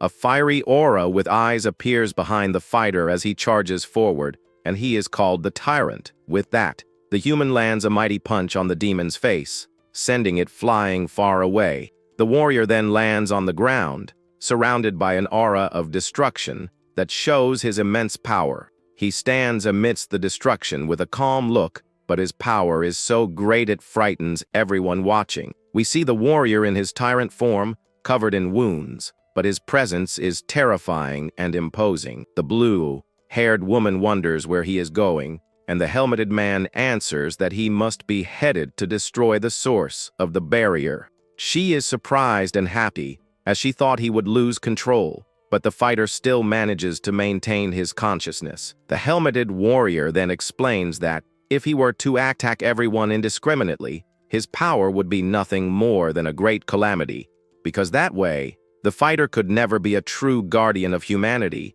or a special class savior. With that, the hero reaches the barrier's source and punches with all his might to destroy the monolith in one go. We see the eyes of the demon and the warrior, and the man slowly starts to revert to his normal form. His body is battered and he's confused. He doesn't understand anything and wonders why he's there. He looks at the fallen enemy on the ground and wonders if it's over, but someone else emerges from the shadows. An older man supports him and says he's still as much of a meddler as ever. With the demon lord's defeat, the huge red barrier that covered the whole area finally vanishes. The woman with glasses lets out a big sigh of relief, wondering if the great threat is finally over. The helmeted man then asks if she was really going to make a great sacrifice to heal him, and the young woman nods. He then says that's not like her at all, and that she's getting to be more and more like the protagonist. With her face completely red, the woman becomes very embarrassed and denies her companion's accusation. She then wonders how our hero is doing, and the warrior reassures her, saying he's with good reinforcements. Meanwhile, Iberia, in his monster form, is crying and wondering why his friend won't dodge his attacks. The protagonist is then struck by several attacks and thinks that the physical pain helps numb the ache in his heart. Even covered in injuries, the young man faces his transformed friend without backing down a single step.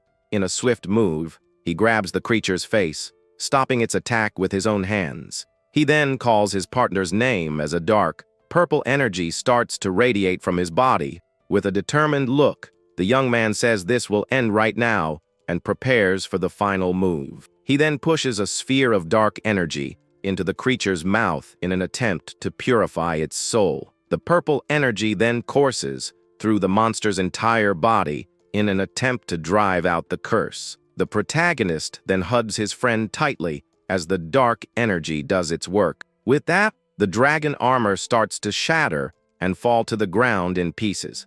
The warrior then catches his friend, who has finally returned to his normal human form. Crying and injured, the blonde boy apologizes for messing everything up again. He sobs, saying he just didn't want to be a burden to his partner in that situation. But the hero comforts him and says with a serious look that he has never once considered him a burden. With tears in his eyes, the young blonde man asks if that's true, and his friend reassures him with his words. The hero then reveals that the monster's plan wasn't to get rid of his father, but to use him for something. Filled with hope, the boy asks the protagonist to save the blacksmith, and he accepts the mission without hesitation. The young man then glares at the great villain's shadow and promises to take down the demon responsible for everything. With a look full of rage, he vows to defeat the enemy with his own 2 hands. The young blonde man begins to lose his strength, his body growing weaker by the second.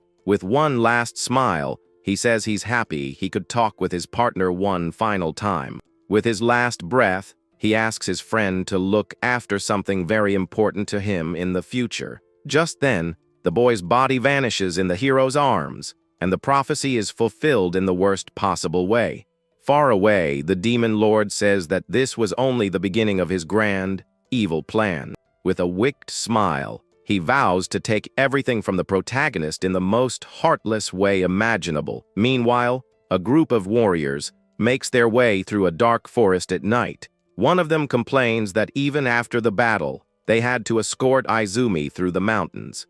He explains that Heitan was so exhausted after his fight that he could barely even stand. Just then, the woman in the group senses a strange wave of overwhelming emotion coming from somewhere. She then points into the darkness and tells everyone that the source of this energy is just ahead. The blue-haired warrior draws his sword and shouts, asking who is out there in the darkness. But the woman recognizes the back of the person sitting down and is surprised by the sight.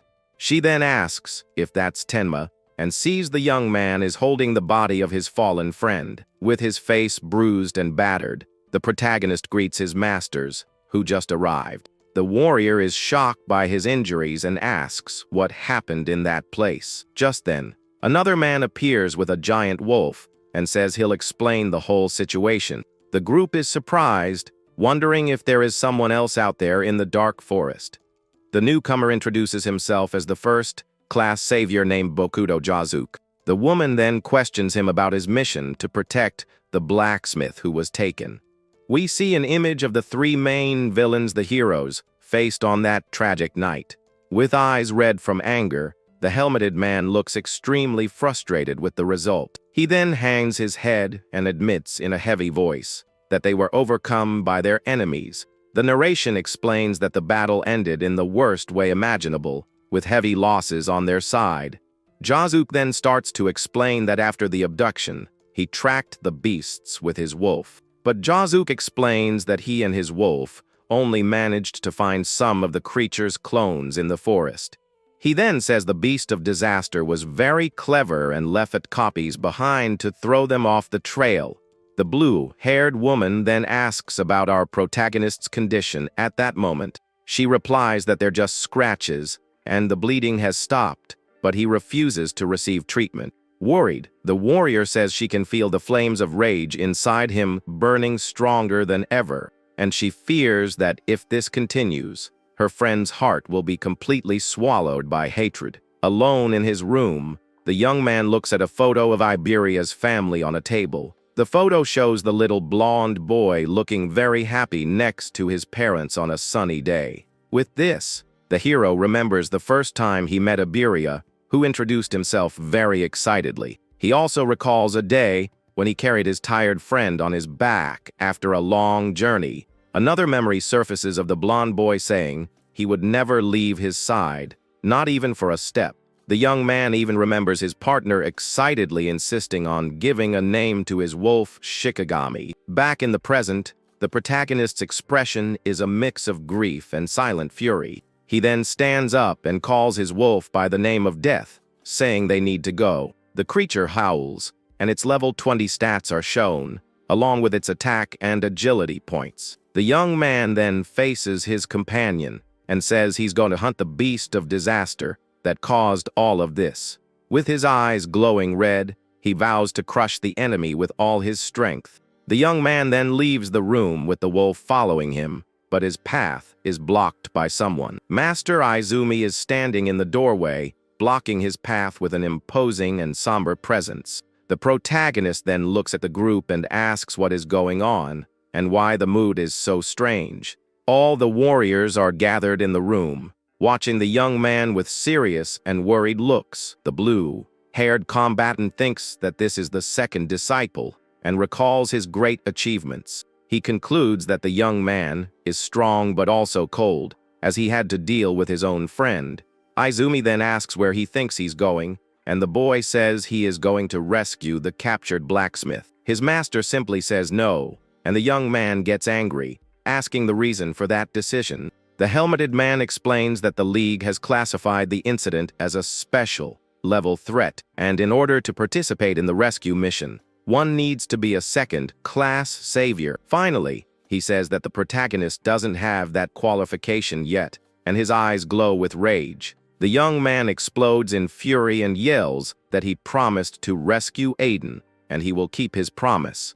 The others are shocked, and the woman asks her father not to be so harsh with him at that moment. With that, Izumi asks if he's okay with someone passing on because of him. The protagonist is in shock at the question and can't say a single word in response. Then the master says he understands his feelings and blames himself for being careless with Aiden's protection. He also says that the enemies won't get rid of the blacksmith that easily, and going after them now would be a bad idea. The young man remains tense and frustrated with the whole situation, clenching his fist tightly.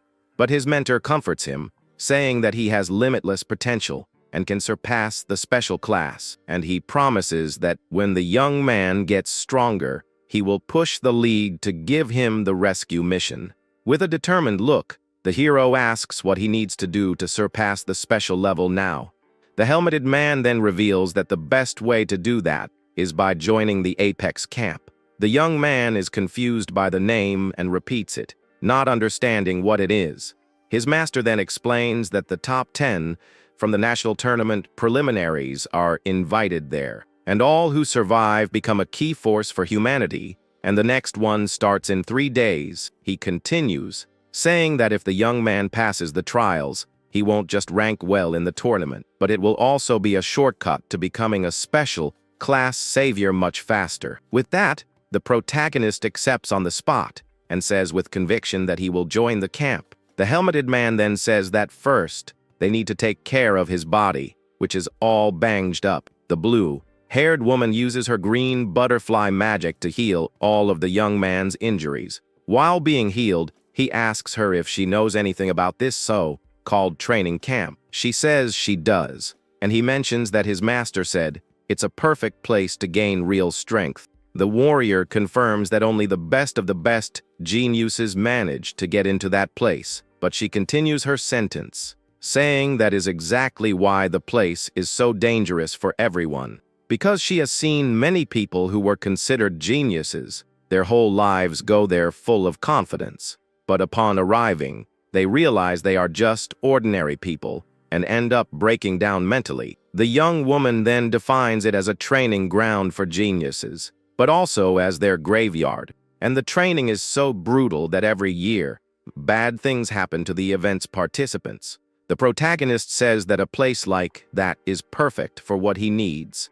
The woman with glasses is shocked and speechless at the young man's completely unexpected response. Now healed, he stands up and says he was worried he wouldn't find any real opponents to fight. With a determined gaze, he states that he can only grow by fighting truly powerful enemies. The warrior is left stunned and slightly flushed by the intensity and confidence in the young man's words. The young man then notices the young woman's flushed face and asks if she used too much energy to heal him. All embarrassed, she denies it and says her body just gets warm when she uses the ability for a long time. Just then, the warrior thinks that this is the first time she's been able to hear her heart beating so clearly. With her face all red and her head spinning, she wonders what she is even thinking at that moment. Now dressed, the protagonist thanks her for the help and the young woman asks where he is going now.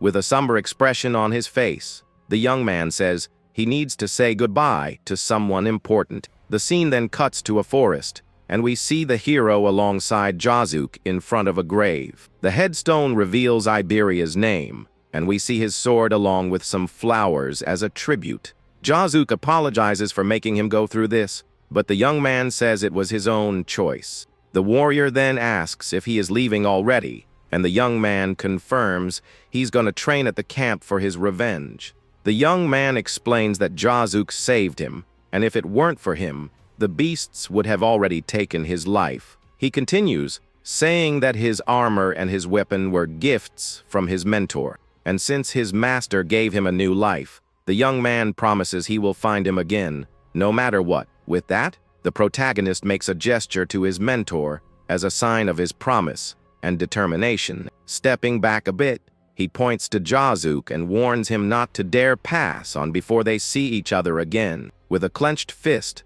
the hero swears he will become a savior and rescue Iden alongside his master. At this, Jazuke seems impressed by the boy's attitude and thinks there's no way for him to look cool anymore. Beside Iberia's grave, the warrior then replies that he will be waiting for him to come back.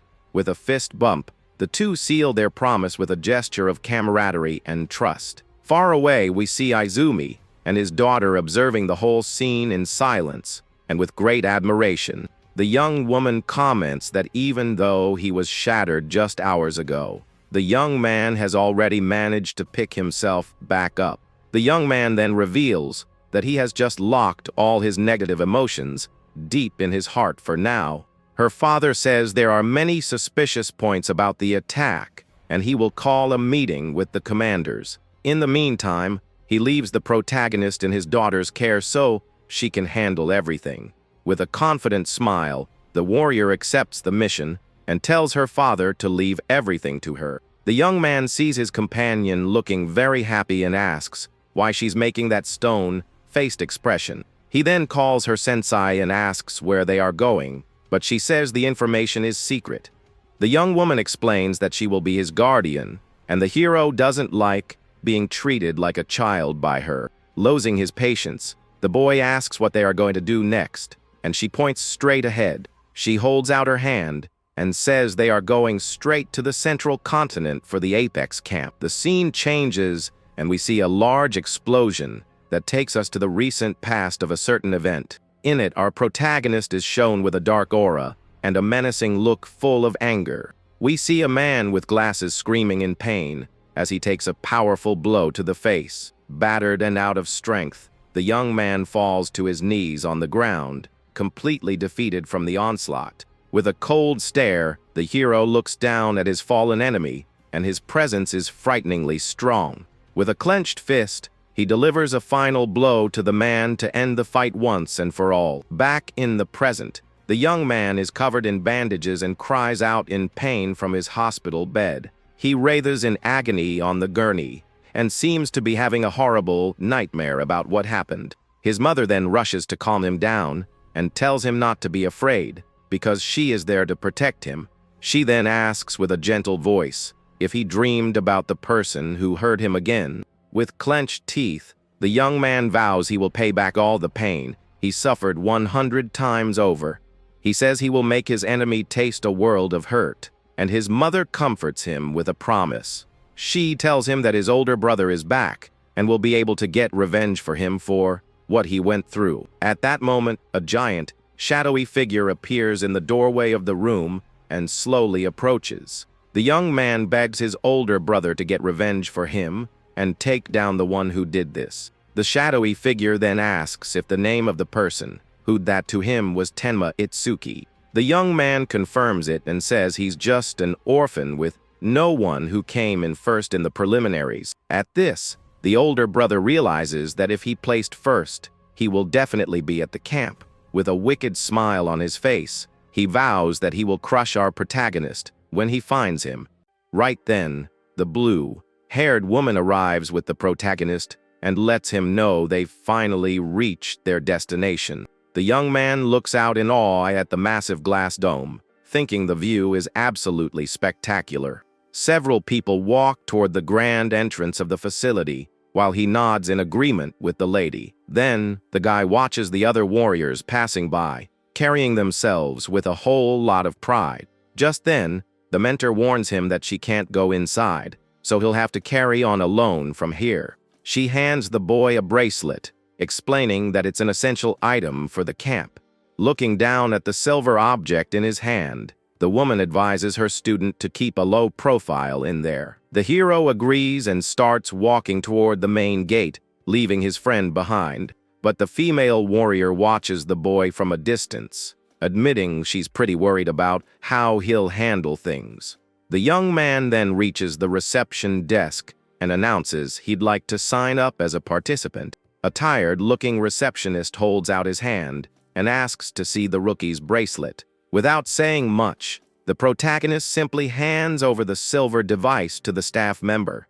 Right at that moment, the man places the object into a glowing machine that scans the user's data. Watching the whole thing, the boy notices that even the front desk staff are above level 40 around here. Soon, the screen displays the guy's information, revealing he is at level 0 with a special class. The receptionist finds it weird for a level 0 to get in and figures the rookie used connections to pass. But the man thinks to himself that connections mean nothing here, and the boy's spirit will be broken soon enough. So, the staff member tells the rookie to pick a room and pay the camp's accommodation fee. The hero is totally shocked by the charge and asks himself in disbelief if it really costs money to stay there. With a smirk, the attendant confirms it, pointing out that this place isn't a charity. The young man starts breaking into a cold sweat, regretting that he's completely broke and wondering what to do now. Noticing his desperation, the man mentions that those who passed should have earned some points in the preliminaries. He explains that wealth here is defined by the points you earn, which are deposited directly into your account. The attendant goes on to say that points serve as currency to buy food and pay for housing. Hearing this, the guy reflects on how important the score is and figures he must have earned enough. Right then, the receptionist taps his fingers impatiently on the desk and tells the rookie to hurry up and choose. Completely confident, the protagonist stares down the staff member and asks how much the most luxurious room costs. The options are then shown as standard room is 100, the luxury one is 500, and the mansion is 2,000. He thinks a simple room would do, but then remembers he needs plenty of space for his massive wolf. Without hesitating, the young man gives a serious look and says he wants to stay in the camp's enormous mansion. The attendant's eyes widen in absolute shock, completely stunned by the boy's ridiculous choice. But the hero ignores the warnings about saving his currency and just asks the man to process the paperwork already. The staff member starts typing furiously on the keyboard, warning the young man not to come crying later. After finishing the registration, the man reaches out and hands the silver bracelet back to the new participant. He mentions that once you enter the camp, everyone's information becomes private, and the boy just nods. With that, the staff member watches the rookie walk away, wondering just how many points he actually scored. Curious to know the truth, the man clicks his computer mouse to check the boy's data. At that exact moment, the attendant's face drops into pure shock, and he lets out a gasp at what he sees. Sweating bullets, he stares at the monitor in utter disbelief, wondering if there's some kind of mistake. The screen then reveals the young man's absurd score, which passes the unbelievable mark of 100,000 points. Completely defeated, the man slumps back into his chair, crying over the fact that he only ever earned a measly amount. Meanwhile, the boy walks casually through the crowded courtyard, looking totally chilled out about everything. Suddenly, he stops dead in his tracks, looking like he just remembered something incredibly important. The hero puts his hand to his head, sweating nervously as he realizes he forgot to ask for directions. The boy lets out a frustrated sigh at his own cluelessness and decides to head back to the front desk. But then, he notices two mysterious warriors with glowing eyes standing right in front of him. Giving them a suspicious look, the protagonist faces the warriors and asks if they need any help. The two flash bizarre smiles, introducing themselves in a friendly way and offering to guide the newcomer. Getting straight to the point, the young man asks where the mansion is, and the duo just point the way, confirming the spot. Upon hearing the word mansion, the two warriors lose their cool and react with faces of pure shock. The blonde one tells his buddy to wait a second while he tries to remember where the mansion is, and the hero notices something sketchy. The boy then watches the two of them whispering, questioning why they're plotting something in secret. Just then, a white-haired cat girl shows up, who happened to finish fifth in the northern preliminaries. Watching the scene from afar, she realizes the duo is using the old tour guide excuse to steal points again. With a smirk, the young woman wonders what kind of idiot would fall for such a cheap trick this time.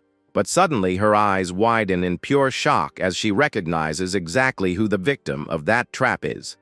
At that moment, she realizes the target is none other than the powerhouse, who scored over 100,000 in the preliminaries.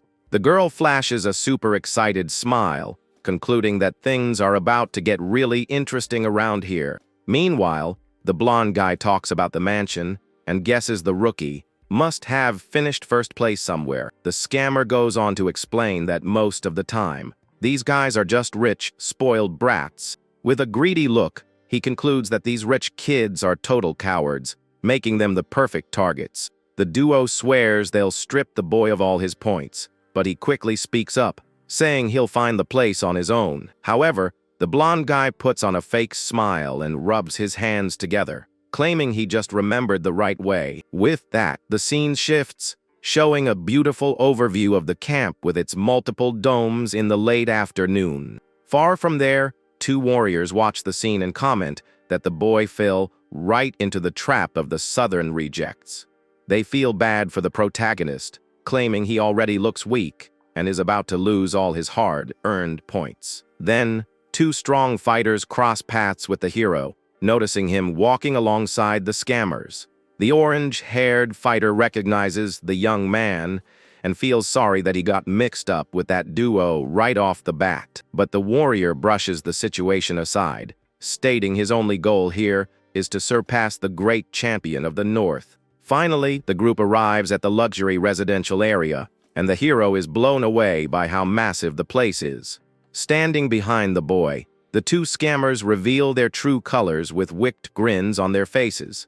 The blonde guy cracks his knuckles threateningly and announces it's time to pay the tour guide fee. Showing no fear at all, the protagonist agrees to the charge, saying he should probably leave a tip for the help. The two tricksters are left totally confused and surprised by how easily the young man agreed to pay up. The hero then raises his hand, showing off his silver bracelet, and casually asks how much the duo wants. The big guy asks for 500 points, but the blonde one pushes his hand away and demands 1,000 points instead. The young man thinks that's a steep price, but agrees anyway, leaving the scammers shocked by his totally calm attitude. While the boy asks how to make the transfer, the blonde guy whispers to his buddy, calling him a coward and a total idiot. Seeing this, the big guy decides to push his luck, claiming it took too long and raising the price to 5,000. With that, the duo aggressively surrounds the boy,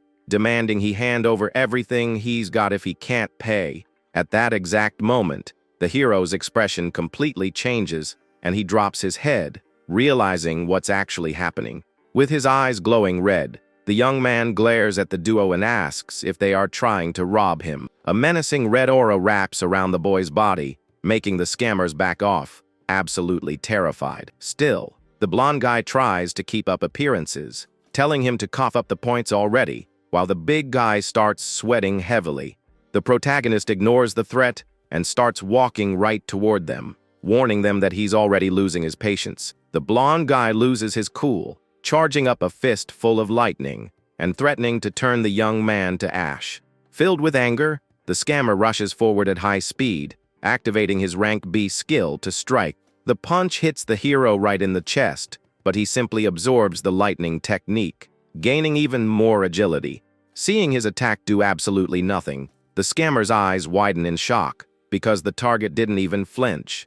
In a fraction of a second, the young man delivers a brutal counter, slamming the blonde guy's body hard onto the ground. The big guy breaks into a cold sweat, completely terrified as he realizes his eyes couldn't even track the attack. With that, the powerhouse decides to go all out, activating his special ability and transforming his right arm. With a violent swing, he throws a massive punch at the hero, creating a huge shockwave in the area. But to the attacker's horror, the protagonist catches that giant fist with just one hand, completely effortless. The warrior realizes his opponent has rule, breaking abilities, and decides to buff up both of his arms now. Totally desperate, the big guy unleashes an insane flurry of giant punches, trying to crush the boy. However, the hero uses his new agility to dodge every single blow with extreme ease and incredible speed. Making a perfect counter rush, the young man dives right through the attacks and lands a powerful blow on his rival's chest. The impact shatters the big guy's defense, making him spit up blood as he lets out a cry of pure agony. Slamped on the ground, the scammer can't comprehend how his defense was broken, asking in terror what kind of person the boy even is. Meanwhile, the protagonist moves through the air, looking like he's practically floating because he's moving so fast around the injured scammer. Next, the boy lands softly back on the ground and starts walking away, while the big guy groans in pain. With his eyes glowing red, the young man channels a heavy dark aura and lets them know exactly where he came from. He states his name as Itsuki Tenma, and his critical hit ability activates, coating his fist. Showing no mercy, the hero lands a decisive punch straight to the scammer's face, knocking him out cold on the ground. Seeing his partner drop unconscious, the blonde guy goes into a total panic, sweating bullets and begging him to stop. But the young man realizes he made a slip up, thinking to himself that he almost totally wrecked the big guy with that critical fist. Fully focused and with a face full of anger, he throws a threatening glare and orders the two of them to get lost. The scammers run away terrified, screaming at the top of their lungs that the rookie is a complete monster. The white-haired girl watches the whole thing, finding the way he completely dismantled the duo incredibly impressive. Just then, the speakers spread across the camp blast out a loud noise, catching everyone's attention. After a voice announces that the test is about to begin, the girl stretches excitedly, getting ready for the event. Hearing the announcement, the protagonist recalls his master's warning that half the competitors get dropped in this phase. Determined, the young man starts walking toward the area, thinking to himself that he'll have to give this test everything he's got. Arriving at the scene, the boy looks out at the massive crowd gathered there, noticing the high level of the warriors. Suddenly, someone places a hand on his shoulder from behind, seeming excited to run into him. In an instant reflex, the hero spins his body violently around, his eyes glowing with pure survival instinct. The young man stops his punch just millimeters away from his friend Saya's face, who blinks a few times in shock. Realizing he almost attacked his own friend, the boy stands there frozen, stuttering without knowing what to say. The girl jokes around, saying that was a pretty unexpected greeting coming from her usually quiet friend. Calming down, the young man explains he just acted on instinct, and the girl comforts him, calling him paranoid and stressed out. Right then, the warrior with glasses shows up, wondering out loud where Abareya could be at a time like this. The memory of his old partner crying and covered in blood flashes through the protagonist's mind, tormenting him. With a very worried look and sweating anxiously, the pink-haired girl asks if she might have gotten badly hurt. Trying to hide his immense sadness, the hero looks up and states coldly that the lady just stayed back at home. His friend comforts the boy, saying a good rest would do her some good, while the guy with glasses throws an arm around his shoulder. He then keeps talking, saying that Saya was super worried, but the girl gives the blonde guy a hard smack on the head, telling him to shut up. Ignoring the playful banter, the protagonist thinks about how weak he felt in his last battle and his desire to keep getting stronger. But the two of them are surprised to hear him admit he feels weak, right until a voice echoes through the loudspeakers. With the announcement calling for immediate silence, the head examiner steps onto the stage, drawing everyone's eyes. The voice informs them that before the test begins, they need to know that none of their past achievements matter here at Camp Apex. The masked man warns through a megaphone that talent inside these walls is the only thing that matters for each participant's growth. He finishes by revealing that everyone will start fresh from zero, and the boy's friend listens in shock and surprise at the warning. The blonde guy also tenses up, thinking about how his entire record is being wiped clean, realizing the high pressure they'll be under from now on. With that, he opens up his screen to check his data, feeling amazed by the fact that his actual level can't be seen by anyone. The masked man finally kicks off the test, and a massive portal appears as the starting point, indicating the evaluation grounds. Following the command from the radio voice, all the competitors march forward eagerly and in perfect order toward the location. On the outside, the instructor rubs his hands together with a proud smile, feeling the intense motivation radiating from the group. The dome was packed with warriors who looked around impressed, whispering about the shocking scale of the entire arena.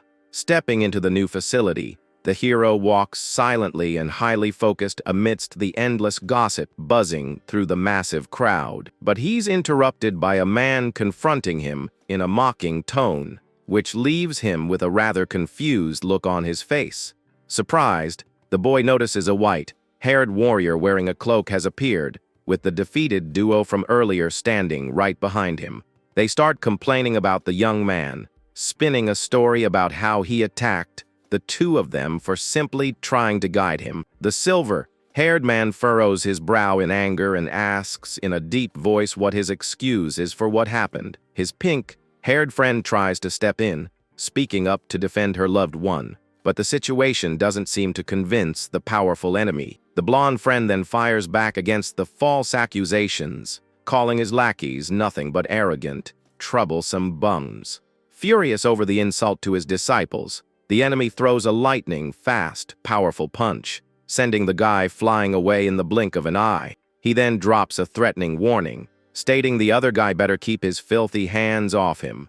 Steaming with rage after taking a hit straight to the face, the warrior grabs Tenma's neck, ready to take on the unfair opponent. Even though he dislikes the silver-haired man, the boy keeps his calm demeanor, warning the opponent that his time will come. With his eyes glowing red, the hero stares down his rival and warns them not to lay a finger on his friends. But the silver-haired man strikes in the blink of an eye, sending the young man's body flying far across the room. Just then, the pink-haired young woman steps into the argument, pointing out that the test is literally about to start right there. The opponent flashes a smirk and suggests they settle it in the training area after the exam is over.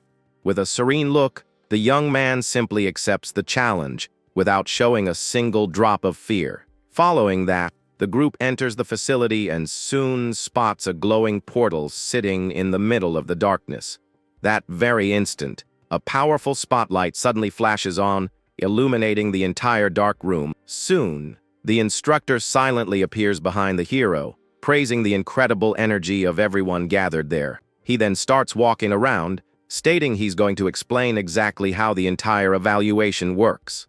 With a sadistic smile on his face, the man announces that this particular test has absolutely no rules.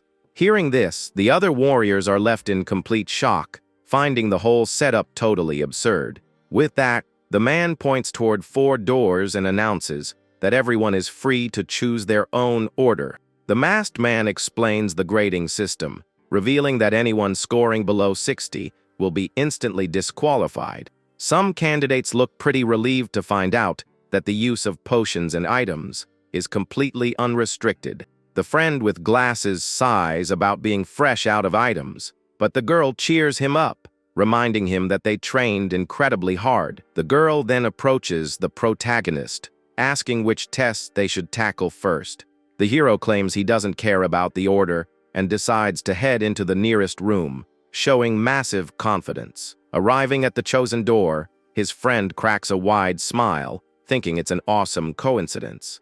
They arrive at the defense arena, and the blonde guy brags about being a total expert when it comes to defending. As the 3 of them step into the hall, they spot a man with a highly intimidating posture waiting at the far end. The guy with glasses points at the lonely figure, guessing that he must be the examiner for this room.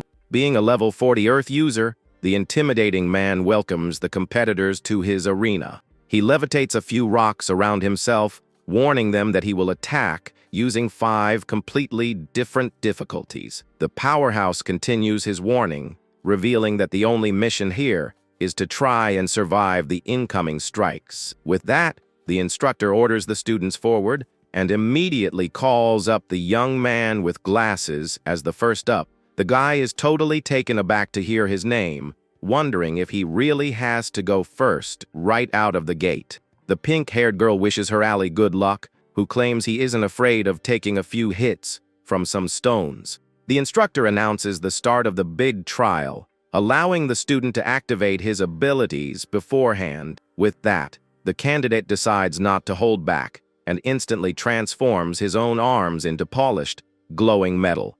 Crossing both of his heavy arms, the blonde guy raises his guard, boosting his own defense even further. The Earth Giant summons a small fragment of glowing rock, marking the first level of the test. He then fires the small rock with force, creating an extremely fast beam of light. The glowing missile slams right into the metallic defense, but the warrior doesn't even feel the impact against his arms. Full of confidence, the young blonde guy complains about being bored and immediately asks the examiner to crank up the difficulty. Answering the arrogant request, the giant shapes a massive volcanic rock completely covered in raging flames. In an instant, the giant sphere is hurled at the blonde guy, tearing through the air like a literal meteor. The intense, flaming ball hits the fighter dead, triggering a terrible, energy-filled collision. The absurd impact kicks up a massive cloud of dust, forcing the rookie to hold his ground with every ounce of strength. Watching the destruction, his pink-haired ally gets deeply worried about her companion's safety. But the dust quickly settles, revealing the warrior with glasses holding up a thumb to signal his victory. With an analytical gaze, the hero uses his magic vision and notices that the boulders are actually made of pure mana. He deduces that those artifacts possess surreal hardness, capable of dealing incredibly fatal damage. With that, the quiet hero notices that his companion's large steel hands are already shaking pretty badly. Sweating from exhaustion, the candidate admits that his durable body doesn't really want to take the next punishment. The bald giant questions the boy's limit, but receives an arrogant demand for level 3 next.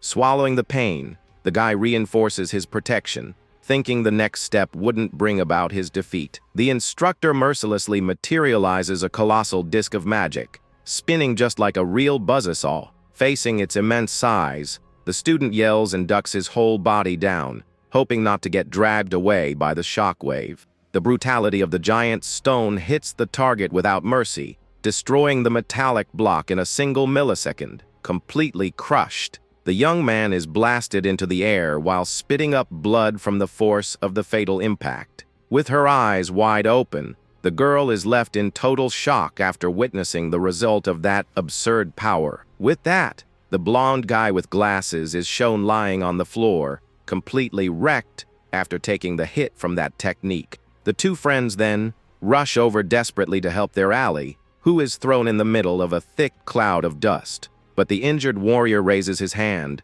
signaling that he's still alive despite taking so much damage. At that moment, the young man struggles to get up, admitting that level 3 is way stronger than he ever expected. Watching the scene, the instructor is quite impressed and states that his score is going to be very good.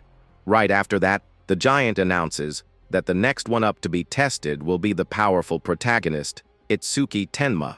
With that, the hero helps his friend up so he can walk out of the arena with at least a bit of his dignity intact. The guy then warns the hero to be careful, as the power of those rocks increases drastically with each level. The examiner then looks at the new challenger and asks which difficulty level he wants to face now. He reflects that his defense is far superior to his buddies, so he has absolutely nothing to fear from this test. Noticing the boy's silence, the man taunts him, asking if he got scared after seeing the damage done. Without changing his expression, the young man faces his opponent and announces he wants to start straight at level 5. At that exact moment, the giant's eyes widen in pure shock, asking if he heard that craziness correctly. Completely confident, the guy raises his hand and doubles down on his request to face the maximum difficulty right away. Hearing that, his two allies go into total panic, thinking the protagonist is essentially committing suicide. Meanwhile, the other competitors start gossiping, saying the rookie is just some random show-off. Without wasting time, the Earth Master summons a gigantic, flaming rock that floats right over his head. Just then, a flashback shows that many have tried this stunt before, only to end up being carried out unconscious. With that, we see that the fate of anyone who fails this test is to be kicked out of the camp in humiliating fashion.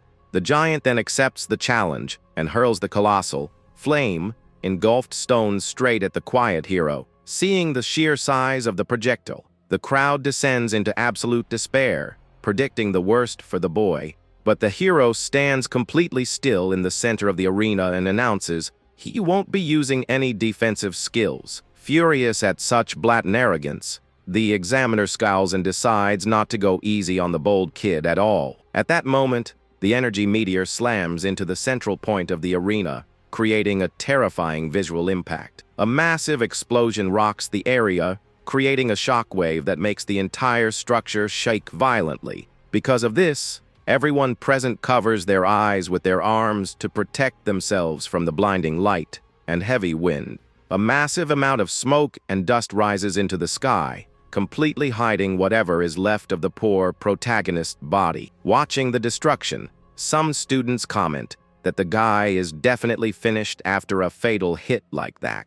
The instructor then grabs his radio and calls for immediate medical help, predicting that the target is in critical condition. Suddenly, one of the warriors points into the middle of the haze, shouting that he saw a shadow moving around in there. At that instant, the giant freezes in shock, and his expression turns into one of pure, absolute terror. Amidst the dense smoke, the hero's silhouette emerges imposingly, revealing that he is still standing perfectly fine on his feet. But the medical unit captain keeps calling over the radio, wanting to know the exact location of the injured person. The device lets out a constant static noise, while a heavy silence takes over all the spectators gathered there. Walking out calmly, the young man steps out of the dust and asks if that was really all the power level 5 had to offer. The examiner is left in complete shock, since he has never seen anyone walk away untouched from an attack like that without using magic. With that, the hero excuses himself and starts walking away while the man concludes to himself that the kid is a real monster. At that moment, the crowd parts ways, absolutely terrified, realizing that the boy's aura is incredibly scary. Soon, the pink-haired girl runs over to praise her friend, while the blonde guy admits he's been completely outclassed. But the protagonist gives a slight smirk and tries to comfort his ally, saying that nobody is perfect in this world. With that, the blonde guy goes to pout in a corner, while the name Sayo Kizuragi is called out for the test. The young woman then gets ready to step into the combat area, while receiving cheers from her two companions. The Earth Giant returns to his post and warns the girl that she needs to activate her techniques right away. The female warrior then activates her rank B skill, creating a powerful wall of water all around her. She asks to take on level 3, and the examiner praises the brave choice of the beautiful fighter. Immediately, the rock is fired and collides with the liquid shield, generating the sound of rushing water. The stone then starts spinning violently, trying to pierce the defense, while the girl holds her ground with bravery. With a sweating face and pure determination, the young woman focuses all her energy to keep her barrier intact. But the final impact creates an absurd amount of pressure, causing water to splash all over the room. Because of this, the girl gasps for breath as the heavy rock drops to the floor after its time runs out. The examiner looks at her and states that her tactic was highly intelligent for that specific trial. He explains that the young woman used the flow of the water to redirect the impact instead of trying to stop it completely. With a serious look, The man says that thinking fast on your feet is the greatest quality of a true savior. At that moment, her two friends praise her performance, while the next candidate is called up, but the girl just smiles all silly, feeling incredibly happy to have received a compliment from her master. The group then walks down the hallway toward the next test, which will be focused entirely on attack power. They arrive at the venue and run into a massive crowd of warriors waiting for their turn. Right then, an instructor wearing sunglasses calmly sips his tea while keeping an eye on the rookies. He then stands up and shouts at the top of his lungs, catching the attention of all those punks gathered there. In an authoritative tone, the man explains that their performance will be measured by the raw force of a single blow. Hearing this, the blonde guy with glasses asks if the target is going to be the teacher himself, and his friend calls him an idiot. But the master just flashes a creepy smile and reveals that the real target will be his summon. With that, he summons a giant monster shaped like a stuffed bear that radiates a bizarre purple aura. Upon seeing the creature, the friends look disgusted, finding the doll super ugly and way too weird. However, the hero's eyes start sparkling, thinking the plush monster is the cutest thing in the world. At that moment, a muscular redhead walks through the room, looking for the protagonist to check out his level. The instructor ignores the gossip and calls up Itsuki Tenma to be the next one to take on the test. The giant redhead watches the young man step forward, getting ready to see what the kid can actually do. He glares at the boy with hatred in his eyes, feeling excited to finally run into his big rival. With that, the opponent flashes a wicked smile, wanting to see what the champion of the North is truly made of. But the protagonist just looks on with boredom as he gets ready to deliver his attack in the arena. The man with glasses then announces they can use bare hands or weapons to strike the doll with everything they've got. The crowd starts laughing, thinking that particular punching bag is going to get wrecked incredibly easily, but the master warns them that not even a level 50 would be capable of breaking his summon here. He demonstrates the trial by delivering a powerful punch that completely deforms the monster. The floating scoreboard then displays 50 points, proving the teacher's hit was pretty strong. He explains that the maximum score is 100, but achieving that is practically impossible here. The examiner scoffs, saying that only someone at his own level could ever get close to that mark. The instructor then sits back down in his chair and officially clears the start of the strength evaluation. Right then, the first warrior rushes forward confidently, swearing he's going to get the maximum grade right away. But the hero warns his friends not to be fooled by the doll, since the master is actually level 45. With that, the instructor goes back to drinking his tea and orders the next student to attack the monster without delay. A muscular fighter then activates an intense green aura, joking that it's a shame he has to hit something so cute. But he needs to secure his spot in the camp, so he concentrates all of his power into his fist.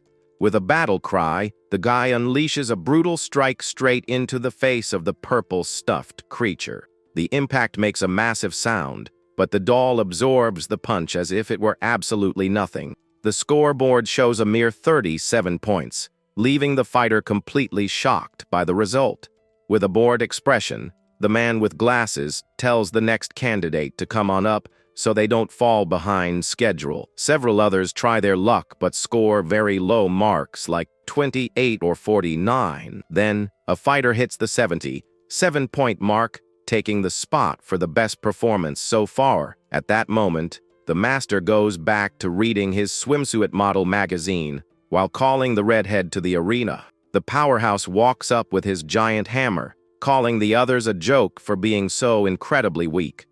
He stares at the doll seriously, realizing the durability of that thing is truly out of this world, but the red-haired giant trusts his strength completely and channels a glowing red energy into his weapon. He then leaps into the air and delivers a devastating hammer strike that makes the entire floor shudder. A massive explosion of energy hits the target, sending a shockwave echoing through the entire arena. With that, the examiner lowers his magazine and comments that the guy's performance wasn't half bad. The scoreboard displays an incredible score of 91 points while the doll stretches out in a bizarre way. But the redhead gets super annoyed, complaining about not being able to reach the perfect score. With that, the red giant thinks to himself that nobody here can beat him in terms of raw strength now. He watches the rookie, remembering his high score, but places full trust in his own legendary hammer. The weapon's stats then reveal a massive attack bonus, along with a highly powerful hidden effect. The powerhouse doesn't care about rankings, and figures the hero's power matches his own at best.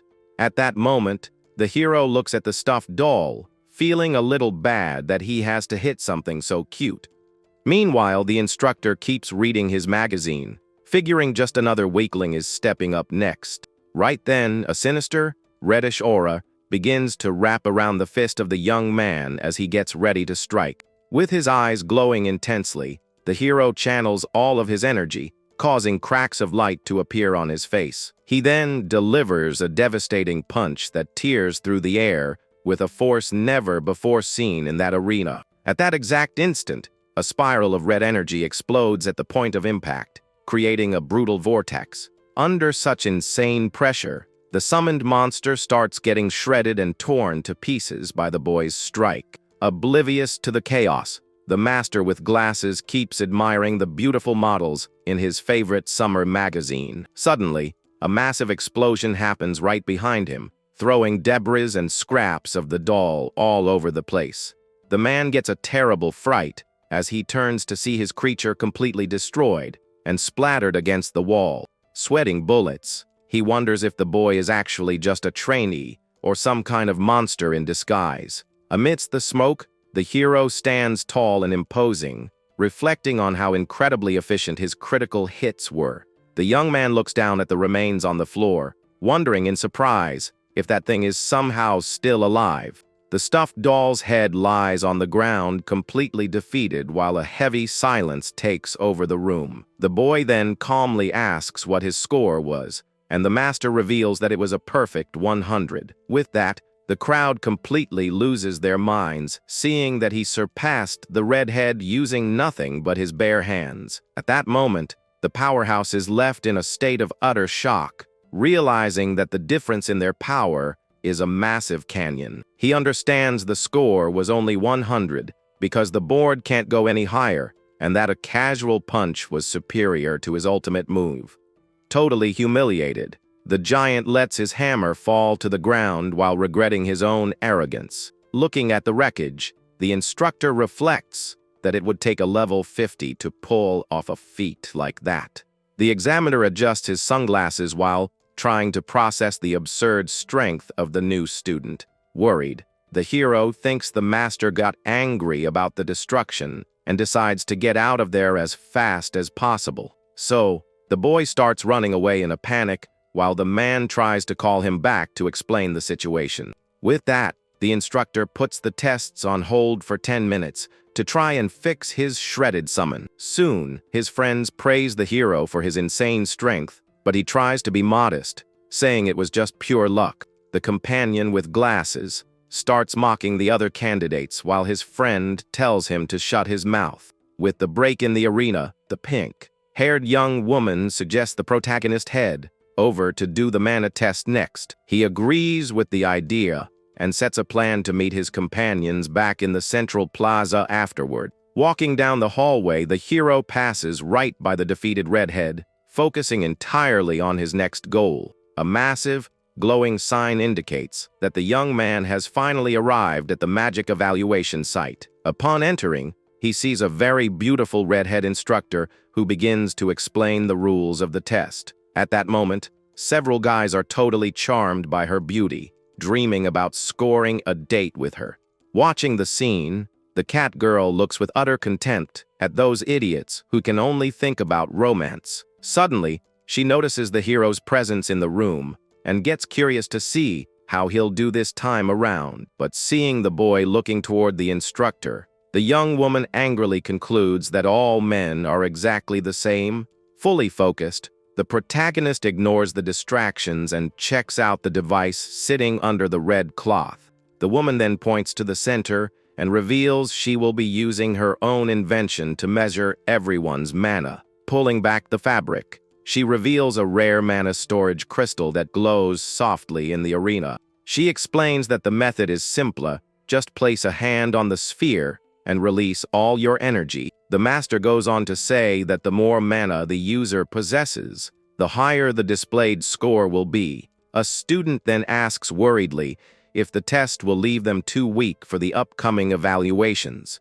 With a mysterious smile, the instructor reassures them that the crystal returns all drained energy right afterward. The guy blushes deeply under the woman's gaze and claims he understands the explanation perfectly. The beautiful crafter then announces there is no set order and invites the first volunteer to take a step forward. Immediately, the smitten young man signs up, and she praises his attitude for taking the initiative in the test. The instructor approaches the guy with a seductive look and tells him to start whenever he's ready. The boy touches the sphere, swearing to himself that he won't mess up in front of the beautiful instructor. With that, he releases all his mystical energy, causing a bright green light to flash intensely throughout the room. But the young man quickly panics when he sees that not even half of that glowing object has been filled up. At that moment, the sphere displays a pretty small amount of mana, leaving the guy looking totally disappointed. The redhead gently touches his forehead, telling him to stay calm and mentioning that the item is incredibly powerful. She explains that the crystal has completely drained level 40 warriors in the past, so he actually did quite well. Hearing this, the crowd panics upon finding out that not even the strongest can seem to fill that thing up. With a calm look, the woman announces she is going to return the energy now to the poor, exhausted student. At that exact moment, she whispers that she can read people's personalities through the mana she captures. The master teases him, saying he's pretty innocent, and the boy turns completely red from embarrassment. With that, the instructor raises her hand and asks who the next brave soul will be to take on the challenge. But the other students back away terrified, preferring to take hits from flying rocks rather than being drained dry. Watching the scene, the protagonist notices that the lively mood has completely vanished and everyone is super tense. So, the hero decides to take the initiative and starts walking toward the platform to test his strength. Seeing the new challenger, the woman flashes a sly smile and invites the young man to come closer. But he gets a little confused as he notices someone else has beat him to it and is already set for the test. Right then, the runner-up of the north named Kanahanyu steps up with her sword, showing off a highly imposing presence. The crowd instantly recognizes the famous warrior, and many are totally captivated by her beauty right there. Watching from a distance, the catgirl finds the situation interesting, seeing the top two from the north together. The instructor then gives the order, telling the young woman to start the evaluation as soon as she feels ready. At that moment, the challenger places her hand over the sphere and concentrates to release her power. With that, a gigantic green flame engulfs her body and begins to get sucked into the mystical crystal. The energy level rises way faster than before, but it still seems far from topping off the globe. The students start mocking her, saying the second place of the north isn't that big of a deal after all. A few jerks tell her to just get out of there, but the girl simply lowers her head with a dark look in her eyes. However, she ignores the insults and moves her hand to the hilt of her sword, showing she isn't finished yet. At that exact instant, the focus drops onto the detail of the golden weapon, which begins to radiate an absurd pressure. Drawing the blade just a tiny bit, a violent emerald light explodes, illuminating the entire facility. With a swift movement, the young woman releases a massive shock wave that startles everyone present. Her eyes then flash intensely, proving that her true magical power has finally been awakened. The fluctuation of mana becomes absolutely insane, and the crowd has to hold on tight to avoid being thrown back. Watching closely, the protagonist concludes that the mystical sword is the actual source of all that energy. He notices that when the weapon is drawn, the contained mana flow rushes straight into the wielder's body. At that moment, the crystal glows like never before, becoming almost completely filled with that green light. Keeping a firm stance, the female warrior maintains contact, while the mystical energy keeps overflowing. Shocked, the master states that hitting 80% is a record that nobody has broken in 5 years. After the test ends, the girl removes her hand and takes a deep breath as the sphere's glow begins to fade. The instructor praises her beauty, but receives the shocking reply that she is actually a man. Hearing this, all the guys in the room fall into utter despair upon discovering they were completely fooled by a face. With a blank stare, the master feels bad for the boy's disappointment while trying to hide her own surprise. But she quickly gets back to business, asking if the swordsman is ready to receive his mana back. After finishing the process, the redhead lets out a tired sigh, admitting that returning that much energy is exhausting. With that, the woman asks for a new volunteer again, raising her arms in a super cheerful way. The protagonist finally raises his hand and shouts with determination that he will be the next one up. Seeing the guy, the master is totally charmed, calling him handsome and asking him to introduce himself. Walking to the center, the young man reveals he is the champion of the North, and the crowd instantly starts gossiping. With that, a blue-haired warrior glares at the hero seriously, wanting to see if he's really all that. But the background extras doubt the boy, since he's completely unarmed, betting his mana will be pretty mediocre. The master then clears the start, and the hero reflects that his base mana level sits at 380. Even so, he touches the sphere, relying on his passive mana sense skill to completely blow everyone away. The mana sense skill displays that he recovers 10% of his energy for every single enemy detected. At that moment, the young man realizes all he has to do is sense a person for his mystical reserves to start filling up. He looks out at the crowd and concludes that every single person there serves as a living battery for his power. The guy then focuses on the instructor and the other awakened ones, realizing his source is practically bottomless. With that, a massive purple aura surrounds the hero as he uses everyone present to power himself up. He cracks a sinister smile, noticing he will have infinite mana as long as there are people around in this place. Several recovery notifications pop up on the screen, proving the protagonist's plan is working perfectly. The audience is left in total shock, wondering how someone without any items can hold this much power. At that exact instant, the beautiful redhead starts breaking into a cold sweat, noticing the crystal is almost at its limit. But the young man keeps pressing into the sphere, which glows in an extremely violent and insane shade of purple. He observes that the object looks completely topped off, but feels there's still room to inject way more energy. The monster then awakens inside the guy, and he decides to pour every single drop of remaining mana from his body. Desperate, the instructor screams at him to stop immediately before something terrible happens in the arena. But the hero just puts on a clueless look while the mystical pressure keeps building up right there. At that moment, several cracks begin to appear on the surface of the globe, which can't handle that much output. Suddenly, a colossal explosion of energy happens, blasting everything into the air in a bizarre purple flash. The woman covers her face, trying to protect herself from the impact that makes the entire room shake violently. The students scramble back terrified, commenting that the sound of something shattering was straight up deafening. When the dust settles, we see the protagonist standing right in the middle of the total destruction of that expensive equipment. Feeling a bit awkward, the young man scratches his head and asks the master if he's going to have to pay for the damages.